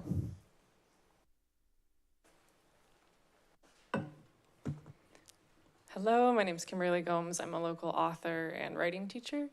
And I moved here several years ago because of the arts community, and I've stayed here despite the crazy high rent because of the arts community. And I'm urging you also here to protect the funds for the arts today. I'm also help run Creative Mornings, which is a local community gathering where creatives come together just to network and help support each other's projects. And that's only possible because the MA graciously offers a space for free every month. And it's also possible to continue because the Arts Council gave us a grant to make it financially possible. And I'm just one of the many people who benefit from these organizations and help keep this culture of Santa Cruz what we love and know. So strongly urge you to keep these funds. Thank you.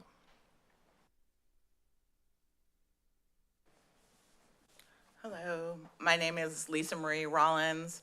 I'm also, like Dr. Ochoa, new to coming to the council meetings, and I'm a professor at UC Santa Cruz in the Department of Performance, Play, and Design. I'm a theater maker, I'm a director, I'm a writer. I am also someone who focuses specifically on new and emerging artists, and so all I do is think about how I can support emerging voices and sustained established and mid-career voices. And so much of that is about how they're getting individual artists, not necessarily just students, but students living in communities are getting funding, and how they're, someone also mentioned like what it is to be a freelance artist here in Santa Cruz and try to make a living with your art, and what a huge challenge that is. And county and city funding is where those gaps are filled for many artists. Before I became a professor, I was a longtime freelance artist who benefited from county and city funds, and I wouldn't even be standing here without that kind of funding. And so I really just stand also as just a body who is a product of art saving my life, as many people have said. And so I want to, much like all the voices here, just urge you to preserve this funding for the Arts Council and also for MA. And thank you for listening to all of us.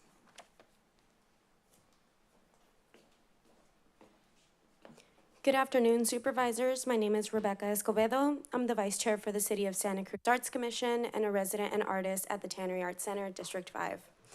I'm here to echo what has already been said. Looking around today, it's blatantly obvious that the arts are extremely important to the people that make Santa Cruz so special. Since moving here 4 years ago, I've experienced a culture unlike any other city I've lived in before, and I can say with certainty that it's because of the arts. I've worked alongside different arts nonprofits, the Santa Cruz Art League, Senderos, and the Arts Council, and have seen firsthand the impact of the work they do. I've seen lives changed in ways I didn't think were possible through the arts, building confidence in youth, sharing cultural knowledge, fostering healing, building relationships, and establishing a foundation where all of us can thrive. Cutting Arts Council and MA funding goes beyond just two organizations. Both of these nonprofits play a huge role in maintaining the cultural integrity of Santa Cruz County. If this decision moves forward, we'll feel the ripple effect throughout every sector, as it will affect thousands. I hope you see the value that we all do and make the right decision. Please do not cut this funding. Thank you.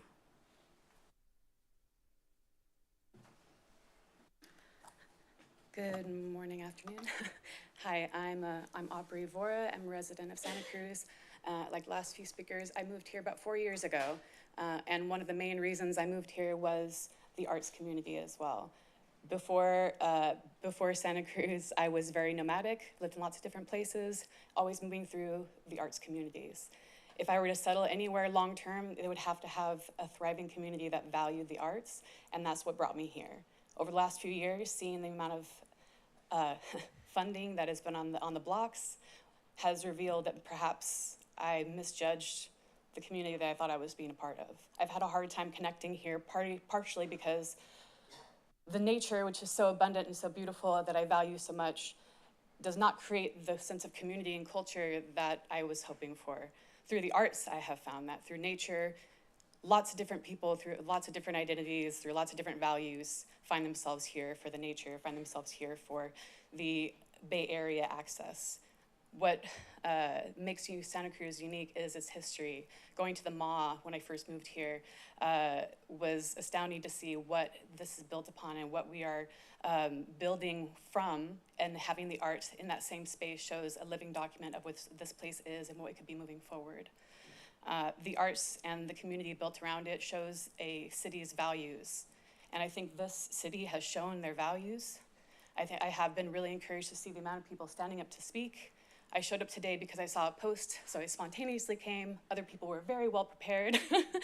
I felt moved because without the community of the arts, I would not be here. Seeing efforts to save the Catalyst, seeing efforts to keep the arts funding, seeing it as more than a recreation is one of the things that keeps me encouraged to be part of this community, because we are coming together to show you who we are, and we ask you to represent us.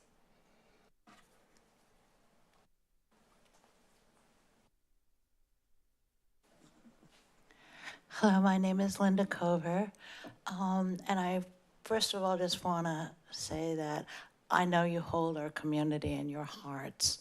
I can see by you, this is a tight moment. I lived for 30 years in Watsonville and then moved to the Tannery Art Center where I live and work now. I've served thousands and thousands of kids through the Spectra program that's a part of the Art Council. I'm an open studio artist. I busk on Pacific Avenue. I interact with people who come from all around the world for art. Art is who we are. I mean, we also have our beautiful environment, which is our art also.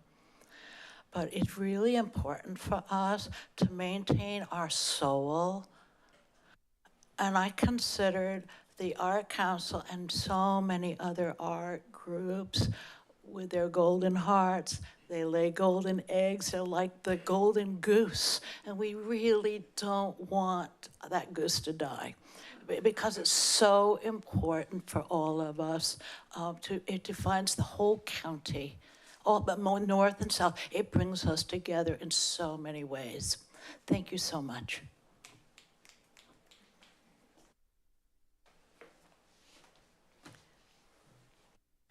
Good morning. I'm Leslie Harris, and I am a board chair of County Park Friends. I'm also a volunteer for the Santa Cruz Symphony. Exquisite nature and glorious music. We are so fortunate to have all of that here in Santa Cruz. I was here a couple of weeks ago when there was a presentation by the Parks Department, and they were directed to figure out a way to increase some of the cuts that they had made so that we would have the pool open 7 days a week, that there would be restrooms in all of the parks. They went back and they did that, and here we are today now talking about cutting arts. I was really happy when I left the meeting last time because your discussion after the presentation was so passionate and insightful about parks and open space and what it means to this community and how it brings people together, how it provides a place for people to unplug, for neighbors to connect. This is going to become more and more important as there's more and more housing. But it is not parks against arts. These go hand in hand. And it's a question of where does the money come from?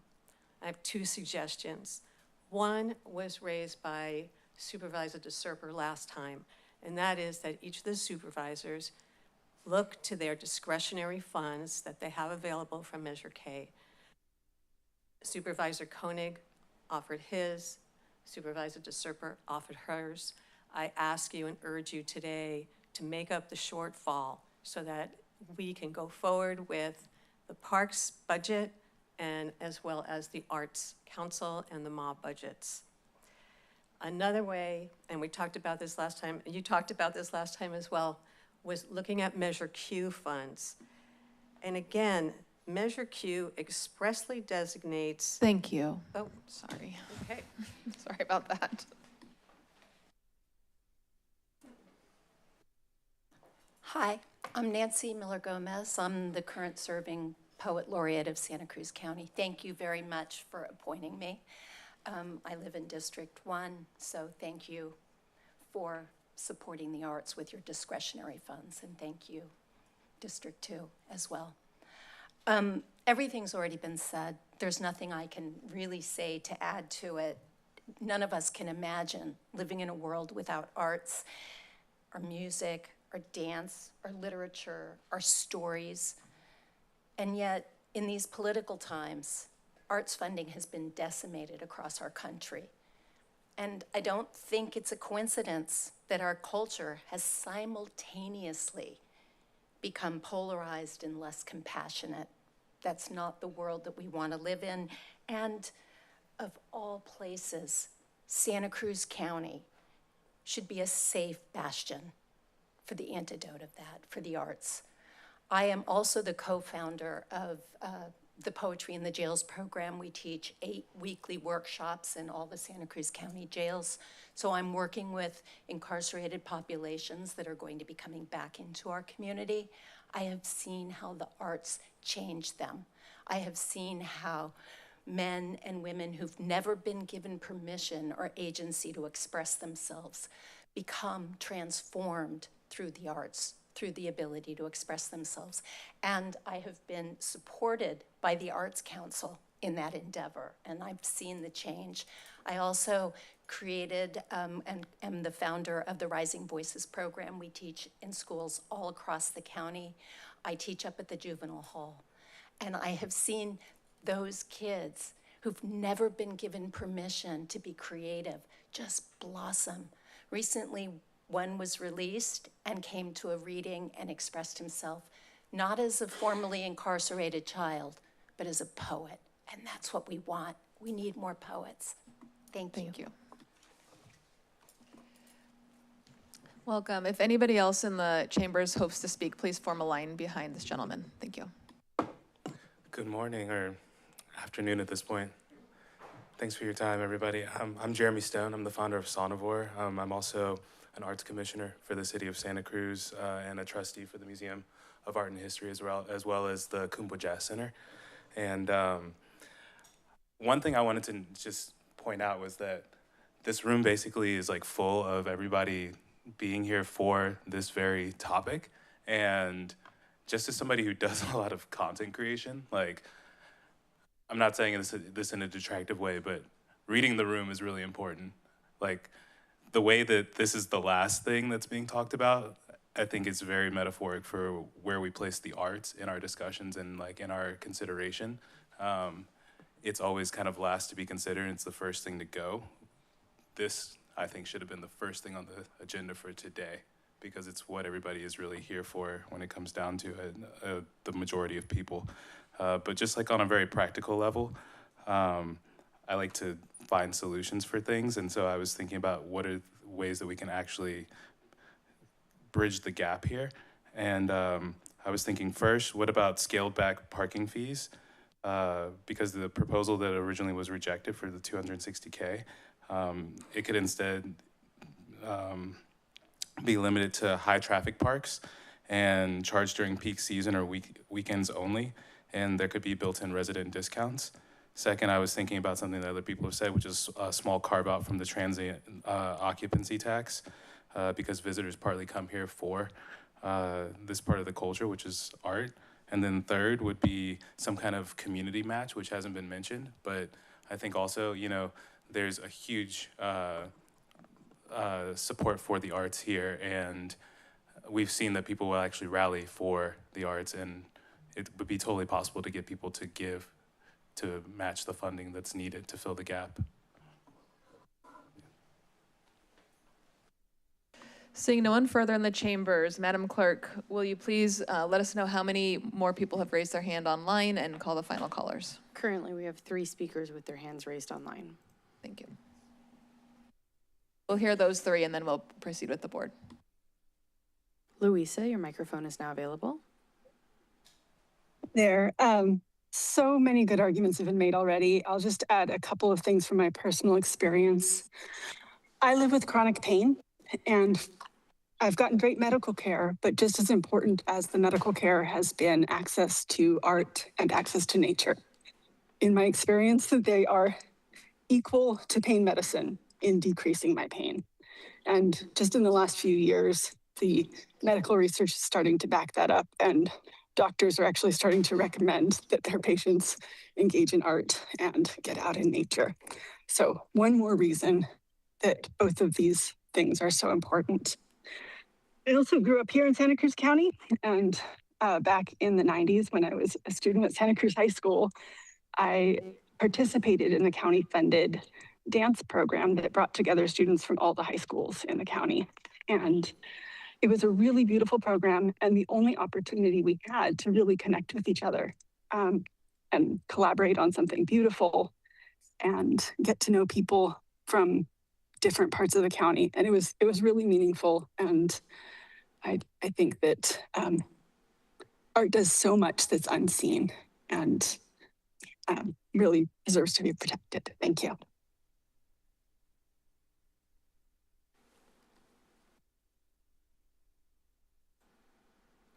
Allison, your microphone is now available.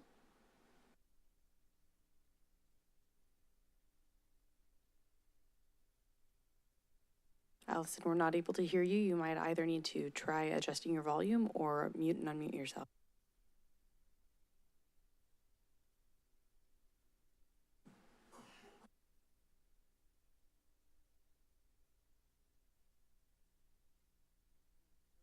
We're still unable to hear you, Allison.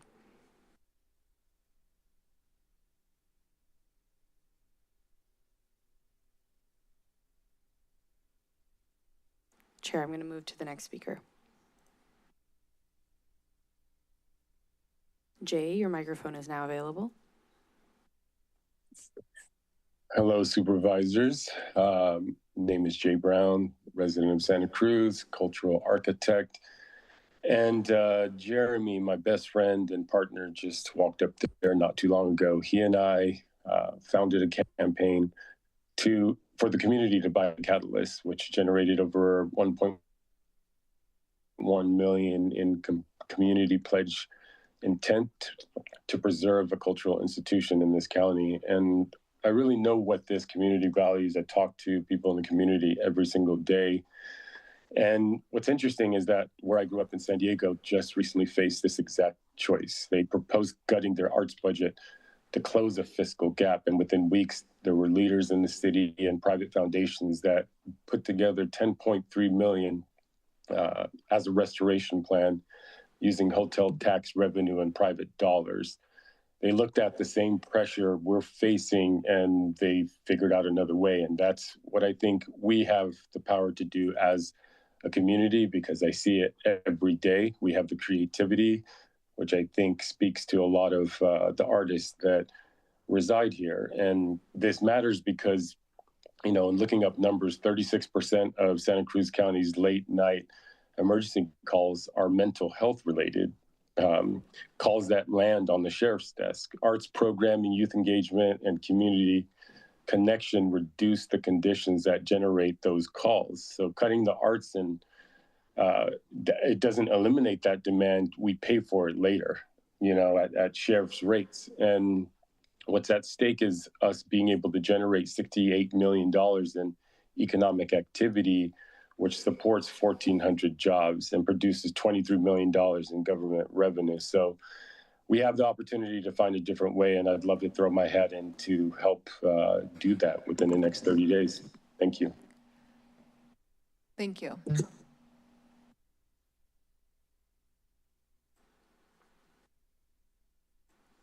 Thomas, your microphone is now available. Hi, everyone. I'm Thomas H. Patterson. I founded and own the Everyone's Music School at the Tannery Arts Center, host the Speak for Change podcast, and do a lot of fun stuff in the community. And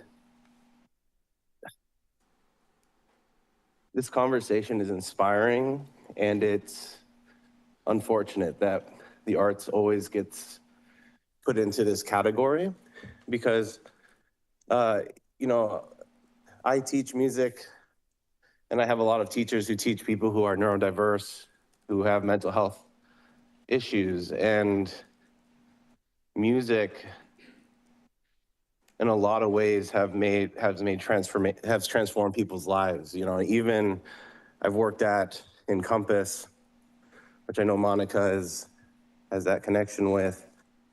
And I've, played music with people who have schizoaffective disorder, and the voices stop when they play music. And so when you're cutting the arts, you're really cutting a line to the people of our community. And as an elected body, I think you need to honor the people.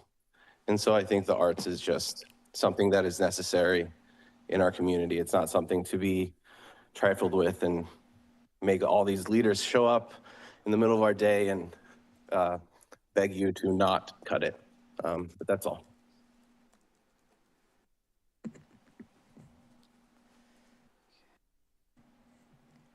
Thank you. Madam Clerk, I said that there would be 3 final callers. Are there further people who have raised their hand? Yes, we have the caller who could not connect, and then we have one additional individual who's raised their hands at this time. Okay, let's hear that one final individual, then we'll close public comment on this item.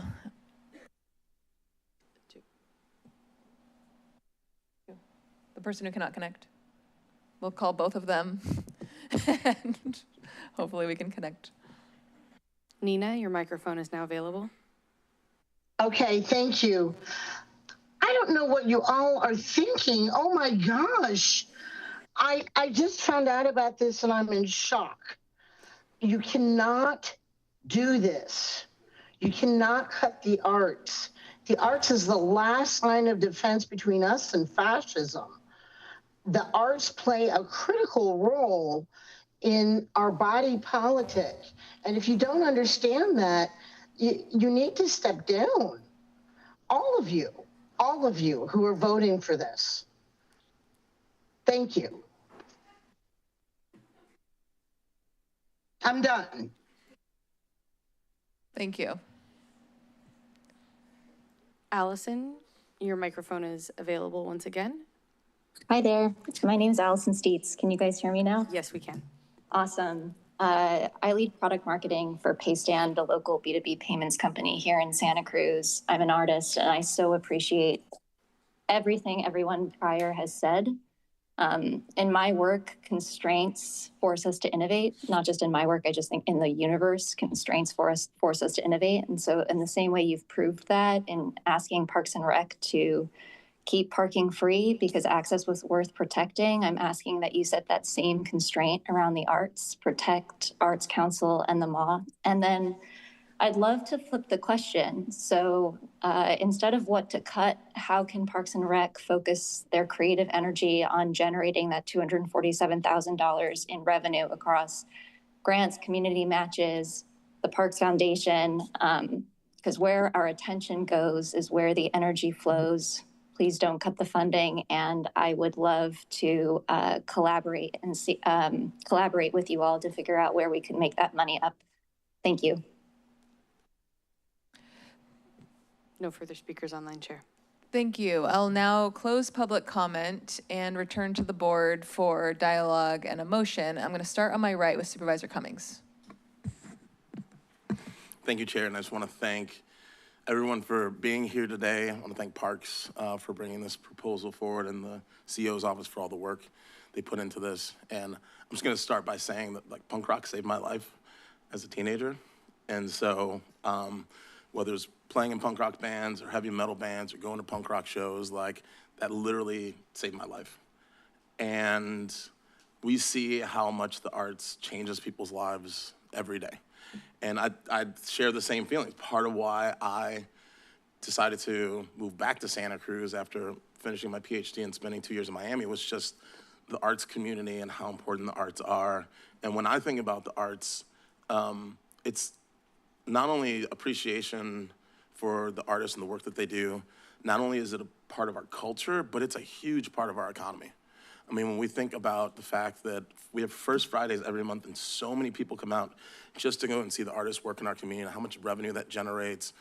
We have the Art and Wine Fest, and we have the Art Walk in Live Oak, we have the Bonnie Art and Wine Fest, we have the Capitola Art and Wine Fest. Arts are a huge part of our culture and our identity, and it's a huge economic driver. And I think that when we continue having these conversations about economic development, the arts have to be at the foundation of that. And so I can't support the cuts to arts today. And I think, again, this was a really challenging year with people stepping into new roles. And I think that we need to, continue having this conversation about how we can support the arts and, how we can be nimble in terms of our budget.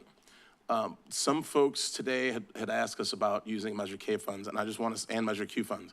And I think that would be very irresponsible of our board to use those funds. And the reason why is because when I led the effort on the board to pass Measure K, and shortly after we passed Measure K, we were sued. And we actually ended up settling that lawsuit. And part of that is there are restrictions around how Measure K funds can be used and where they can be used within our county. And what we know about the Arts Council is that funding goes to people who live in the incorporated areas. It goes to programs that are in the incorporated areas in addition to the unincorporated areas. So I have strong concerns around us allocating those funds today to specifically the arts Additionally, when we looked at Measure Q is very specific in terms of what it's supposed to be spent on. And it's supposed to be spent on, you know, the outdoors, environmental protection, wildfire resilience. And so for many of us, at least in my office, and I'm sure in other offices, we've been working on projects to help support increasing wildfire resiliency. And Mr. Gaffney brought up the program that's teaching about ocean safety, and we have some programming up at Greyhound Rock that we're really wanting to support so we can get that property transferred. And I say that without knowing what the priorities of these other offices are, I find it, I'm not comfortable with, you know, voting on allocating other offices' fundings towards arts, for example, unless people want to give up their own money. What I will say, though, is that, you know, I think that we've done a really good job of making reductions, and looking at the budget, we have about $43 million in reserves that we're pulling out one time to fund across all the different departments. And what I would be comfortable with is that, you know, looking at where the cuts were gonna come from, there's 3 programs that seem really important. One is the Arts Council, one is the MA, and the other is it's the POSCS grants program, and which is $12,000 reduction. And what I would suggest is that, you know, given the conversation we've had today, we have 90 million reserves left. If we were to take what all those programs add up to is $259,243. That's 0.3% of our reserves. And I think that given the impact that money can make, I think it would be prudent on us, and just given the conversation here today and the fact we have to pass our budget today, we can't come back. There's no time to come back for us to have further conversations. But I think today we've done a really good job of balancing our budget.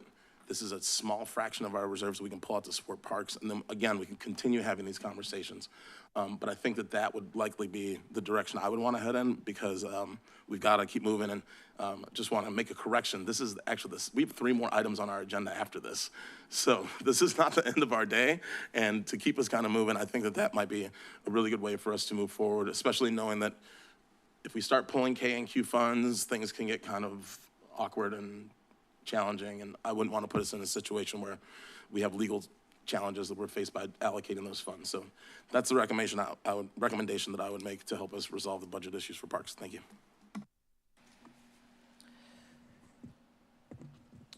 Supervisor Hernandez. Thank you, Supervisor Cummings. You know, that's something that I'd actually be supportive of. I'd even be supportive of looking at some of the things that we've decided to cut, like the pool, for example. It's the least visited day was that Sunday. It's $80,000 there. But I want to mention that, you know, I've had the opportunity to represent the city of Watsonville for 9 years, and their arts in our community is vital. Not to mention my colleagues there just recently got the official designation as a California Cultural District, only one of 24 cities in the state that has gotten that designation. So I know that my city is definitely connected and definitely wants to see arts prevail in our community. But I want to raise, you know, 4 elements that really impact the Pajaro Valley, and that's economic development, youth wellness, and workforce development, and of course, equity. With workforce development, you know, during these budget sessions, budget hearings since we started, we've heard a lot about economic development. And so cities always do economic development, but counties usually don't go too deep into economic development. But I think it's time that we do actually find ways, creative ways, that can create revenue and a sales tax base for ourselves. With economic development, I think that arts really stimulates local economies directly by creating jobs, boosting tourism, driving consumer spending at neighborhood businesses, restaurants, parking fees, lodging, and retail. Hence, expanding our tax revenue base. With youth wellness, recently we've seen more and more youth dealing with mental health crises. And I believe that the arts, especially for young people, provide a sense of wellness, combining art and wellness such as painting, sculpting, dance, writing, visual arts. It all helps reduce stress, process trauma, and improve overall mental health and well-being. with workforce development. In addition, community art programs help prepare young people for the future. Community art programs help forge social connections, it builds self-confidence, and it supports youth development. It also complements workforce development because employers now are increasingly seeking quote-unquote soft skills such as creative thinking, self-awareness, adaptability, self-expression, and social influence. And community arts programs directly helps develop these skills in young people. And I talk a lot about young people because, these art programs are especially critical to young people, especially in South County, which has the highest amount of young people. And access to the arts is still an issue. And this brings up the question of equity. Many of these funding cuts to creative resources affects historically marginalized communities like Watsonville disproportionately.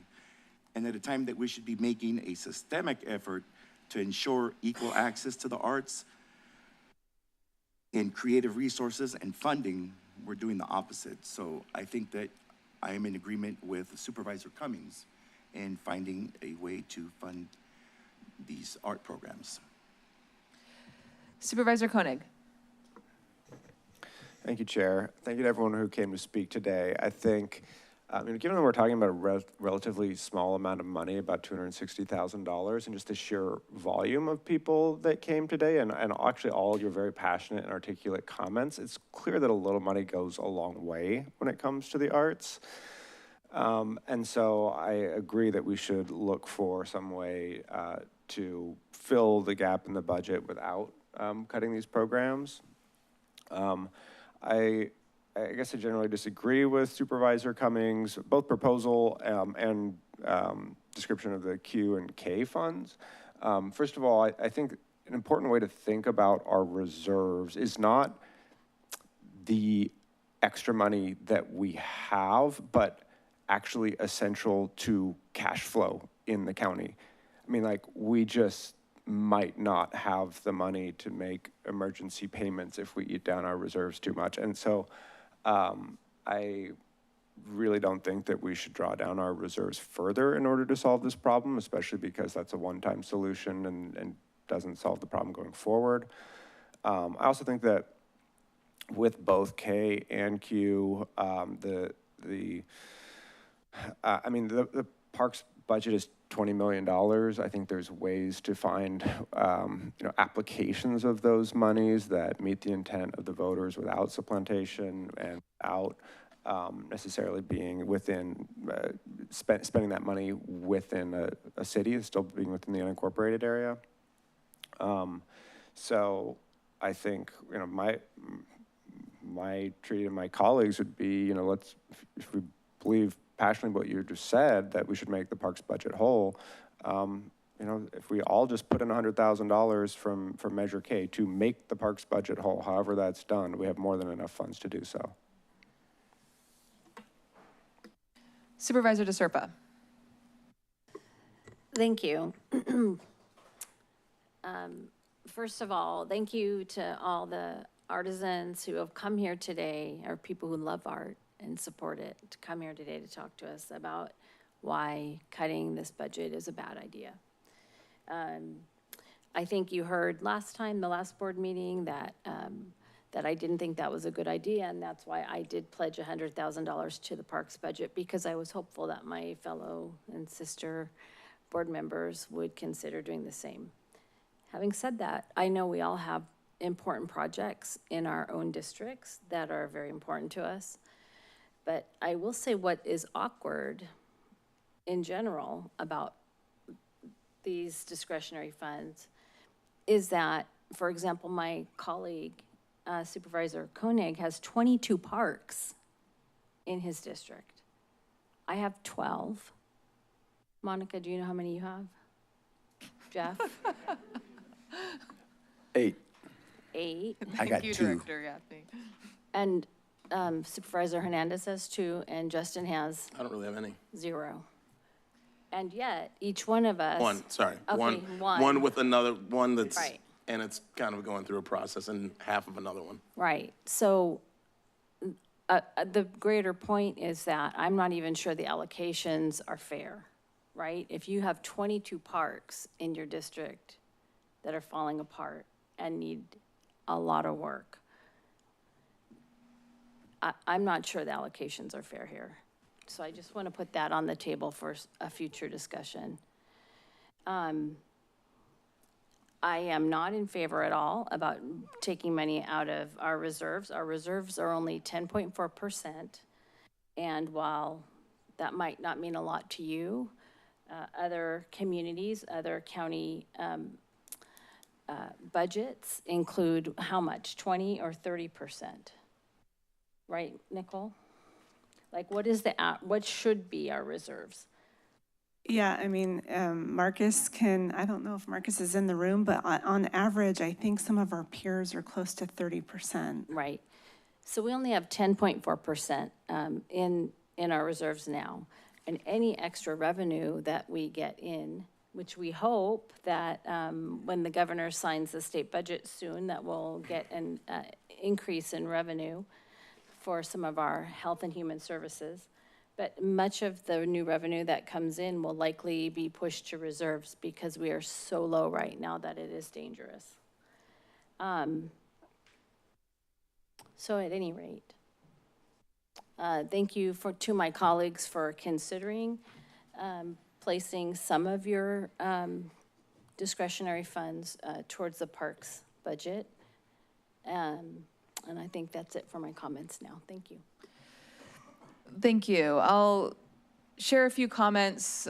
We still don't have a motion on the floor yet, but I'll share some thoughts about that as well. I do want to start off just by extending my gratitude to every person who took time to speak to us today, who emailed us, called us.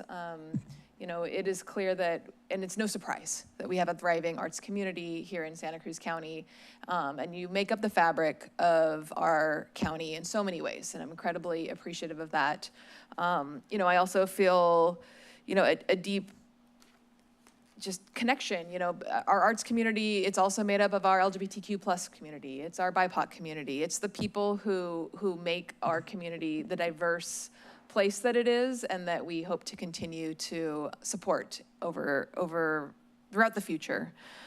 And so I'm incredibly sympathetic to where we are today, because this isn't where anybody wants to be. I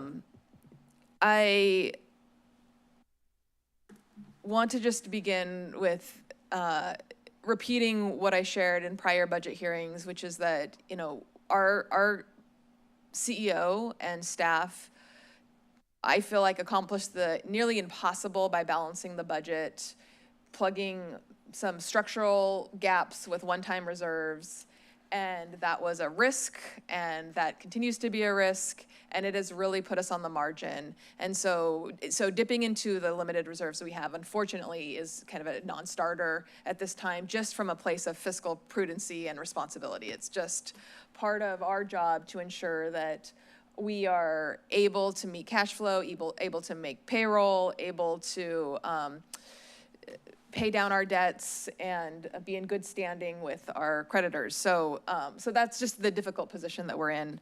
I'll also say, you know, I know that there's, for each of us, tremendous demand on our just very, very limited discretionary fund. I have committed mine probably more over than I even have, based on the tremendous demand that's happening in my district. I'll have some in the final action, a couple comments on that as well, and in some additional direction. You know, I might be able to, if we make it work, go up to like maybe 20,000 from my discretionary fund to see where I can take haircut from other places to support this, as I was saying previously, but nowhere near the gap that currently exists. I would, before we get a motion on the floor, would be curious to CEO Coburn where we may go from here. It's clear that, you know, our community is asking us to preserve the arts funding. And we know that this is your best effort. You know, this is coming from a place of trying to meet the request that the board gave you 2 weeks ago. So just curious if you have some thoughts about how we might proceed as it relates to timing, as it relates to passing a budget before our June 30th deadline. Yeah, so, well, first, I just want to say we can't take anything more out of reserves. We need the cash so that we can issue our tax revenue anticipation notes this summer. So that we can definitely not take any more out of reserves. We're actually infusing cash from other funds into our general fund, as you saw as part of the last day actions. So we have enough cash to issue the TRAN. So what I would like to do is, if you are serious about wanting to restore this, then I would appreciate direction. We need to take it from somewhere else. And I would need to delay approval of this budget until June 30th to come up with a plan. So I conferred with council. He believes that would be appropriate if we wanted to come back with a plan, but it will not include reserves. It would include something else. And what would be very helpful is if you indicate where you want me to look, because it needs to be a reduction somewhere else. Thank you. I'm a parent of 2 kids, and right now everybody loves something called a Nido. And if you're familiar with a Nido, when you squeeze one end, another thing pops out. And so think about our budget in that way. If we were to, put this back, something else is going to pop out. And I appreciate the direction to, consider this as a board, because, like I said, reserves isn't okay with me. I'm hearing that it's not okay from our CEO's office and from some of my colleagues as well. I'll turn back to my colleagues to see if there's some suggestions or thoughts about where we might take cuts, and then provide some additional comments that I have as well. Sure, thank you, Chair. So at our last Parks budget hearing, we discussed using Measure Q funds for the coming year for the Parks budget, and I understand that there's the issue of supplantation, but I mean, we're also, as was brought up then, Parks is dealing with increased risks, costs because of climate change. There's also, I believe, some equipment in the budget that is related to fuel reduction. I mean, it seems like, can you just discuss what thinking went in there around why Q can or cannot be used to fill this gap? We would need to identify Q specific expenses that are eligible. I'm thinking of potentially some of the vegetation management or related expenses, maybe. As well, we're coming back to the board in August with the county allocation. And so I believe there are things the Parks Department wants to request as part of that process to fund its budget. I just don't know if the timing aligns perfectly right in this moment, but I don't know, Director Gaffney and Director Reed, who are a part of the Measure Q, if you have any guidance related to the Q and just the timing of the county allocation. Sure. Deputy Director Hurley's been partnered with Director Reed on most of the Q items, but from the perspective of what could or could not be funded with Measure Q, that's a board decision, obviously. When it comes to the county discretionary portion, which ends up being about $900,000, there's about $500,000, each member gets $100,000 of Q discretionary. And so, as I understand it, having talked with council in the past, if we were to do new programming or expanded programming and or new items or deferred maintenance or any of those types of things, the vegetation management, those are all things that qualify. It's written into the ballot language. But as you said, August is a time to have that discussion, or was the time that everybody would like to have that discussion. I can further talk about it, but that's where we left it. Yeah, and I just, we did put together some alternatives for options for other scenarios. And so we are prepared to maybe mention some of those today if you want to get into that. And Director Gaffney and Assistant Director Hurley could go over those. It Yeah, would be, we have a spreadsheet ready to go. One of the things that is the easiest is to take our 35,000 in cultural programs and put that in to fill the hole. So in other words, we had 47,000, we cut 12,000 of that. That leaves us with 35,000 that we were gonna fund programs that we do, similar to the Arts Council and similar to some of the things the MA does. You would be basically taking the county parks cultural programs and giving them to the Arts Council. So that's 35,000.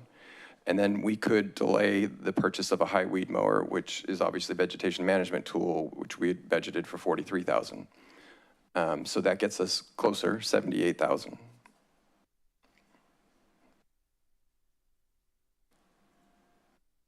We also could increase our wedding fees. Currently, an average wedding in some of our parks is about anywhere between $1,800 to $2,000. We could double those costs, and it would probably bring in about another $15,000 to $20,000. We start getting into the weeds with some other things where we could find another $3,400. I mean, this is. I would say if you are interested in some of these proposals, what would be best is for us to return on the 30th with the whole package, but it would be great to know among these things that we're mentioning, if we're headed in the right direction so that we can get the board to adopt or approve the budget. Supervisor Cummings. Thank you, Chair. We want to make a couple comments. One is that while I might, like for example, while I might not have a lot of parks in my district, I do have a lot of vegetation management, and we do have fire risk, which is a huge, obviously for all of us, but having had my district just go through one of the biggest fires in the history of our community, we're doing a lot to try to, address fire safety. And that's also part of what those Measure K funds were supposed to be used for. Along with now having the rail trail opening up, we're gonna start seeing higher activity, so how can we mitigate garbage and all these other impacts? So we might not have official parks as many as other districts, but we do have need that is aligned with Measure K, and that's why I think that it's really important that, in my district, we're really trying to figure out what some of the priorities are, and we've been in discussion with parks on that. It might not be seen in this, reflected in this budget, but there's definitely projects that we are actively working on to try to address those needs, which people have put as a priority for my district. I do want to go back to, because one of the things in this is restoring 7-day operations to Simpkins. It's $80,000, and this was kind of a one-day part of the year closure, right, rather than a longer-term closure. So I'm just going to wonder if you can speak to that for the public, just so they can understand what that savings would look like. Sure. And what the current activity is on the days proposed for that elimination. I'll let you talk about that.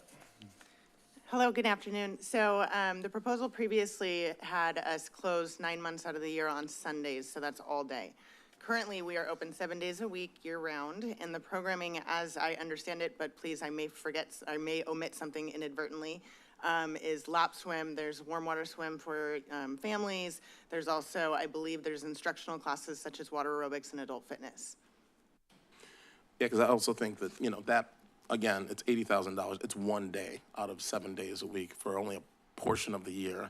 And I think that I personally may be willing to open that up for discussion as well, because that would bring in a lot of savings, and, the pool will be open 6 days a week outside of that 1 day closure for part of the year. It sounded like the vehicle, the vegetation management apparatus or vehicle that you were mentioning, is that something that could qualify for Q? Yes. Because I think if that could be a savings and we can delay that until August so we can have conversations around that, that might be an opportunity for us to have the savings happen then and then come back in the fall and discuss that. And maybe there's even interest with each board member putting in a little bit of money to help us purchase that vehicle as well, because that's something that could likely be used countywide. And then, we put 160,000 back into the extra help, and that may be an area where we can do a slight reduction there to offset and bring back some savings as well.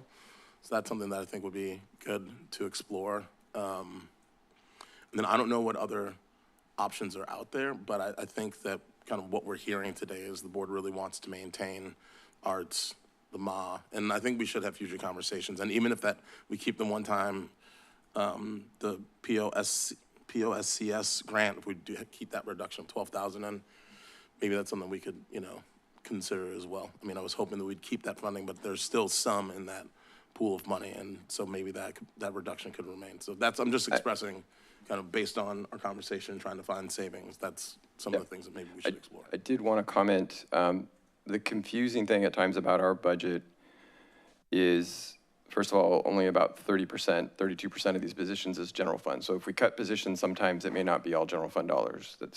Because we're also factoring in revenue that those positions might generate oftentimes, or it's a way of looking across our budget. So I'm absolutely supportive of and happy to do what you're asking, but I'm also saying that it's not always a direct dollar-to-dollar savings. Sometimes it takes a lot of kind of calculus to figure out, okay, eliminating this many hours is going to get us this much money back, but we lost this much revenue because we did that, especially like at the swim center. There's a whole revenue factor that we are pretty good at estimating, but sometimes can go wrong. And that having a place like a swim center has become another form of resilience, another form of places for people to go on hot days, places for people to go for third space. And I know you know this, but a lot of your residents in District 3 use our pool too. So, I mean, I don't like the idea of cutting the pool, but it was a choice we provided. It's an offer that we made to do. And I appreciate all that work too. And I'm just saying that since it's something that was brought to us before, and based on the conversation we're having today, maybe exploring that. I think as well, that's also why this needs to come back on the 30th, because there's so many things and potential and moving parts. And because of the fact that it wasn't published publicly, I'd feel uncomfortable with trying to just on the fly figure out where we're going to pull money from and where we're going to put it. I think it's because, I mean, similarly, if we had eliminated arts funding at our last meeting, I mean, the art community would be here today yelling at us like, why did you do that? So I think that based on the conversation we've had, I'm just letting you know kind of where I'm at. Right. Oh, and then, can I ask one more question? County Council, you were shaking your head earlier about Measure K allocations and Q allocations.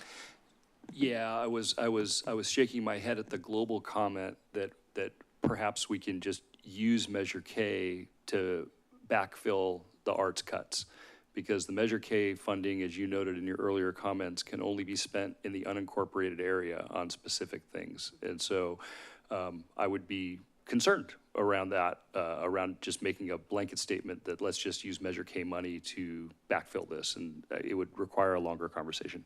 And Counselor, I did want to point out too, actually, what we suggested was the Measure K we were going to use was for the pool at Simpkins in the unincorporated area. So that was how we were looking at that, and also portable restrooms in the unincorporated area. So yeah, we're trying to be very focused on Measure K staying in the unincorporated pockets. But the comment I was responding to was a suggestion, I think, from a board member that additional monies from Measure K go towards solving the problem that has been identified today. And so that's what I wanted to be clear about. Yeah, I mean, but to be fair, the problem is artificially created by offering up the Arts Council and the MA as the contracts that we want to cut. Well, I can't speak to that. I'm just saying, I mean, there's a hole in the budget. A solution was proposed. I mean, by using Measure K dollars to fund, a complete parks budget, it's not, I mean, who's just, I don't understand what are you asking a legal question? My legal input is that Measure K can only be spent on certain things. So if something is identified to me, can we spend that? I will answer that question. Sure. Yeah. Okay. I feel confident that doing some analysis of the parks budget, we could find ways to allocate the K dollars that is within the intent of the voters and the fact that it needs to stay in the unincorporated area. I just wanted to respond to the pool comment. I mean, part of the reason I felt that we should not try to implement that cut was that, I mean, I believe that the $80,000 was an estimated amount of savings. Correct. But does it account for lost revenue? The assumption is that people who swim, since it is the lowest attended day, that they would find another day of the week. So we did not account in lost revenue for that. So potentially there could be additional losses. Right. I mean, so I don't know that that's entirely realistic to assume that 100% of the people that swim on Sunday are going to find another day of the week. I mean, certainly some people that swim have flexibility in their schedules, but not everyone. And so I don't think that the actual savings are going to be $80,000. Is there an opportunity to kind of go the opposite direction on this and look at maybe just making the pool free on some number of days using Measure Q funds? I mean, as was pointed out, it's, you know, potentially a respite from hot weather. I know there's been talk in the past of dollar days that, I mean, it's located actually right, the pool is located right in the heart of Live Oak, which you know, has a lot of low-income people who probably don't frequent the pool regularly because of the $8 entry fee. I mean, so is there an opportunity to use K dollars to just make the pool free on some days and still find savings? I think you said K and Q. I think for sure K, but if we were to do a new program that was free, that sounds Measure Q qualifiable. I don't see a downside to that. So if you're proposing free Sundays or free Sundays year round, or we could do the math on that. I mean, right. I mean, I don't know how much the entry fees offset the cost of operations, right? I mean, I don't know, I can't remember, is it 50% of? When we looked at the potential lost revenue, if no swimmers came on other days, it was about $40,000. So yeah, roughly half. So I mean, maybe there's $40,000 in savings there of making the pool free for some number of days. Yeah. I think we could do some math on that, but we know that the 9 months was 58.8, and 14 was our estimate for the savings on that side, and then you're just eating you're not getting revenue, so yeah, that's the 80,000, another 40,000, yeah, probably 120,000, 100,000, something like that for the year. Thank you. So I'm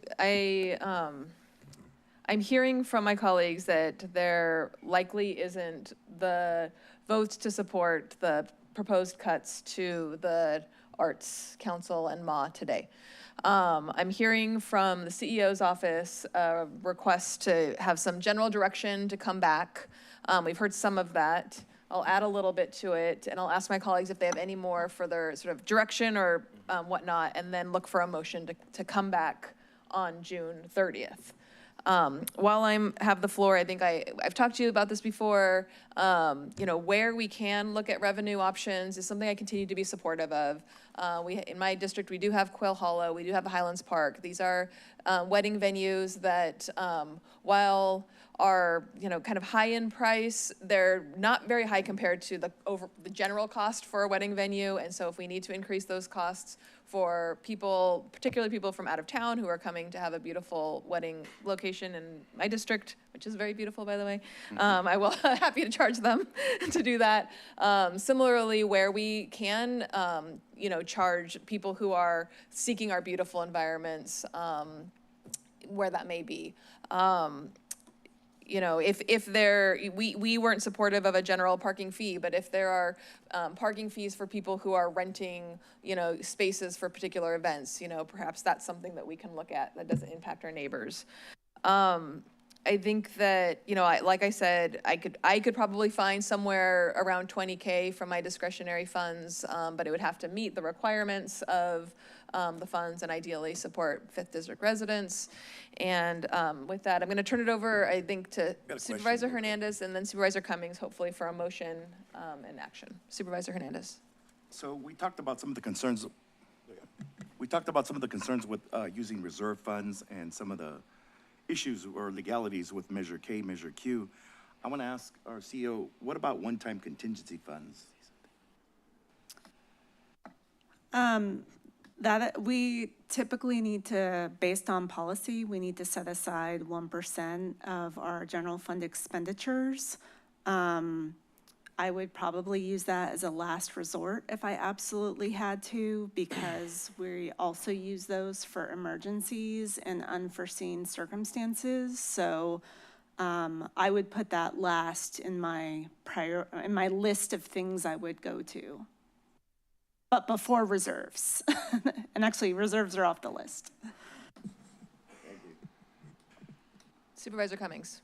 Yeah, well, I'll just echo the sentiments brought up by Supervisor Hernandez that, you know, if we have to get down to contingencies, I think that we're finding some savings and it may be a very small amount in contingencies that we may need to pull to use to fund these programs. And as part of my motion, just for the sake of conversation, I'm going to leave the $12,000 reduction for parks, open space, and cultural services, which means that there'd still be $35,000 in that to help reduce the amount that we would need to find. I think it would reduce it to $247,243. So just one more way to try to get there, but I'm gonna go ahead and make the motion. We're gonna direct staff to return on June 30th with the final budget for parks and direct staff to find funding to maintain the MA and funding for the Arts Council.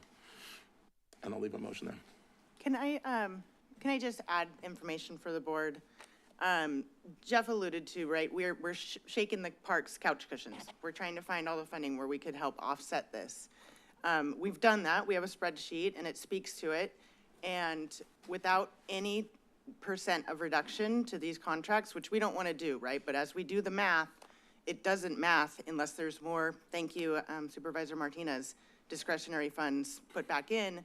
And without that, then we would have to look at potentially eliminating some portable restrooms, looking at closing the pool a portion of the year. So I just want to make sure that this board understands that because we can't make it whole completely in parks.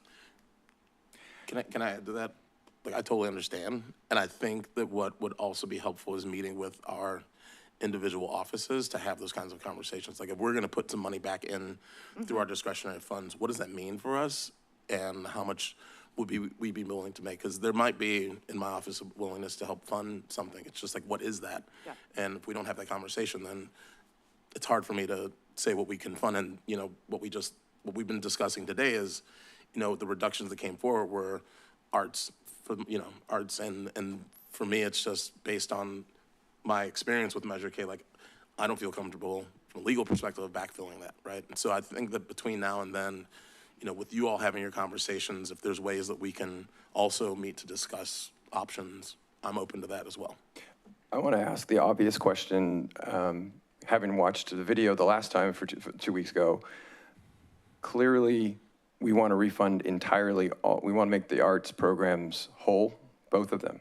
Okay. That's what I think Director Gaffney's asking if you would entertain a reduction, like not a full elimination or the levels we're at, but any sort of reduction is part of our Plan C. So obviously this plan does not work for the board, but is the board willing to reduce, kind of like our last conversation? So if that's the case, then I can amend the motion, direct staff to return on June 30th with the final budget for parks and direct staff to find funding to maintain the MOV, funding for the Arts Council, and additional options for the board to consider. So bring back options, I think, is because it's like, if we want to fund arts, we want to fund, if we want to fund arts, are there other areas in the parks budget that we can consider for reductions, and for you all to come back with recommendations for that. And there may be opportunities for us to use our Measure K and Measure Q funding depending on the area of the reduction, right? If we fund Arts Commission and MA, and then it turns out, you know, that's taken from vegetation reduction, that's something that's more appropriate for us to use Measure K and Measure Q money on, right?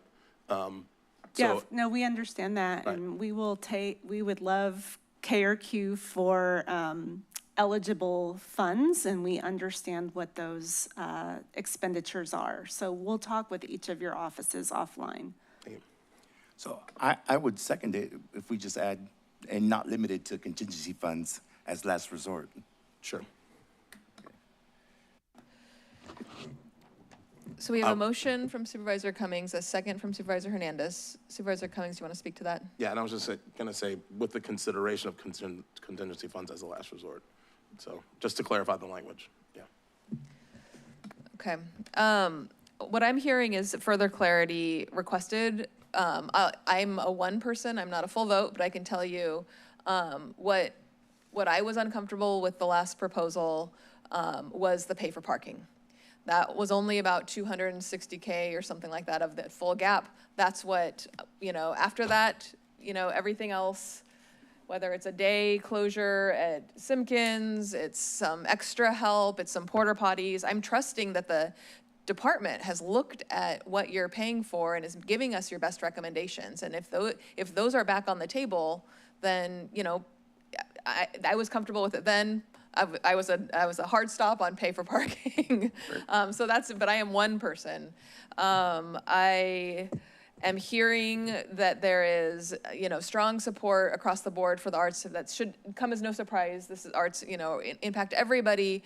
I'm also somebody who's kind of looking at everybody to kind of share the hurt. If there's a 15% reduction, that's something that just out of a sense of equity with the food bank, with the CAB, with all the contracts that we're trying to get to across the board, that I get that. I get where we're at. We're needing to make some difficult decisions. And so I'm trying to offer to you some flexibility to do your best. And I want to remind the board that after June 30th, there is no June 31st. We need to pass a budget. There's going to be difficult decisions. And this is just the beginning, unfortunately, what I'm concerned about, of the difficult decisions to come in the next couple of fiscal years. And so we need to get into the practice of saying no. Or compromising where we can. I'm going to turn it over here because we haven't heard from this side for a moment, unless you're comfortable with them. Yeah, I just have a quick comment. As a trustee on the Pajaro board, when I took my seat in 2010, it was just a really bad, horrible budget. So much had already been cut and I had to cut more. I will say that somebody said something today that I find to be very true in my experience, is that sometimes if you cut programs like this, it's almost impossible to rebuild them back as much as you want to. So for example, we had cut all music across the district. We had to at that time. And they still do not have robust music programs today. There are a couple, choir teachers, but there's no marching band at any of our comprehensive, or maybe there is a small one, but if you don't have music available 5th, 6th grade, and you don't start playing an instrument until your freshman year, you cannot have a robust music program.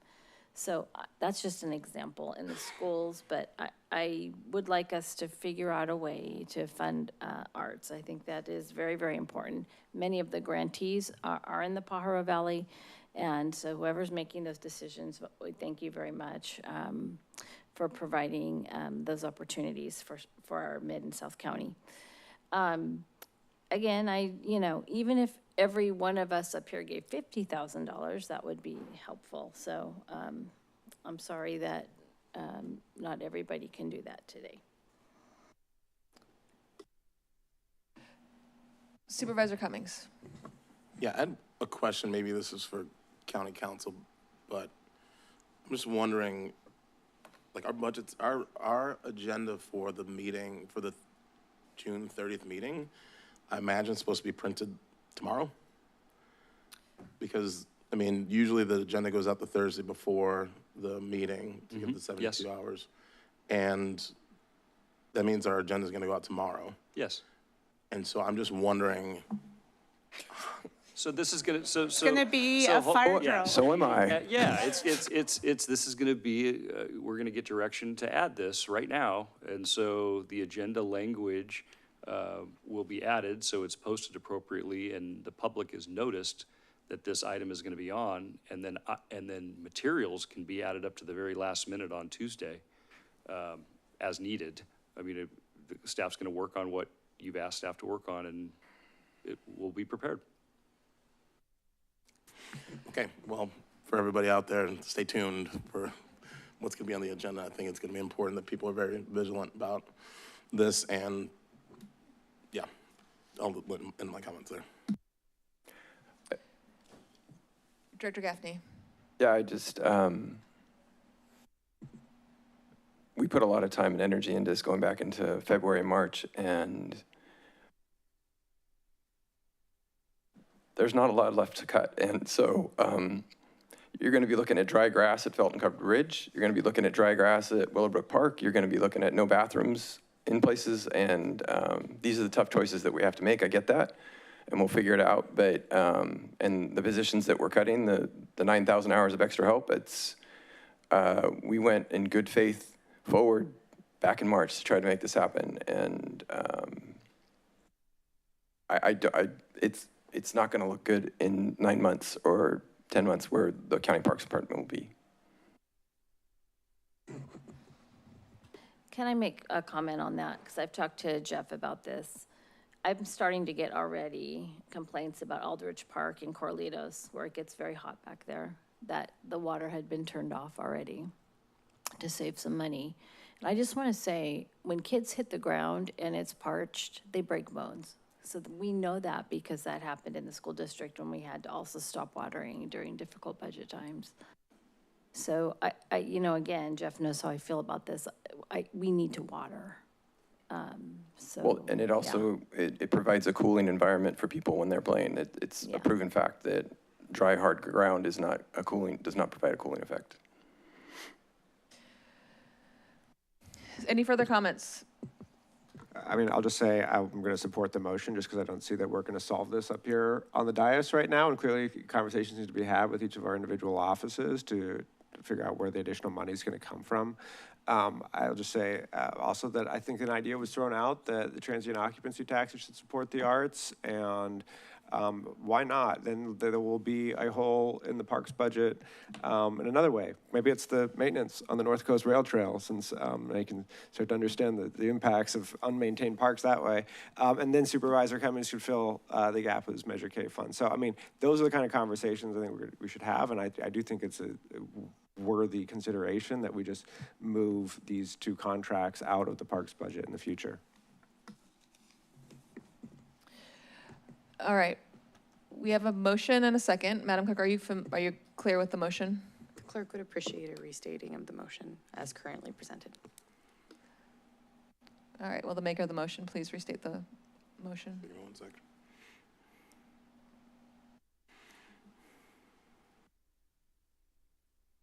Okay. Direct staff to return on June 30th with a final budget for parks, and direct staff to find funding to maintain the MA and funding for the Arts Council, and return with options to the board with contingencies as a consideration of last resort. Thank you. Will you please call the roll? Supervisor DeSerpa? Aye. Koenig? Aye. Hernandez? Aye. Cummings? Aye. And Martinez? Aye, motion passes 5-0. So it's 1:25. I'm going to ask that we recess for lunch. We have no closed session, and so return at 2 p.m. It's 1:25.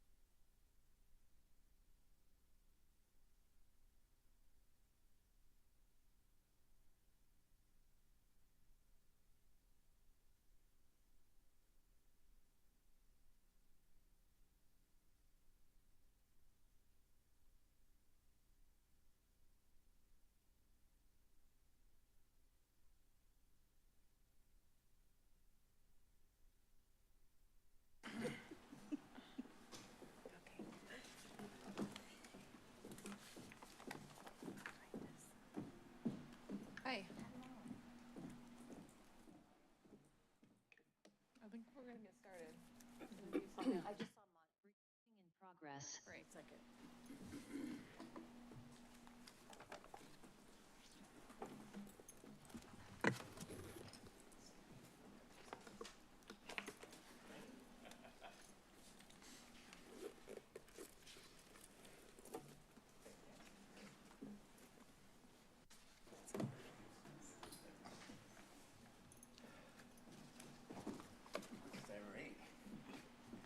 Welcome back. We'll now return to our regular agenda of our last day budget hearing, and we're going to begin with item number 9, which is to consider a report on Medicruz utilization trends and County Medical Services Program assessment findings and take related actions, a presentation from our Health Services Agency. Welcome. Go ahead and introduce yourself and your roles, and we'll go ahead and hear from you. Good afternoon. Connie Moreno-Peraza. I'm your Director of Health Services Agency, and I have our great team here. Good afternoon. Jessica Randolph, Director of Administrative Services. And the rest of our team's on the other side. So, Argelia Soria, Senior Health Services Manager with Health Services Agency. Christine Williams, Chief of Fiscal Services, Health Services Agency. Well, we're going to try to keep this as seamless as possible. We're going to do a two-part, it's an integrated presentation, but we're going to come back and report to you on Medicruz, on the utilization trends and cost. And then we're going to go into the second part of the Medicruz comparison to the County Medical Services program that exists. It's called CMSP in the state of California.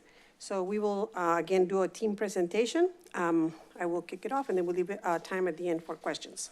So next slide, was we're going to do a little bit of background and situation. We will go over, Jessica will cover some of the Medicruz utilization trends and some of the costs. And then we're going to have Argelia Soria, who will do the Medicruz and the CMSP comparison for you. We'll do some key findings and next steps. So basically the background, so here in Santa Cruz, we are required under Welfare Institutions Code, Section 17,000, to provide medically necessary care for indigent residents in the county as the payer of last resort. Next slide. So the situation that we have is the county must fulfill its legal mandate under this same section of 17,000 to provide care to an expanding indigent care population as a result of the state and federal changes with H.R. 1. So the response to that situation is we're evaluating the Medicruz program utilization costs and trends, and then assess the potential participation in the County Medical Services Program, CMSP, comparing fiscal and operational impacts. At the bottom of the slide, you can see the projected population at risk, 8,605. So these are individuals that may be unable to comply with the new community engagement and work requirements. And on the right side, you'll see the number of 2,449 as the projected enrollment that will be incremental. So next, I'll turn, the next one is, so our Medicruz program is what we call in Santa Cruz County, our indigent care program. Like I said, there's 35 counties in this state out of the 58 counties that are under the program CMSP, which has real specific criteria to become a CMSP, but we, in Santa Cruz, we call it our Medicruz to comply with the mandate under this section 17,000. So we provide the medically necessary specialty services and access to county-operated primary care for low-income, uninsured, eligible adults, 19 years of age of the residents. So we look, so with access and eligibility, the patients are referred through local healthcare partners. And the three criteria that we look at for eligibility is they must meet specific income requirements, of course, being Santa Cruz County residents for 6 months, and then meet resource limit requirements. And with that, I'll turn it over to Jessica. Okay, so Medicruz is highly dependent on state realignment funding, which accounts for nearly 3/4 of its budgeted revenue. As Medi-Cal expanded under the Affordable Care Act, AB 85 permanently redirected more than 46% of county health realignment funds away from indigent care healthcare services. The EMS fund is a dedicated revenue source for emergency care reimbursement. EMS revenue provides about 22% of Medicruz funding, but has declined over time due to its reliance on traffic citation surcharges. And lastly, the charges for services make up about 6% of the funding. Medicruz utilization declined following California's 2024 Medi-Cal expansion, which made full-scope Medi-Cal available to income-eligible undocumented adults. So anticipating that shift, the county proactively expanded Medicruz eligibility and eliminated the share of cost requirements to ensure the program continued serving residents who would not qualify for Medi-Cal. This demonstrates that Medicruz is a flexible safety net program that can expand, contract, and adjust based on community need and your board's direction. The story behind this data is really one of successful healthcare coverage expansion. Even with those program enhancements in 2024, specialty utilization continued to decline, demonstrating the significant impact that Medi-Cal expansion has had in connecting community members to comprehensive healthcare coverage. While enrollment has decreased, this reflects a positive shift in access to care. And unfortunately now, just as Medicruz has adapted its eligibility criteria in anticipation of the 2024 Medi-Cal expansion, we're now preparing for the opposite, for Medicruz to once again serve as a larger role as a safety net program for uninsured residents. The next part of the presentation is as HR 1 continues to create major impacts, fiscal and operational, our county decided to do an analysis and a comparison of our Medicruz program and to explore the participation of the CMSP program, which is a statewide program for indigent care. So I do want to thank our team publicly for the many hours that took to do this analysis in a very short time frame, but we do want to present that to you today for your consideration. So I'm going to have Argelia Soria cover that analysis. So, good afternoon, everybody. Before I share the findings, I just wanted to take a moment to thank the HSA admin team, health centers in particular, Jennifer Fan, who was instrumental in the comparison, as well as HSD and CMSP for answering the many questions that I had, and people who know me know I have a lot of questions. So anyhow, as far as Medicruz, we're doing a comparison here, and you have a slide in front of you. As the HSA director mentioned before, Medicruz is the county's indigent care program that meets the obligation for Welfare and Institutions Code 17,000 through a medical referral-based model. We provide specialty care, emergency services, and county-operated primary care services through our county-run FQHCs to low-income uninsured adults. CMSP was established under Welfare and Institutions Code 16809, While established in state statute, CMSP is governed by the CMSP Governing Board, which oversees the program on behalf of the participating counties. There are 39 counties that are eligible, and 35 of them are participating in the program.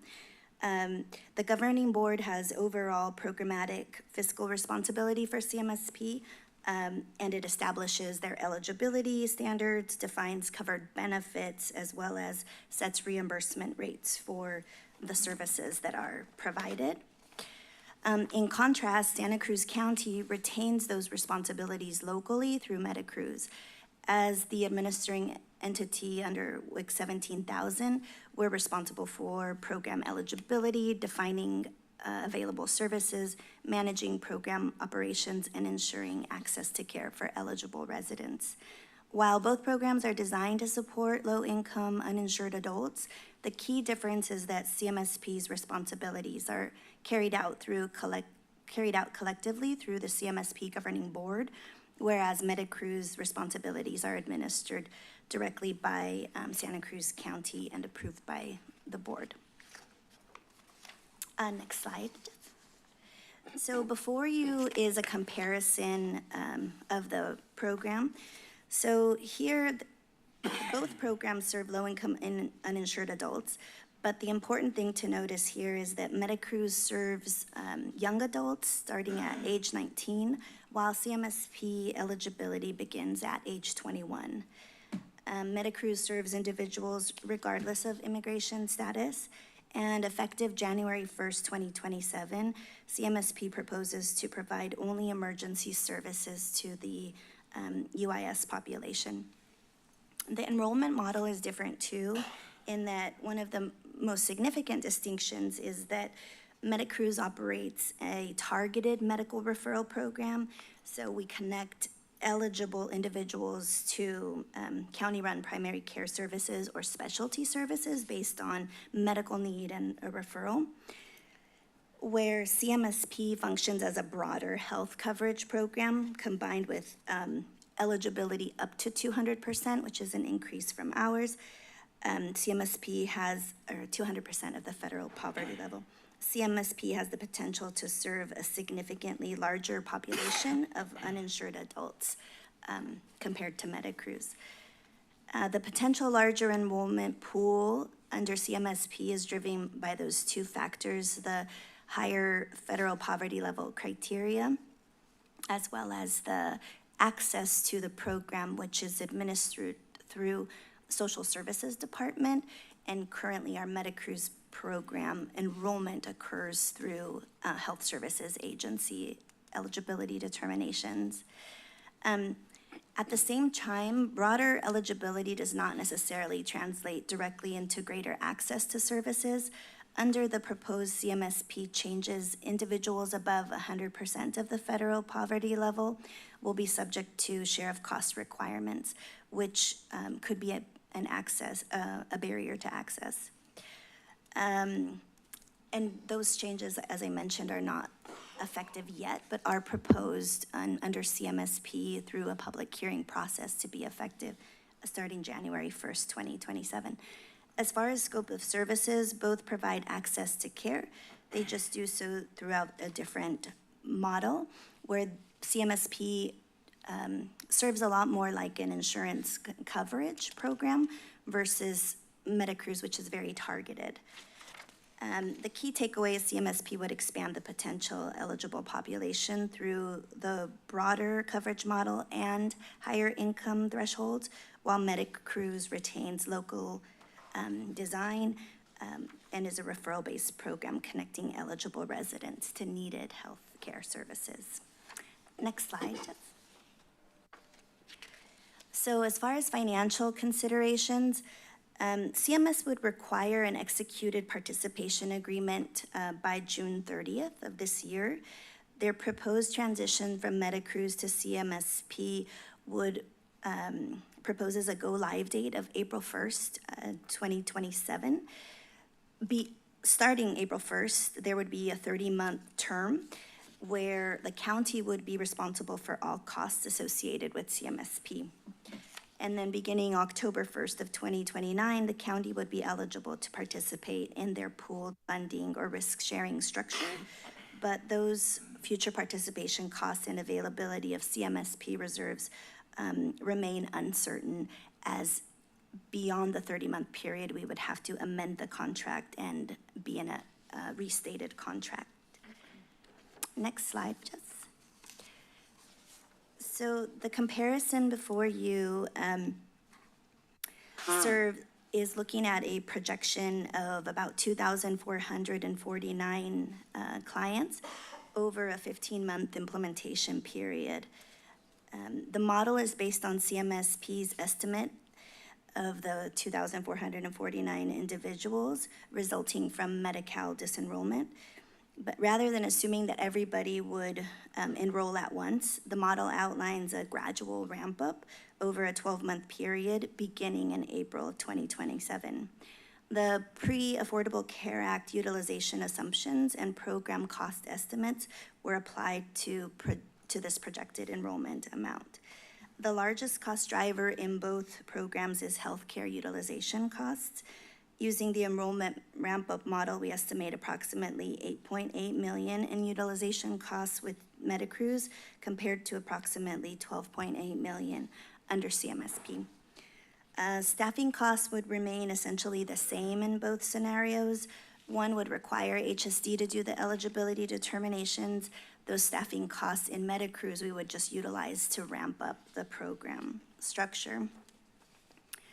CMSP also includes additional administrative, startup, and participant cost-sharing expenses that are not reflected in the MediCruz model, as we do have infrastructure. While it's bare bones, it is there and can be modernized and ramped up. So the primary takeaway from this slide is that under these assumptions, CMSP costs are estimated to be approximately $4.3 million higher over the 15-month period, or roughly 42% higher than the MediCruz program. Next slide.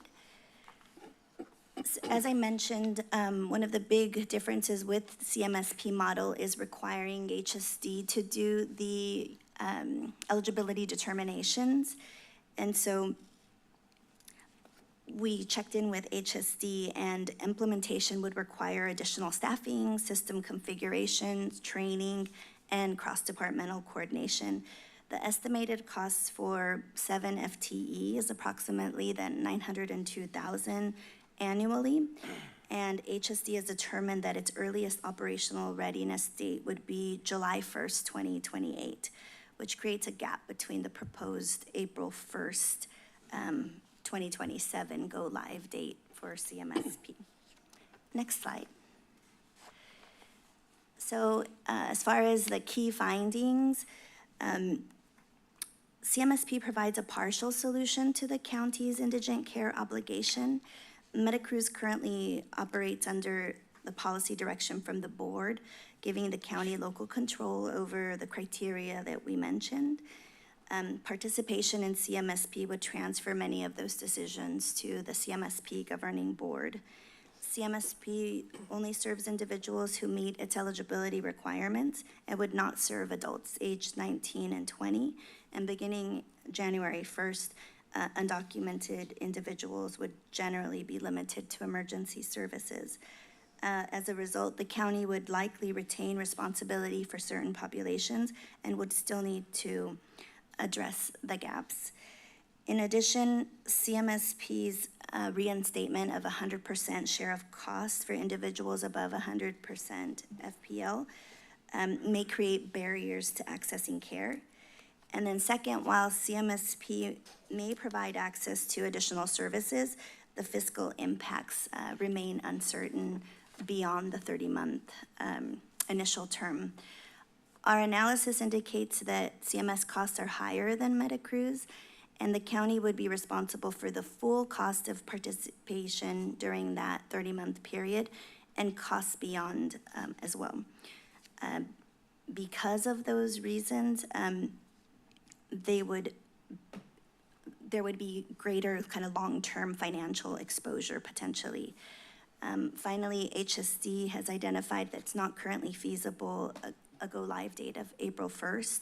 And the soonest they would be ready would be July 1st, 2028. If the board were to decide to move forward at a later time, that start date for HSD would need to be reevaluated. In summary, CMSP offers certain benefits, but it does not fully replace the county's indigent care responsibilities, introduces fiscal uncertainty, and reduces local program control, and cannot be implemented within the proposed timeline. And then I'll turn it over to HSA Director. Thank you. So with all that great information, the recommended next steps is number one, to strengthen and prepare internally, and then engage the countywide ecosystem. So under the preparation phase, we want to continue monitoring MediCruz utilization. We want to prepare and build capacity for potentially an increased demand. If needed, we will recommend changes including eligibility criteria, cover services, and share of cost. Continue to explore CMSP and other indigent care service models that are out there in California and in other places. Track and monitor statewide indigent care. The PATH proposal that was is part of the, we're awaiting a response in the state budget to protect access to healthcare proposal, which includes the $125 million to help with emergency services. And on the and with regards to engaging the ecosystem, we want to engage and convene structure collaborative planning, facilitate cross-sector planning, and co-design an expanded indigent care model, strengthen partnerships with HVACs, hospitals, and community providers, and assess and modernize the hospital and access to medical care agreements. So the recommended actions that we present to you here today is to accept and file a report on MediCruz utilization trends and the County Medical Services Program assessment. Number two, accept the Health Services Agency recommendation not to pursue participation in CMSP at this time, and direct the department to continue evaluating CMSP and alternative indigent care service models.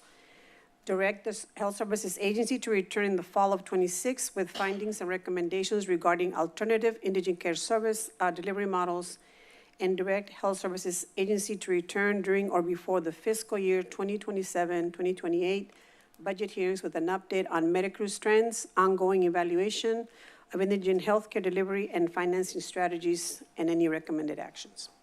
Thank you for your time. We're open for questions. Thank you for your presentation. I'm going to begin by opening this item to public comment to see if anybody'd like to speak on this item. Is there anyone here who'd like to speak? Seeing none, Madam Clerk, is there anyone on the phone?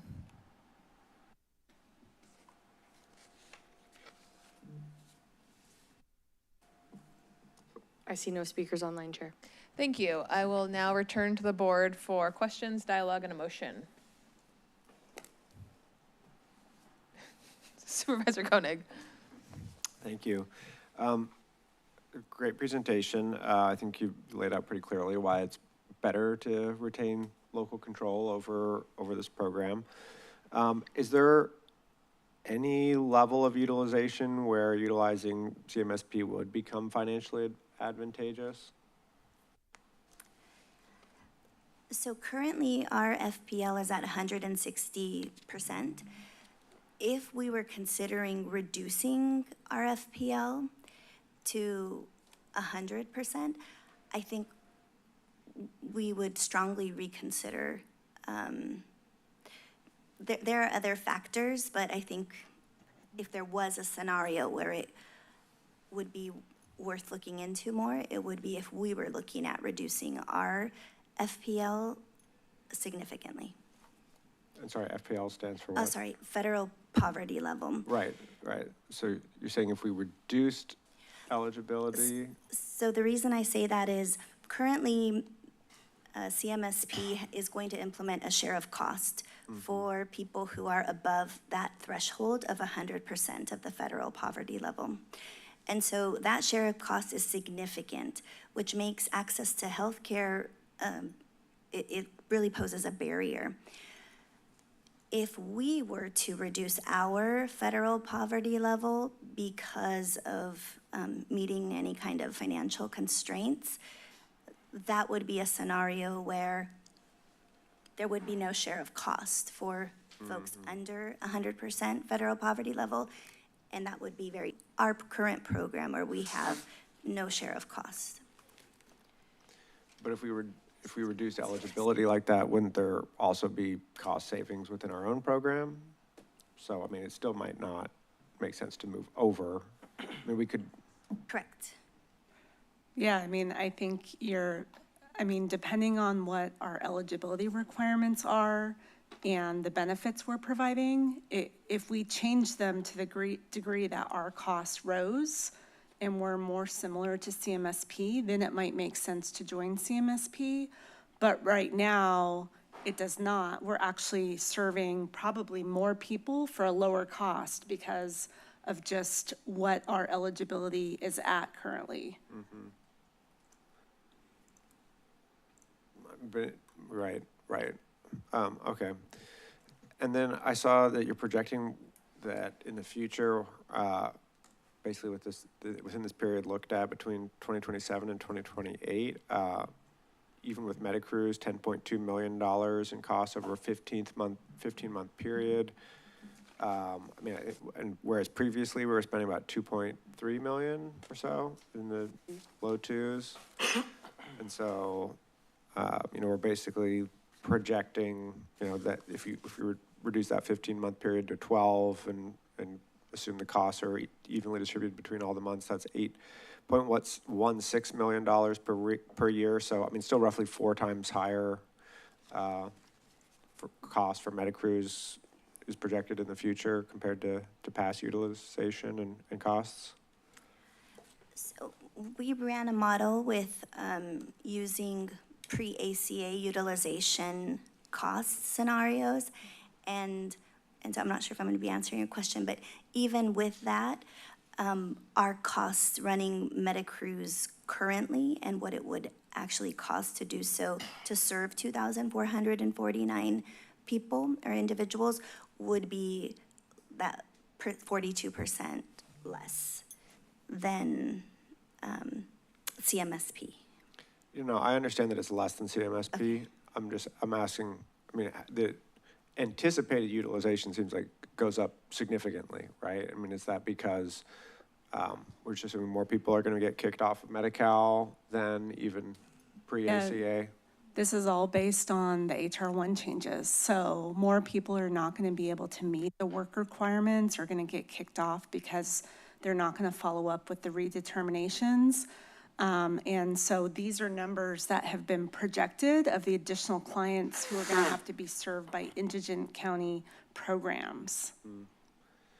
And right now we're at 160 federal poverty level as far as eligibility, but is the whatever it is, government code 1700 or something, like our requirements are only to serve 100% FPL or less? We can set our eligibility, and we're going to be coming back to the board to revisit eligibility. So CMSP, because they're seeing this huge projected increase in clients, and because all the counties who are eligible were looking at joining, they actually have gone through the practice already about revisiting their eligibility requirements and their benefits, and they've already made changes because their costs are going to go through the roof.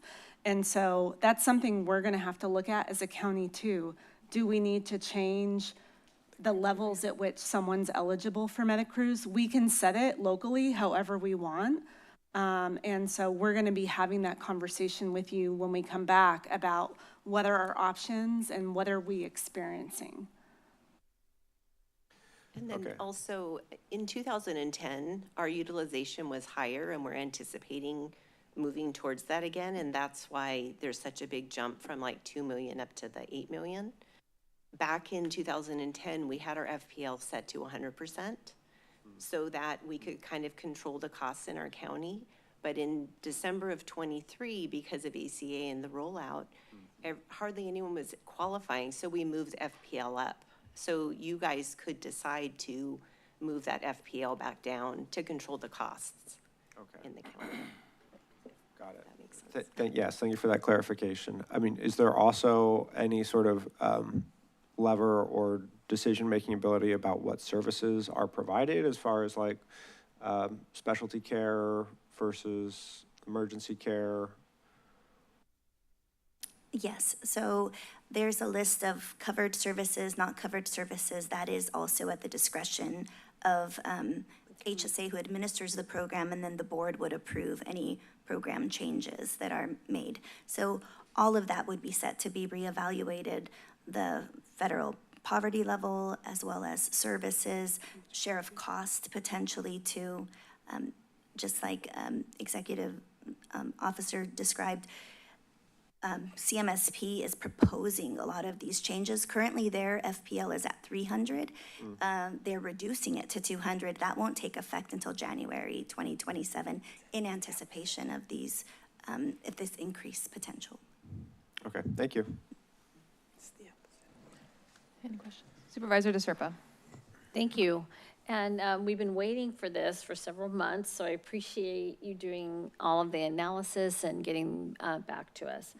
The utilization right now is low because most people still have Medi-Cal, but it is, we think, about 25 to 35,000 people will lose their Medicaid services in our county.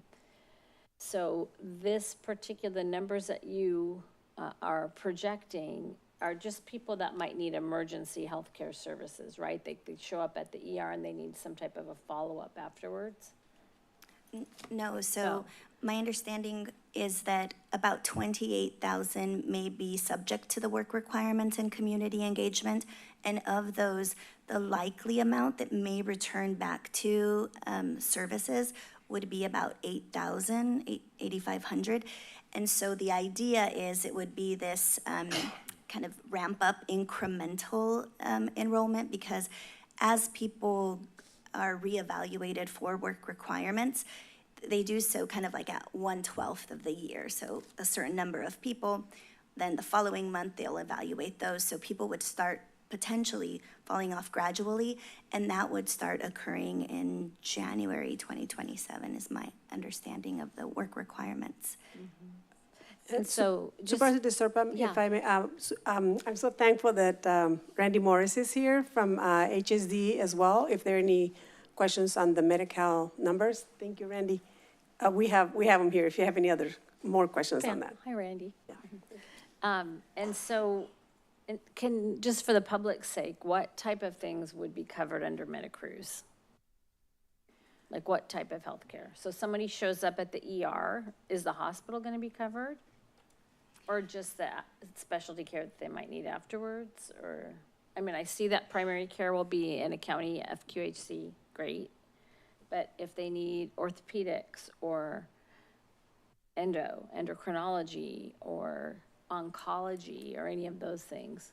Correct. So those are specialty services that, so when a referral comes through, the medical director reviews the referral for medical need. And then upon that approval, then the patient is, if they're deemed eligible, they are connected or linked to service. As far as the emergency room, my understanding is we have a Maddie and Richie fund in which those funds are utilized to cover some of those emergency costs. So there's costs reimbursement that way. Then there's the specialty care, and then there's the primary care services that are available. How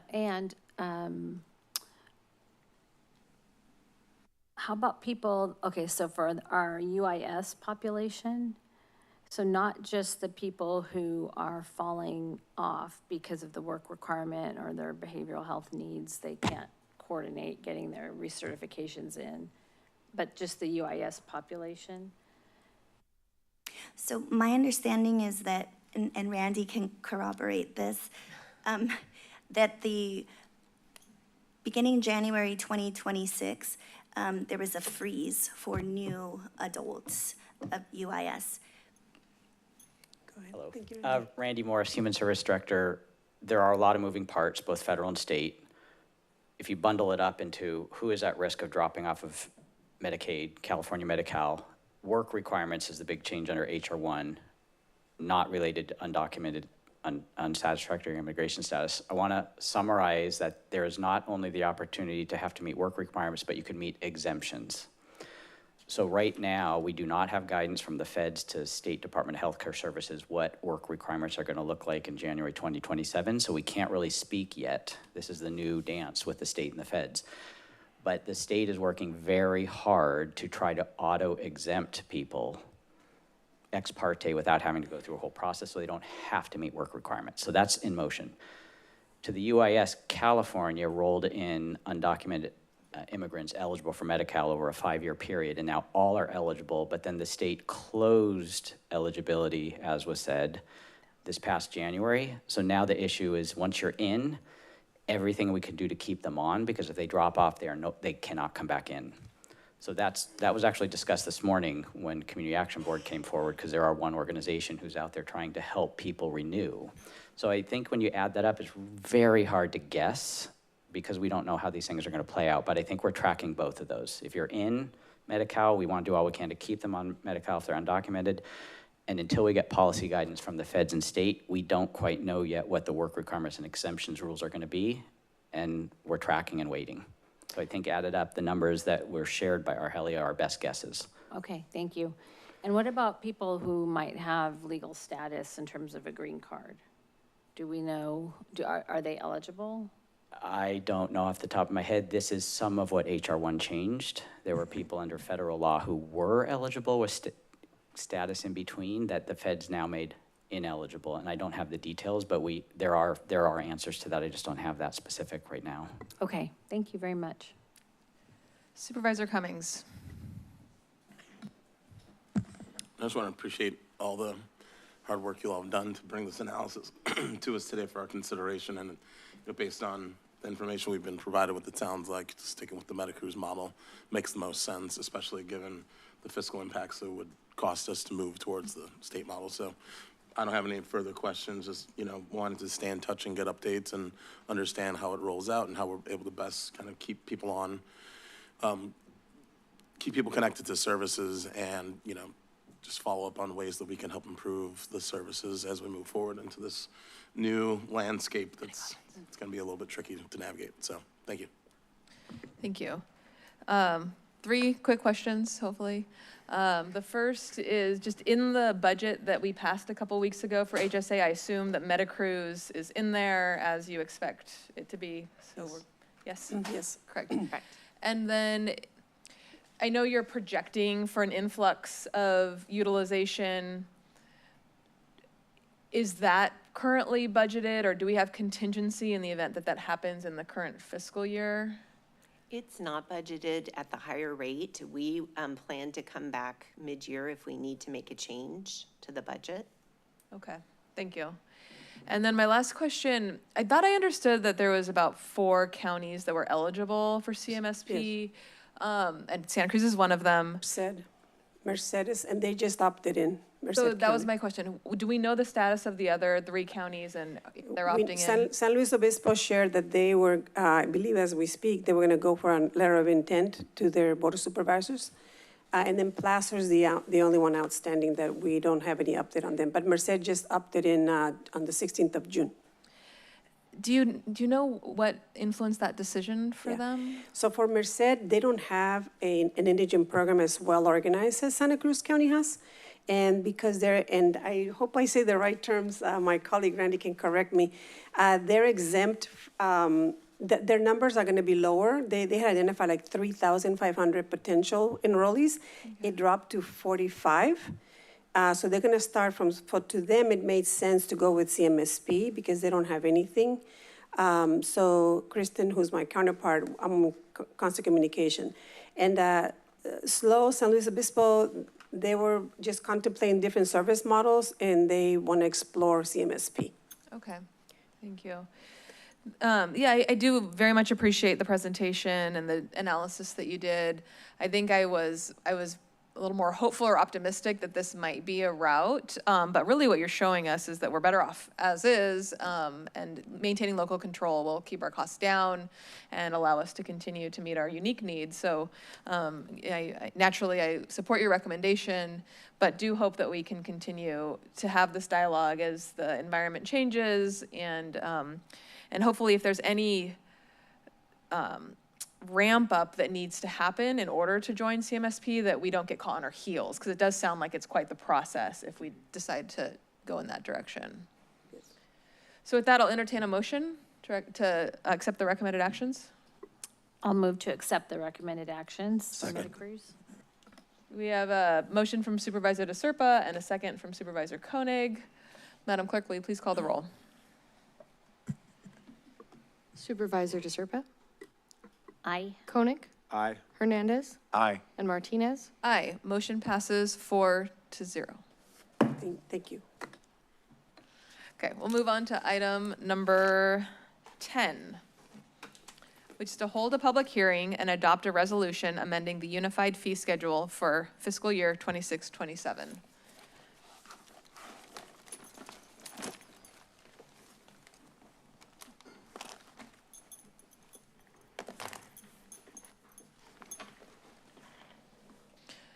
Welcome. I'll ask you to introduce yourself and your role. Good afternoon, Chair Martinez. Marcus Pimentel, your County Budget Manager. I'm here with Gina De Martini-Kuhns, our Senior Administrative Analyst. And we have a quick presentation on the Unified Fee Schedule. The long story short is the Unified Fee Schedule comes to the board twice a year in December and part of the budget hearings in June. You've actually approved all but Parks Unified Fee Schedules within the department budgets. So this is just the consolidated amendment schedule. You've reviewed all those. We have various increases that happen routinely for each year that include increases in county costs, whether it's an hourly rate, indexes that are tied to a consumer price index. We have a few new fees this year. We've got some removal of old fees. And occasionally, as you know, or as a government entity, we're required to increase certain fees based on what the state may do. So that's the quick overview. Again, you've already reviewed all these fees as part of the department budget. With that, this concludes our presentation. We now recommend that the board hold a public hearing on these amendments to the Unified Fee Schedule, and then at the close of the public hearing, consider adopting the resolution to confirm the amendments, including parks, because those fees are baked into their baseline budget. While they may come forward with new fee increases, this is their minimum fees. Thank you. I'll now open the public hearing and see, is there anyone here who'd like to speak on this item? Seeing none, is there anyone on the phone? No speakers online, Chair.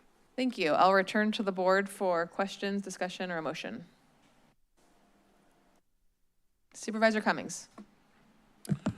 Thank you, Chair. Yeah, I think we've seen these come up a number of times now, so I'll just go ahead and move the staff recommendation. Second. We have a motion from Supervisor Cummings, a second from Supervisor Hernandez. Any further discussion? Well, thank you for bringing this before us. It's an important item, even though there's not a lot of discussion. Madam Clerk, will you please call the roll? Supervisor DeSerpa? Aye. Koenig?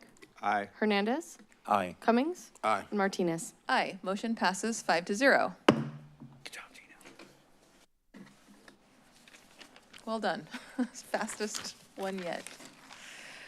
All right. That's a question for clarification. Supervisor Cummings.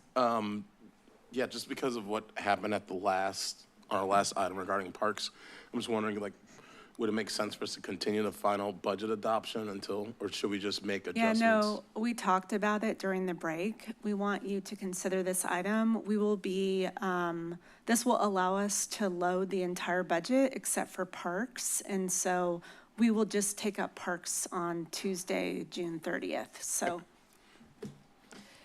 Thank you for that clarity, CEO Coburn. So I'm going to call item number 11, which is to consider approval of the County of Santa Cruz proposed 26-27 budget with last day concluding and related actions, approve 25-26 realignments, and take related actions.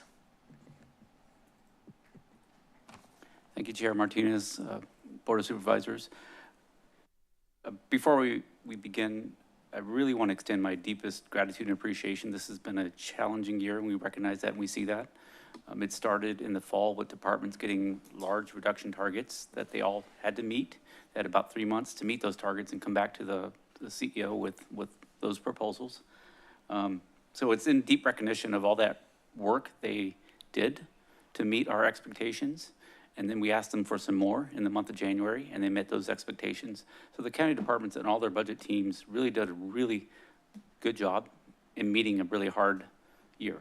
So I just want to express my deep appreciation to them for all that work, countless hours. And I mean, that word is used often too much, but I mean that carrying a lot of weight in this moment, countless hours from November all the way till about an hour ago and continuing into next week.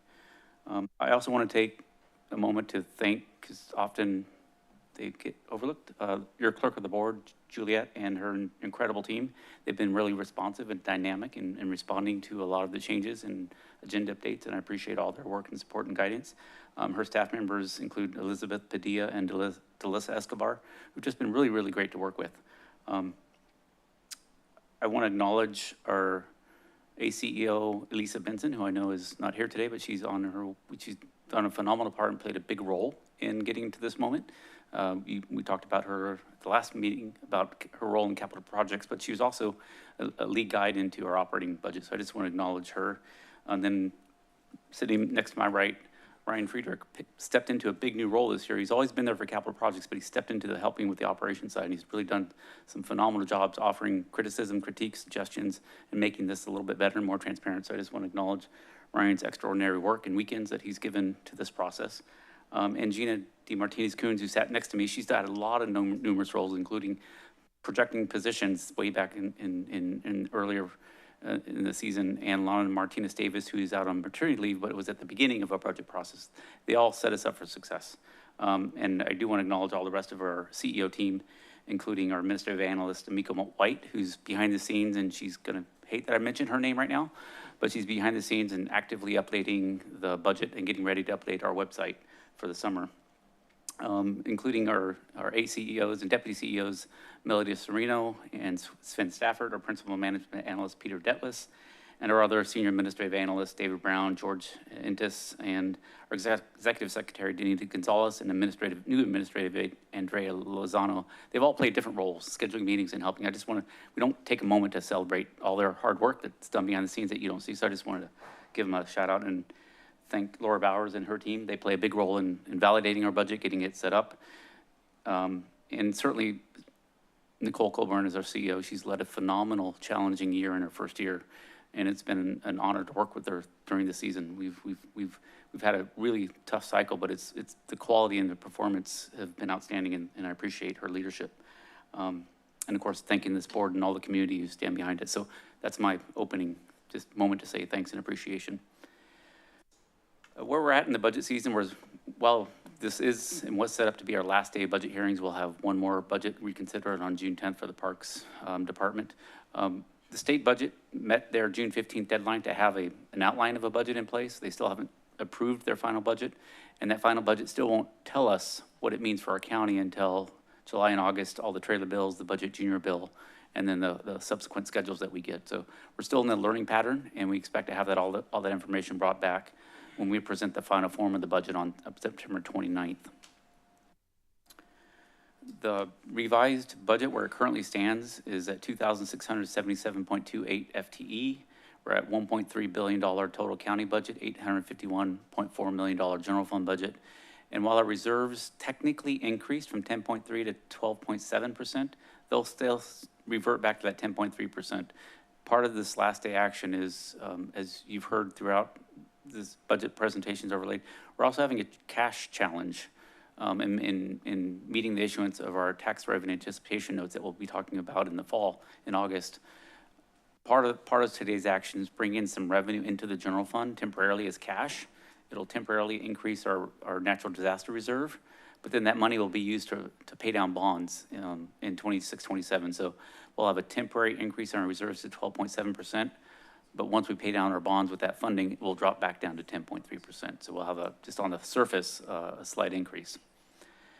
We do continue to have a balanced budget funded with $43 million in one-time uses. There are no layoffs in this budget. Moving forward, the updated position schedule, including the adjustments and some of the positions were not approved in the public defender's budget, have been reflected and shown here. Still standing at 23.1 positions reduced in health services, 24.5 in human services department. This is just a quick visual of our reserves. Again, our target is 12, where we came into the year at 12.5%. Right now, with today's actions, once the board approves this last day letter, we'll temporarily go up to 12.7%. Once we pay down our bonds, we'll drop back down to our 10.3% cash level. That's just above our 10% floor and short of our 15%, very conservative, very thin target of 15%. We do have anticipation of doing a comprehensive review that considers all of our risk factors, which might recommend, and I would expect the recommendation to be closer to a 20 to 30% range for a county with our risk factors.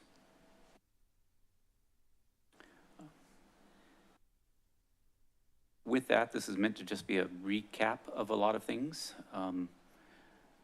You've approved all the department budgets that are incorporated into this action except for Parks. Parks will come back on Tuesday, June 30th. We do ask that you modify the motion to approve this action except for the Parks budget. Also included in this is a loan where we're doing a loan substitution that allows the general fund to bring in $5 million through a workers' comp loan to the risk and liability fund. That's part of today's actions. That's atypical. We're doing this to strengthen our cash position so we can meet our issuance requirements for the tax revenue anticipation notes. And we always have year-end adjustments that are required to do to prepare the final form of the budget. The final form of the budget in September 29th is more of a state compliance report than a public report. So there's a lot of actions to convert today's actions into the report that's submitted to the state of California. I do want to pause and meant to open the opportunity for Nicole to have any final comments before we move this over to the board. Thank you, Marcus, and thank you, Board of Supervisors, for supporting me and team and all the departments in my first proposed budget. I know it wasn't always easy, even today. We navigated some sticky issues, but it's good to be able to move into the new fiscal year. And I imagine, you know, we're going to be waiting to see how the final state budget lands. I'm really hoping that as much of the county funding that the legislature put forward is going to stay in that state budget so that we can incorporate it in the final budget in September and hopefully return some of the money that we used for Health and Human Services from their restricted funds back to their restricted funds and the reserves. So we'll keep you posted on that. And of course, we'll have a presentation when we bring forward the final budget in September. This is a balanced budget, but we have some really challenging fiscal conditions that are going to continue for multiple years to come as the HR1 impacts only increase in terms of the number of people who are falling off our safety net programs and who might be reliant on county services in other ways, as well as just our structural issues with our costs exceeding our revenues. I'm looking at bringing revenue measures to the board to consider for helping with some of these issues. That might help our safety net challenges, that could help in other ways with bringing in specific funds for roads or public safety or other areas. So you can expect in the months ahead for us to be talking about those things. This budget allows you to continue some of the investments you've wanted to make as a board. Because of our structural and the deficits we're projecting in the years to come, we very well are going to have to make hard decisions about reducing some of our investments, reducing some of our more discretionary county services. So I imagine this fall, I would like to start having a discussion with the board as part of a study session on what we do as a county and where or how we might look to make changes, because I can guarantee you these budget hearings next year are going to be much harder than this year. So plan for that this fall so that we can start brainstorming together about what we might like to do as a county. With that, thank you again. I really appreciate everyone involved and your support throughout these hearings. Thank you, CEO Coburn. I'll now return to the board for discussion and a motion. I'll start on my right with Supervisor Hernandez. was going to say public comment. Do you Sorry, want to take public thank you, comment first? yes. Oh, man. Welcome, you've been waiting all this time. I'm opening it up to public comment. Do I get 5 minutes? Just kidding. Hello again. My name is Kathy Lass. I live in Aptos, and I organize the local chapter of Showing Up for Racial Justice. And I too just really want to thank the supervisors and the executive office for the hard work this year. I'm really, really impressed and really appreciate all the attention that's been paid to everything. I know these very same discussions and disruptions are going on in every single county in this country, and it's just really heartbreaking. To address some of the comments made by some of you today, I want to touch on just a couple of points. One is like reviewing and setting the budget. It's not clear that every single department was asked to do cuts. For example, it's hard to see where the sheriff was asked, and if they were, like, the transparency there would be appreciated. In tough times like these, I think we do have to continue to look at like overall structural change. And so looking at these departments one at a time sometimes is hard. So I really appreciate what happened during the public defender's office and what else can be done when looking at how departments interact with each other and how those budgets can be shifted or collaborated on. Lastly, echoing Supervisor Cummings' point about sometimes getting, a lot of the committee was surprised with some of these actions. So is there ways to, and we've asked in the past maybe for town halls earlier, like budget town halls. You've just mentioned a study session if the public can be invited or included somehow. So is there ways for all of the risks to be highlighted earlier so that the public isn't as surprised? Thank you.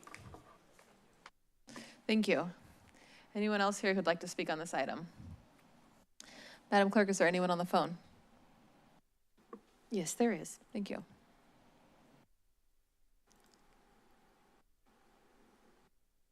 KH, your microphone is now available.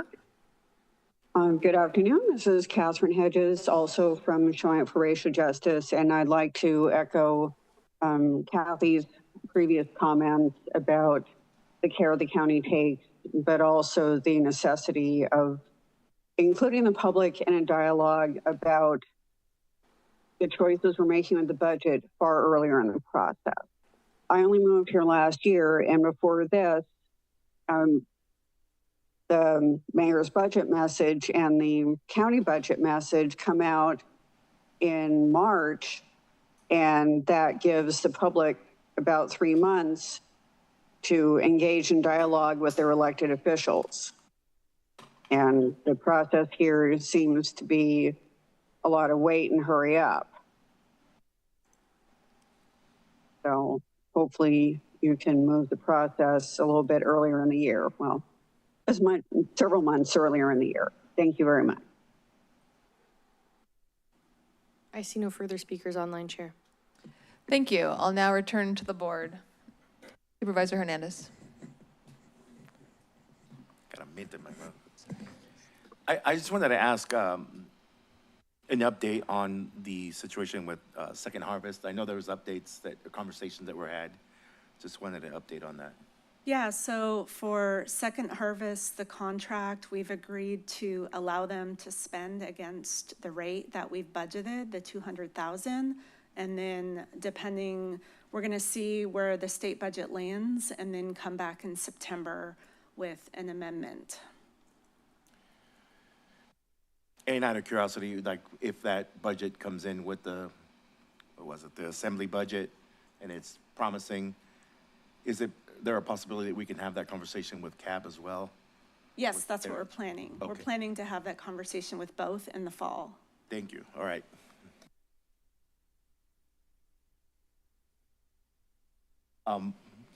Well, I'll move staff recommendation. Minus the parks budget. Right. Minus the parks. We have a motion from Supervisor Hernandez. I'll second. And a second from Supervisor DeSerpa. I'll continue hearing from others on this item. Anybody have comments? Supervisor Koenig? We'll start with a couple of questions. The first is, so in the staff report, it talked about moving available funding from the federal disaster recoveries within the 2022-23 winter storm fund to transfer to the general fund, an amount of about $20 million.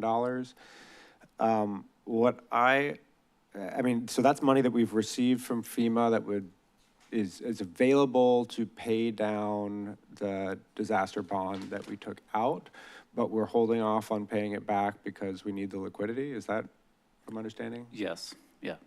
That when the board issued and approved the 2024 disaster bonds, we communicated and included in that direction was that as we receive federal reimbursements from the 22-23 storms, every dollar of those reimbursements would be used to pay down bonds.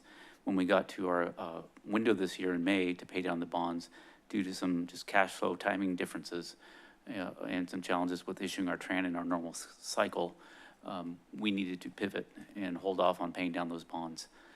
We're earning interest earnings on that, so it's not necessarily a loss, other than we're waiting a year to pay those off. So they'll be held and there'll be a larger pay down in the next season. Right, and so the idea that we would wait till sort of the end of this coming fiscal year in order also to have like cash on hand to respond to disasters this winter?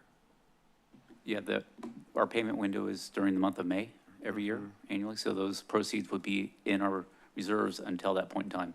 So, okay, so we're gotcha. Basically just delaying repayment for a year. Right. Excuse me.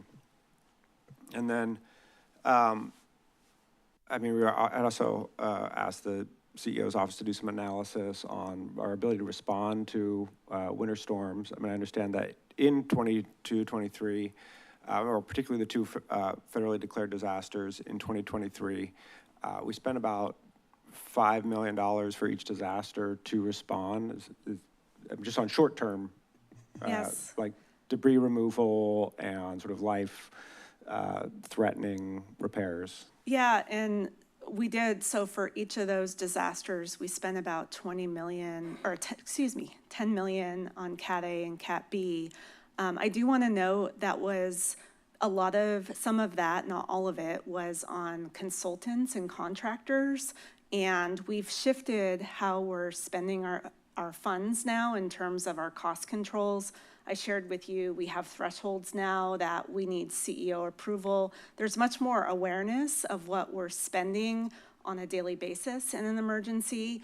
And we've also shifted from the contractors to using our own staff, unless we need some sort of specialty service. So that alone was $3 million in contractors that we spent for those disasters, that we would probably looking at other ways to handle those services for a future disaster.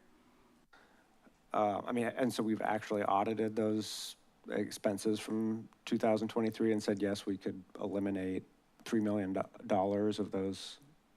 We have not, under the new framework. We have not audited them, but disasters every disaster looks differently. You might need a different type of response. So to look at those disasters and say exactly what you're going to need for the next one, it's really hard to say. And those are just two examples. I imagine if we looked back, at other examples, whether it's other flooding events, the wildfires, earthquake, they're all going to look very different. So I feel with our cost controls, we have a really good system in place to monitor what we're spending. And we have $8.5 million contingency, $1 million of that, which is dedicated to natural disasters. We have a $4.5 million reserve for natural disasters. We have additional reserves if we really had to, that potentially we could tap into. I feel like we have enough there to weather a disaster and maintain our costs. Okay. It is concerning that, I hear what you're saying. We could break into additional reserves or contingencies in order to pay for a natural disaster. But nevertheless, we basically budgeted $5 million for the coming year.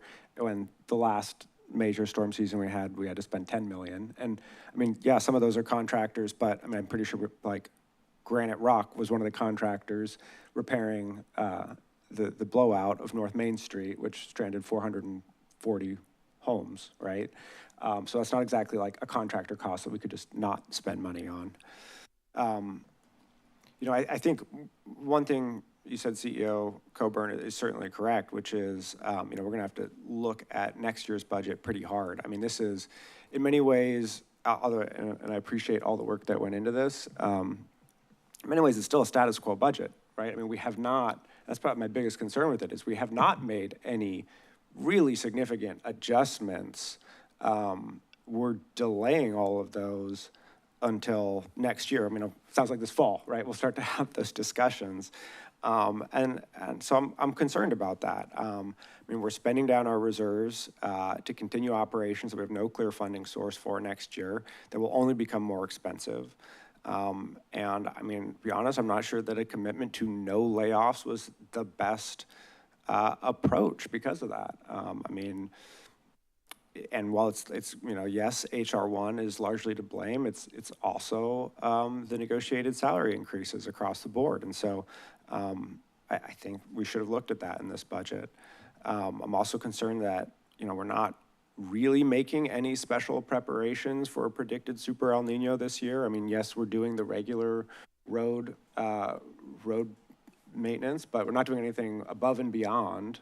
It's the FEMA CBDGDR grants were mentioned, but those don't show up until after this winter and maybe the year after that. So we're really not going above and beyond to prepare for extraordinary circumstances.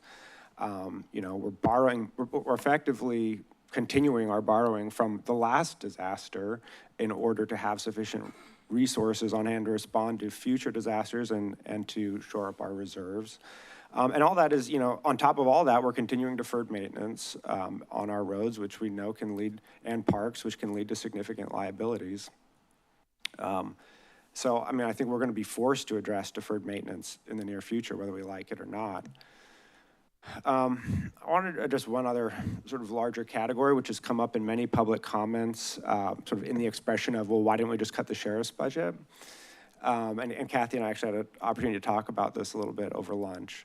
And I do think that as we, this is sort of the last status quo budget and moving forward having to make serious changes, we need to look at the public safety and justice system as a whole, because, I mean, frankly, it's the most wasteful system you can imagine. I mean, and it's not just the sheriff's budget, right? I mean, it's also the district attorney and the public defender and probation and all the social services that go into it as well. I mean, we end up paying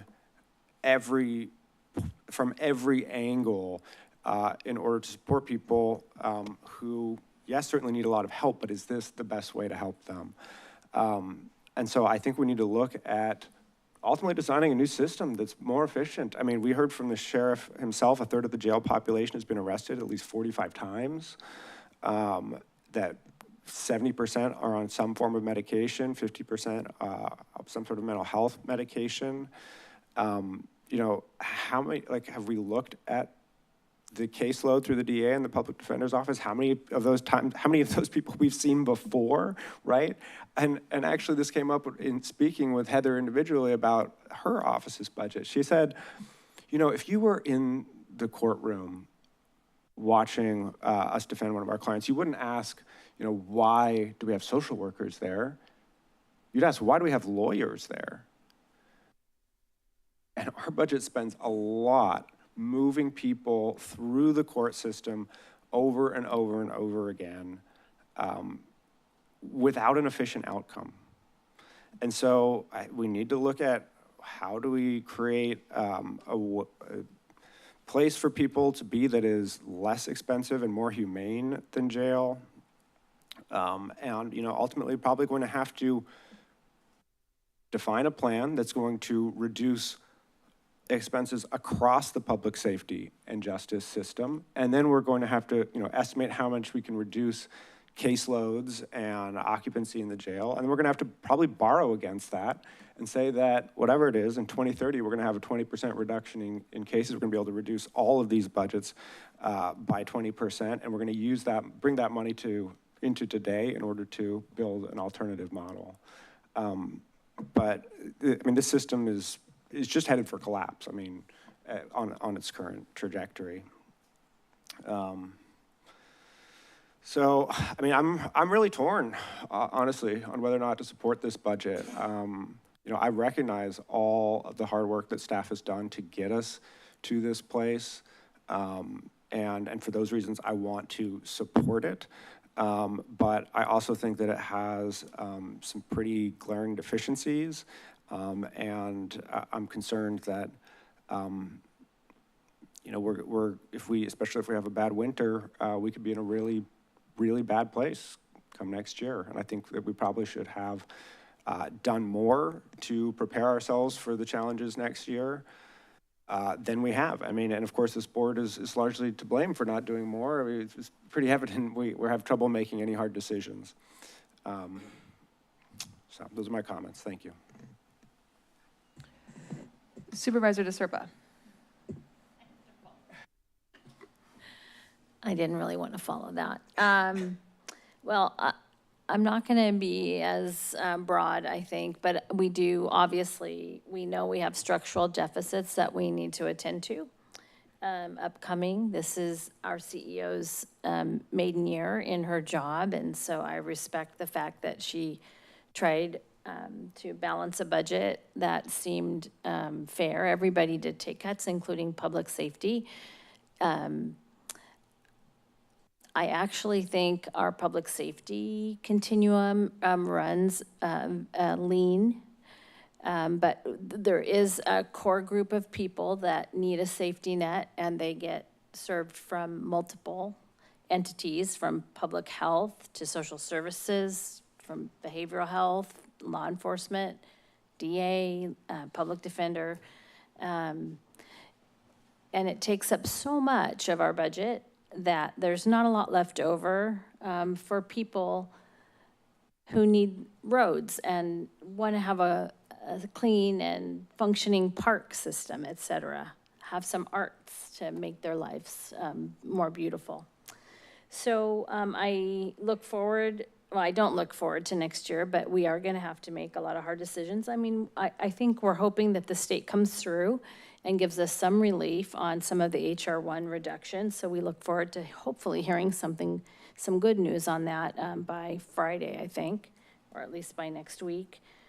And it would be great if the public defenders can pull off trying to get funding from the state so that it doesn't have to come out of our general fund.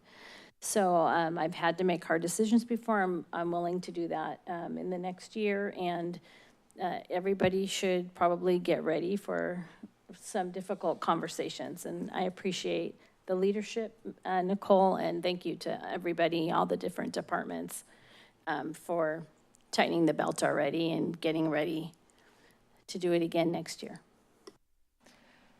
Supervisor Cummings. First, I just want to start by thanking our CEO's office and thanking all our staff for what was a really challenging budget year. And, you know, I do want to give kudos to CEO Coburn, because coming into this job, you know, coming into the beginning of this year, we didn't know who our CEO was going to be. And having Nicole come in and, you know, pretty much within 6 months, you know, help us pull our budget together, I think, while it had its challenges, that's a huge lift for somebody coming into a new position to have to do, and for many other folks in the other departments as well, especially given the new landscape we're working with and the challenges that we're continually trying to navigate. And, you know, coming into this budget year, for me, I was really hoping that we could figure out how to maintain jobs, maintain services, with the idea that, and knowing that we're continuing to move into unpredictable territory, and next year things are going to get potentially a lot worse. There's a lot of hope that maybe we'll see some shifts at the federal level during November after the election. That may provide some relief, but if we continue down this current path, we're going to need more in order to support ourselves.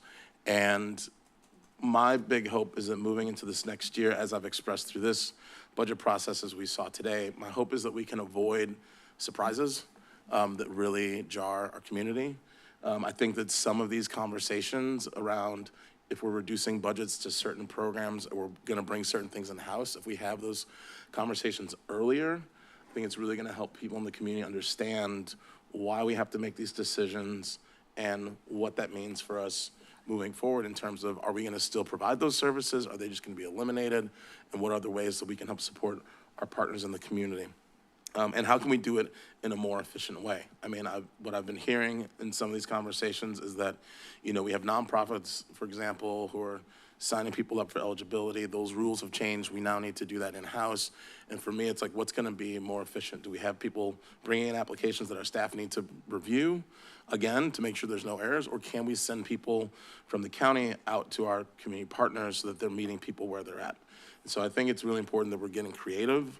And I really wanna just emphasize opening up these discussions with our staff from all the different bargaining units, because one of the things that we heard this year is that they want to be involved, and they have some creative solutions.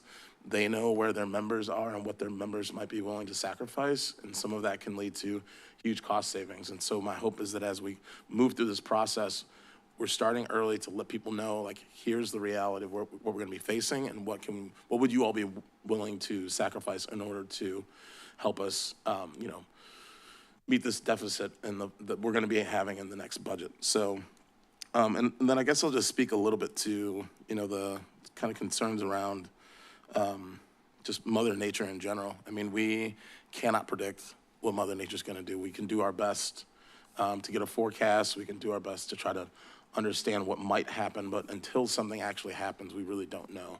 And it's really challenging to plan for that, plus the fact that we now have a federal government that is supposed to provide some emergency support, and that's really kind of walking completely away from doing that. It's really hard to understand how we're gonna be made whole. And so regardless if we saved 10 million, 15, 20 million for that, there's no way for us to have any idea of what can actually happen in the future. We may not be impacted at all. We didn't really have that big of an impact this summer. This winter. We didn't really have any disasters. So it's really unclear, but what we can do in the meantime is just try to learn from, you know, the work we've done in the past, continue to support people in our community, and to the best extent we can, try to protect ourselves. And maintaining good relationships with our community partners is the way that we're gonna be able to also, in these times of the disasters, be able to lean on one another to provide the greatest amount of support. So I'm supportive of our budget, and I just think that we need to be absolutely clear that this is gonna be probably one of our biggest priorities moving into next year. I think that we need to be having these conversations more frequently, given that we have, you know, $67 million projected deficit.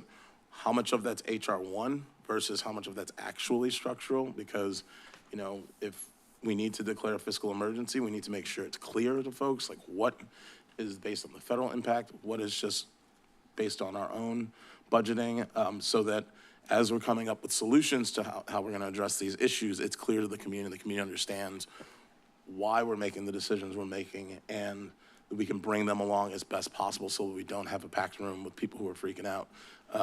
It's best that if we're gonna have to make big cuts and make difficult decisions, that we have people who are at least understanding as to why we're doing them, so that when we move forward, we can try to continue to work with them and demonstrate that we're doing the best we can under unfortunate circumstances. So thank you all for all your help and support this year. As we said a few years ago, we're all in this together, so my hope is that we can continue to work as best we can to make the most benefit for our community. Thank you. Thank you, Supervisor Cummings. I will start by making some comments, and then I also have a couple parts of additional direction that I'd like to add to the motion at the end of that.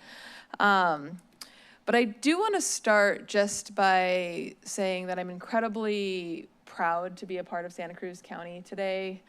I want to extend my deep gratitude to our county staff, our department leaders, our labor partners, and community members who helped us to shape this budget that we're passing today.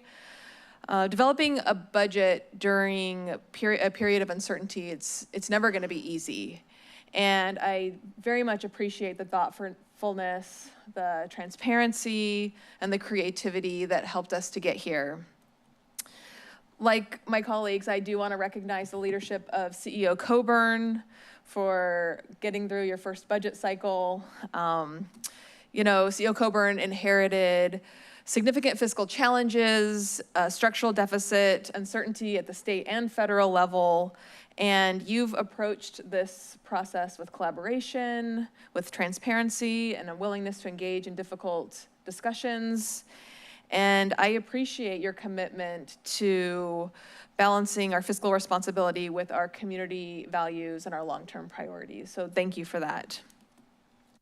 I do believe that there's a lot to be proud of in this budget. You know, we are adopting a budget that protects our core services. We were able to avoid layoffs. We were able to ensure that our families know that the services that they depend on will continue to be there for at least one more year. You know, our investment in health and human services and the well-being of our community, it supports our seniors, our children and families, folks who are experiencing behavioral health challenges, and, you know, those who are under attack, our immigrant community, our LGBTQ plus community, and those who are being marginalized across the board. And these investments, they do reflect our values here in Santa Cruz County. And we've been able to recognize that prevention, treatment, and basic supports are essential to a healthy community. At the same time, I'm proud that we're not losing sight of the challenges that our community faces as it relates to climate change, Mother Nature, and the disasters that we faced. Through Measure Q and the tremendous work that happened there, we are making investments to strengthen our emergency preparedness, maintain infrastructure, helping our communities become more resilient. And these investments, they have to start somewhere, and we took an important step in that direction this year. It is incredibly important to the mountain communities that I represent that any bit of investment in resiliency will pay off in the long run. So it might not be everything that we want, but we are taking steps in that direction, and there hasn't been a hard discussion or a hard decision that hasn't addressed the realities of climate change and the potential of another natural disaster. I think that nobody up here on the dais thinks that our work is done. This budget is balanced, but as we all know, it relies on one-time solutions and reserves, and we have additional pressures on the horizon, including uncertainty around our federal funding, our healthcare programs, and our costs that currently outpace our revenues. So while I'm incredibly proud to pass this budget today, I also see it as a call to action, that we bought ourselves time, but we must use that time wisely to continue to modernize our services, pursue new revenue opportunities, strengthen our partnerships, and continue to make thoughtful decisions that prioritize the programs that our community depends on and the programs that will make our county stronger. But for today, I do think it's worth acknowledging the incredible accomplishment that we have done to bring this budget forward. It's an extraordinarily difficult year, but we protected people, we preserved our services, and we continued investing in the future of Santa Cruz County. And so I do think that's something worth recognizing. So as I'm going to be supporting the recommended actions today, with the exception of the parks budget, and I'd also like to add 2 pieces of additional direction that are related to some of the district-specific discretionary funding that District 5 has. I'd like to add additional direction that assigns $100,000 of my district-specific Measure K funding for extending the free Green Waste Days program for District 5 residents at the Ben Lomond Transfer Station. We've received a lot of really great feedback about this program, and the data shows that it really is facilitating people cleaning up their yards and reducing green waste, and it helps to build a more resilient community. And I know that we're going to be hearing from county staff about potentially making this a county-wide program in the next year, but since that wasn't in this year's budget, I'm going to continue to prioritize it out of my district funding. And the second part of my additional direction is to designate 90,000 of my district-specific Measure Q funding to backfill the reduction that was made in the Santa Cruz Long-Term Recovery Group Measure Q application. So as a reminder, this was an application that supported low-income residents to harden their homes, particularly in the zone 0, kind of that first 5 feet from their homes area where homes can be destroyed by a moving wildfire. It will help low-income residents to harden their homes in that space. And we heard from the Long-Term Recovery Group, which is a great partner to District 5, that they aren't able to do the program without this funding. So I will be using some of my discretionary funds to backfill that as well. So with those 2 pieces of additional direction, I'd be happy to support the motion. Any further comments? You good with those? I mean, sorry to be annoying, but I'm using Measure K, the Measure K allocation to our districts for parks. I mean, you're directing it to be spent on a green waste program. I mean, that seems like maybe more Measure Q applicable, but I mean, it's just in violation of the resolution that this board passed for that money to be spent on, for that allocation to be coming out of the parks part of the money we. Well, Measure K, I don't believe has that specific designation, and it's what we used last year to fund the program, so I feel confident. The Measure K money, the legal restriction that we've been concerned with is just that it needs to be spent in the unincorporated area on unincorporated area issues. Right, I understand it's not part of the legal language, okay, but this board did pass a resolution saying that we wanted to spend $1 million on parks, and that $1 million is evenly distributed as $200,000 to each of our districts. And so that's, I mean, again, if you're wondering why parks is getting shortchanged, even though people keep voting for it at the ballot box, this just might be one of the reasons.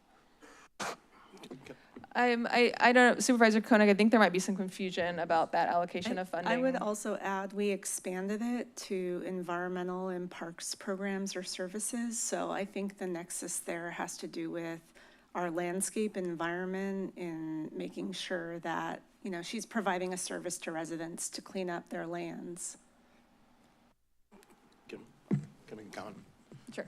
Yeah, I'll just say, having led that effort, part of the reason why I believe we changed that language early on was because Measure Q didn't exist, and we knew that resiliency and disaster resiliency was something that was important for taxpayers, and so we really tried to broaden that $1 million so that it wasn't just parks, that it was parks and environment, because we know that in some districts, yes, you may have a lot of parks. In other districts, you may have to do wildfire prevention or you want to do environmental improvements, and so that was my understanding when we put that on the ballot, and as we campaigned for that specific part, it wasn't specific to just parks. So I think that, to your point, that does seem like an appropriate allocation. Now, as we discussed earlier, we're gonna come back, we're gonna have conversations with our Parks Department on how we can help shore up their budget.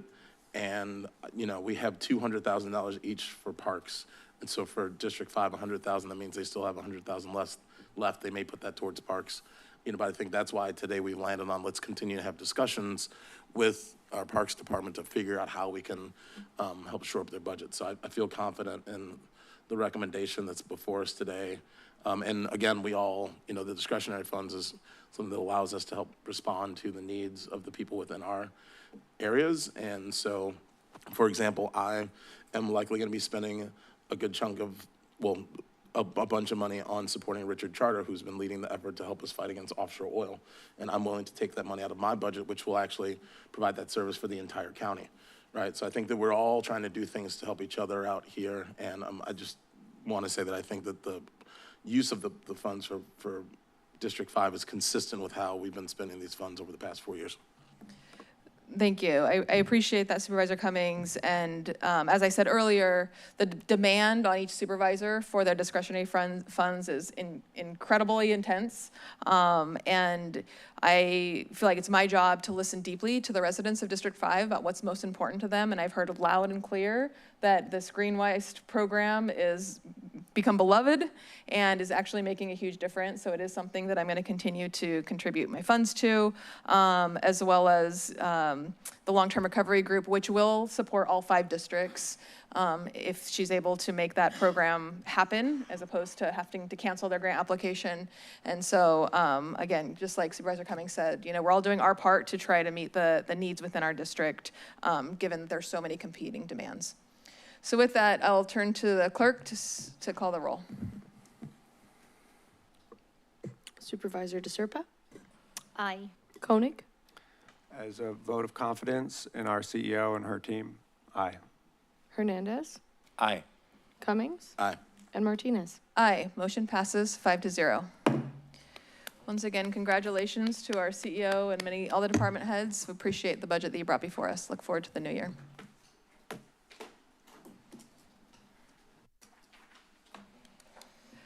So that concludes our agenda for today.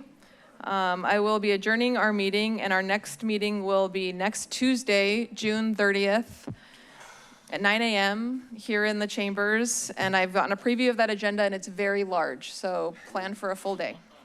See you then. Maybe we'll have lunch, yeah. I was gonna go to San Jose, to San Pedro Square, but. Recording stop.